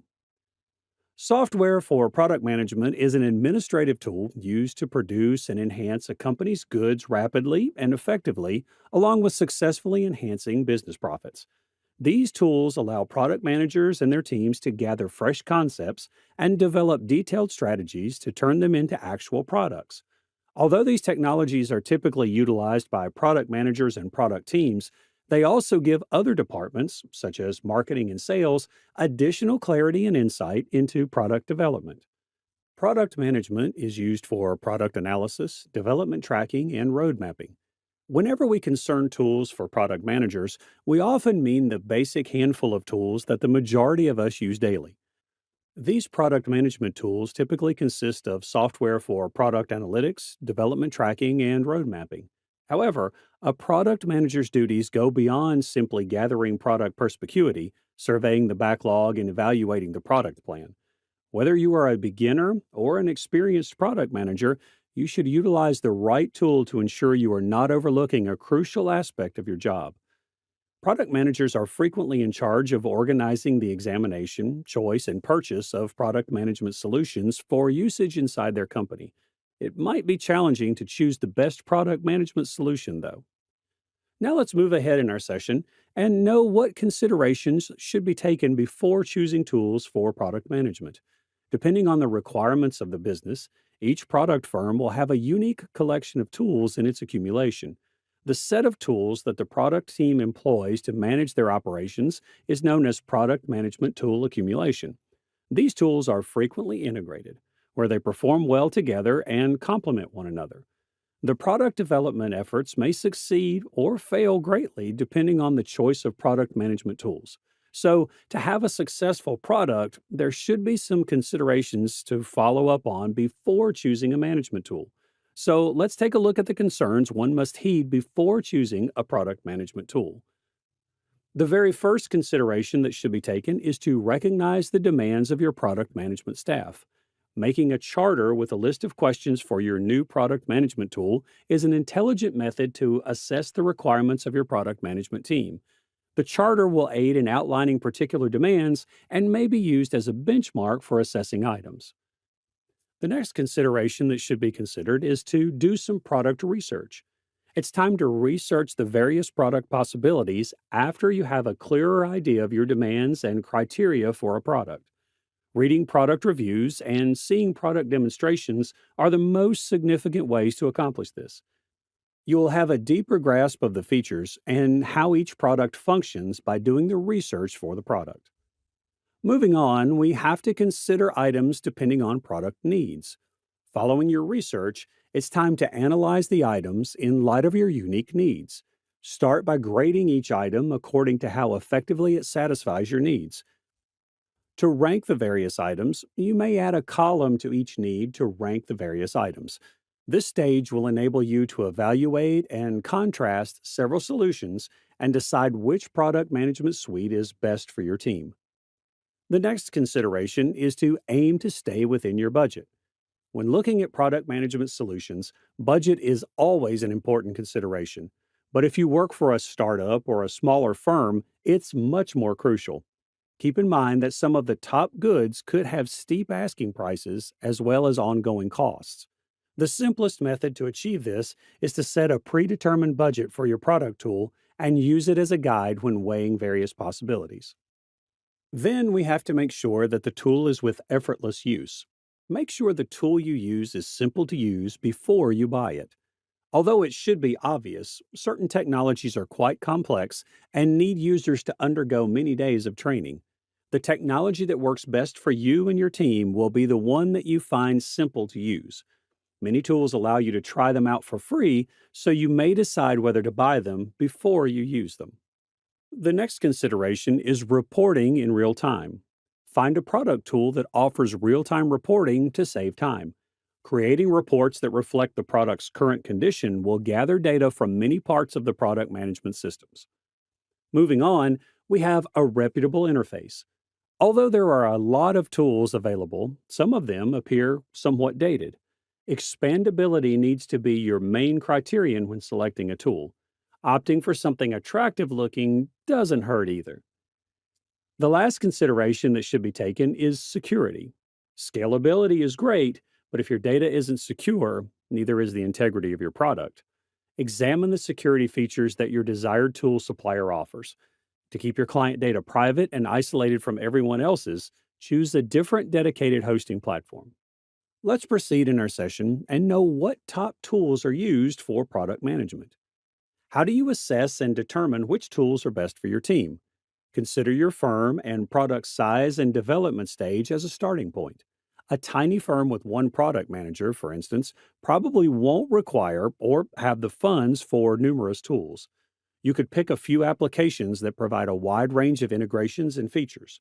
A huge organization, on the other hand, would require specific tools created for complex work streams and several teams. The very first functioning of product management is user tracking and analysis. User tracking enables you to follow online visitors while they browse your website anonymously and via a variety of methods. A product manager's research creation process includes user tracking in terms of analysis. A wide range of tools is accessible for tracking and gathering data about the demands of the user for the product. These tools may be quite useful for gathering information and understanding how users of your software or visitors to your website interact with your offerings and content. Platforms for product analytics collect and assist you in analyzing what those customers do, but merely what they say and think. You'll want a product management platform, such as Done, that provides distinct analytics and insight into how customers utilize your product. User tracking and analytics can be done using Pendo. The tool used for user tracking and analytics is Pendo. Pendo assists businesses in determining who is using the features and products they are developing. You can find out which features people like and don't like, as well as how they move across your product range with the help of our product analytics tools. Additionally, you may examine how product adoption differs depending on an account, a user's job, or their attitude. Their objective is to provide product teams with the knowledge they need to do their duties more effectively and make daily decisions with less difficulty. Although in-app messaging provides our customers a method to quickly and simply put these insights into action, product analytics are fascinating and powerful. In the end, your capacity to experiment and influence behavior change within your product is what will help you grow your company and give your consumers better experiences. Apart from Pendo, the other tools that can be used for user tracking and analytics are Amplitude, Gainsight, and Google Analytics. The next functionality for product management is product strategy and road mapping. So, product strategy and road mapping is a basic exercise in product management. Even though PMs are renowned for their adaptability, mapping out your course reveals the type of stakeholder negotiating abilities and data driven planning that make product management so successful. Our knowledge of PM's experiences indicates that product board goes toward the making things easier side. AHA is also practical and founded on reliable theoretical understandings of how product managers operate. When choosing your road mapping tool, remember that product managers are reportedly trusted by Airtable, Airfocus, and RoadMonk. The tool used for product strategy and road mapping is Product Board. Product Board is used to prioritize features, create roadmaps, collect customer input, and validate concepts. All the tools required to create a user centered product. The road mapping capabilities of Product Board are noteworthy. Depending on how you operate, you can organize product features into release, sprint, period, or now, next, later buckets, and you may customize roadmaps for different audiences. For instance, you may develop roadmaps that are customer centered or that are expressly geared for leadership. The other tools used for product strategy and roadmap development are Product Plan, RoadMonk, and Airfocus. Moving on to the next functionality of product management is flowcharting. Even while not all product managers utilize flowchart and diagram software, it is still an excellent approach to do a task that many PMs ignore but really shouldn't. You and your organization will benefit from having a greater understanding of the whole client experience with your business after creating a customer journey map. A correctly made journey map will display every interaction a person has with your business, from their initial visit to your website or their first phone contact from a sales representative through their eventual purchase and use of your product. The tool used for flowcharting is Microsoft Visio. Visio's flowcharting and diagramming capabilities can be useful for outlining any particular elements of a user's workflow or experience with your product. The flowcharts you generate using these tools may help you get insights into how to strategically prioritize your product roadmap, since they provide a visual representation of that workflow or experience rather than just a list of the stages your client will take. Apart from Microsoft Visio, OmniGraffle is the other good tool that can be used for flowcharting in product management. Now let's move ahead and know the other functionalities and tools for product management. The other functionality of product management is presentation. A key communication skill for a product manager is the ability to present. It is a component of conveying the product strategy to the company and the team developing the product. Additionally, it is a component of consumer communication. We frequently draw attention to the poor performance of roadmap presentation tools. However, this does not imply that Keynote or PowerPoint shouldn't occupy a significant position in your toolbox for product management. For distributing your high-level goals, ideas, and plans within your company and to external audiences like clients, presentation decks may be quite helpful. For instance, vision boards may be a potent tool for selling a group of executive stakeholders the vision of your product. Additionally, using presentations to teach salespeople or educate industry analysts about your product may be quite successful. The best tool for presentation is Microsoft PowerPoint. One of the most often used tools for presentations is PowerPoint.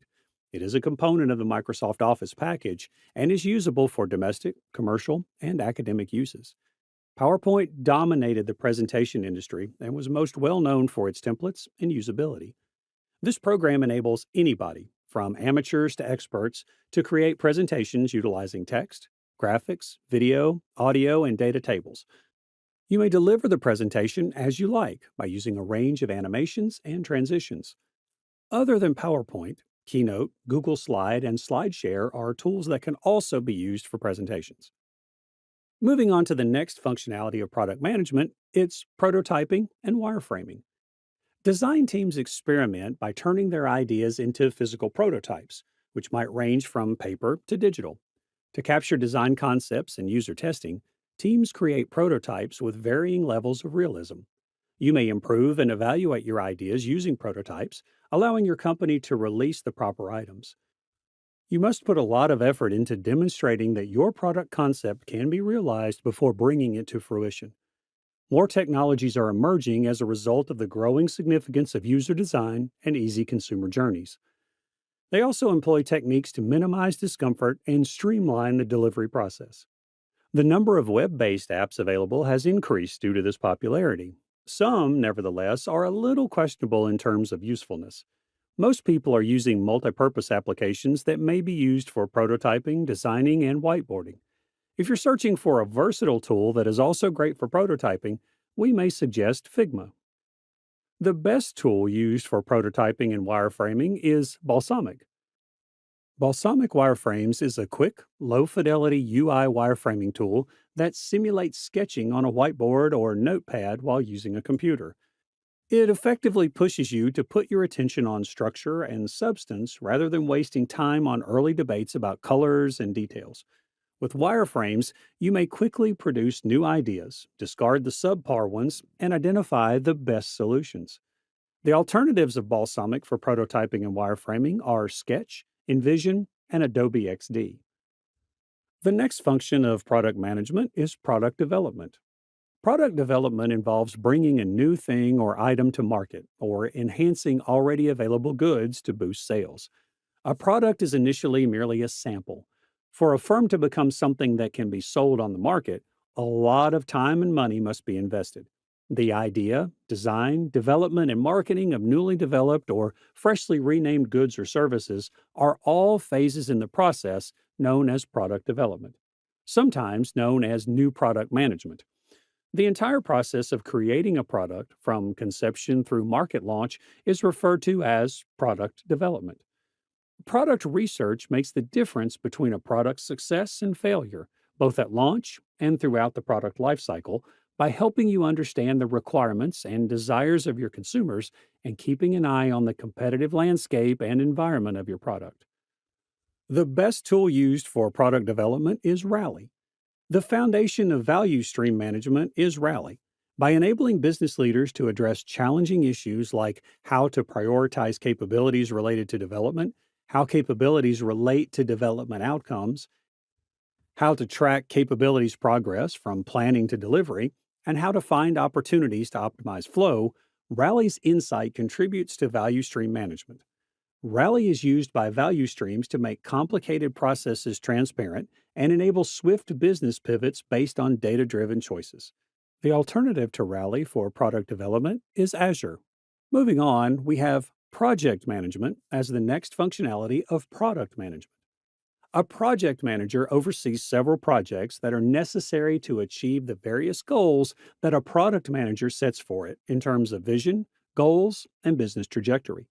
The project manager is therefore more of a man of action, whereas the product manager is more of a master strategist. Making a distinction between projects and products might be helpful. Though product management and project management are two different jobs, still there would be some interactive work. No product manager can operate without zero work support of a project manager. The tool used for project management is Jira. Jira brings teams together for everything from agile software development and customer service to startups and companies. Jira assists teams in planning, assigning, tracking, reporting, and managing work. Jira software, the top solution for agile teams, helps software teams develop better. A workflow is the first step in managing projects and tasks in project management software. Workflows outline your procedure and make task tracking possible for your team. Visualize your process so that your team is aware of the status of tasks and projects. Projects frequently contain checkpoints or milestones that must be met to maintain the overall project's direction. Versions are milestones in Jira Work Management. After creating versions, you may group work into several versions. Other than Jira, Pivotal, Monday.com, and Diagrams.net are the tools that are used for project management. So moving on from project management, collaboration is the next functionality of product management. Working in the product sector offers some of the most intriguing opportunities for cross-functional collaboration.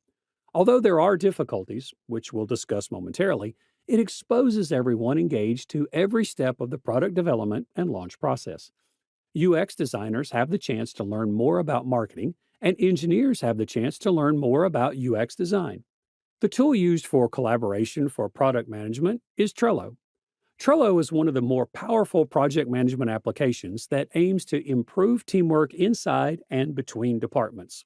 Trello allows you to manage several projects and arrange various activities by allowing you to create boards, lists, and cards. To get a clear picture of everything that is happening, you may also set up calendars, make checklists, and assign productivity indicators. Trello has built in automation for the best processes and the least amount of manual effort, like many other top products today. Trello is an essential component of your product management stack since the job of the product manager involves coordinating a lot of various moving elements. The alternatives for Trello for collaboration are GoToMeeting, Dropbox, and Zoom. The next functionality of product management is user experience and testing. In the field of product management, the phrase user testing is frequently used. Usability testing is frequently used interchangeably with user testing. During the user testing phase of the design process, you analyze your product or service using actual customers to develop user centered designs. Through this technique, you may learn how your target market behaves when using your product, giving you useful information for the development process. The best tool used for user experience and testing is Adobe Target. Adobe Target is a rule-based testing and targeting tool that can be integrated with analytics and provide reports for marketing offers, customization, and UX testing. This feature enables marketers to determine which offers, experiences, and messages are engaging customers. It has a user interface, integrated best practices, and powerful features for tracking site traffic.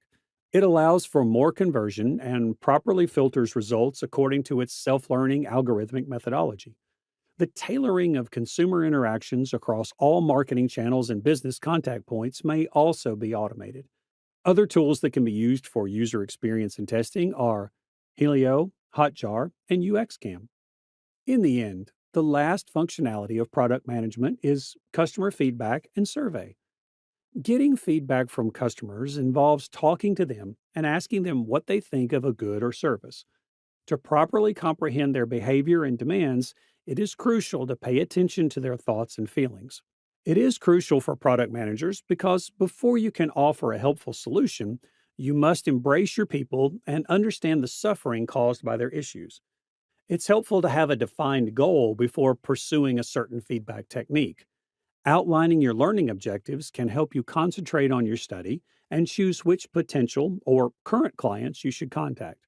This is particularly important if your product or service appeals to a wide range of demographics.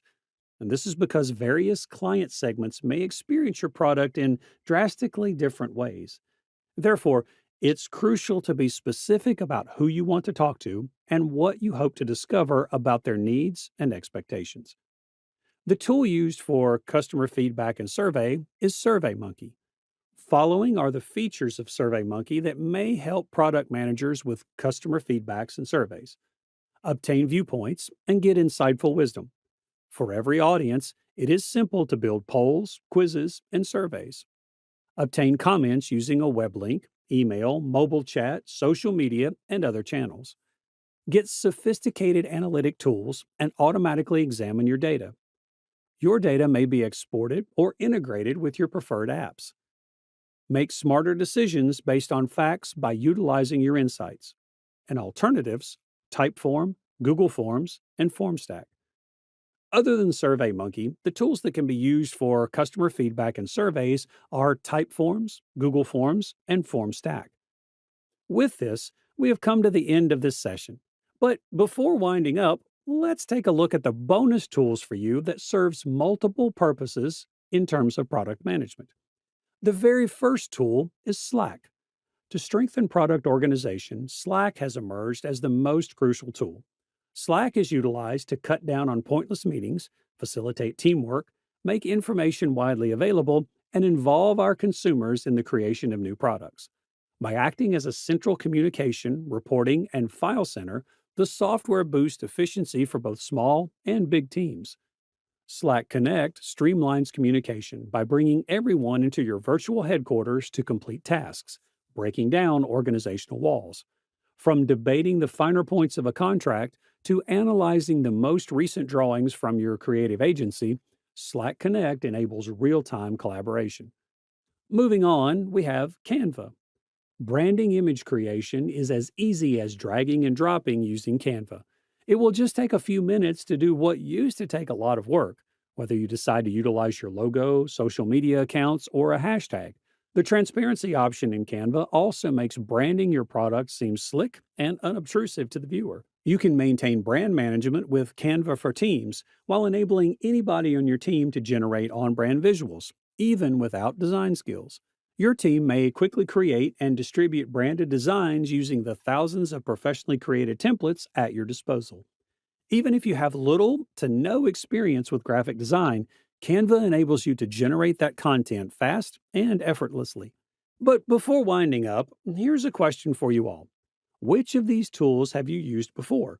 Do let us know in the comments section below. That's a wrap on our Phil course. Thank you and keep learning with Simplilearn. Staying ahead in your career requires continuous learning and upskilling. Whether you're a student aiming to learn today's top skills or a working professional looking to advance your career, we've got you covered. Explore our impressive catalog of certification programs in cutting-edge domains, including data science, cloud computing, cybersecurity, AI, machine learning, or digital marketing. Designed in collaboration with leading universities and top corporations, and delivered by industry experts, choose any of our programs and set yourself on the path to career success. Click the link in the description to know more.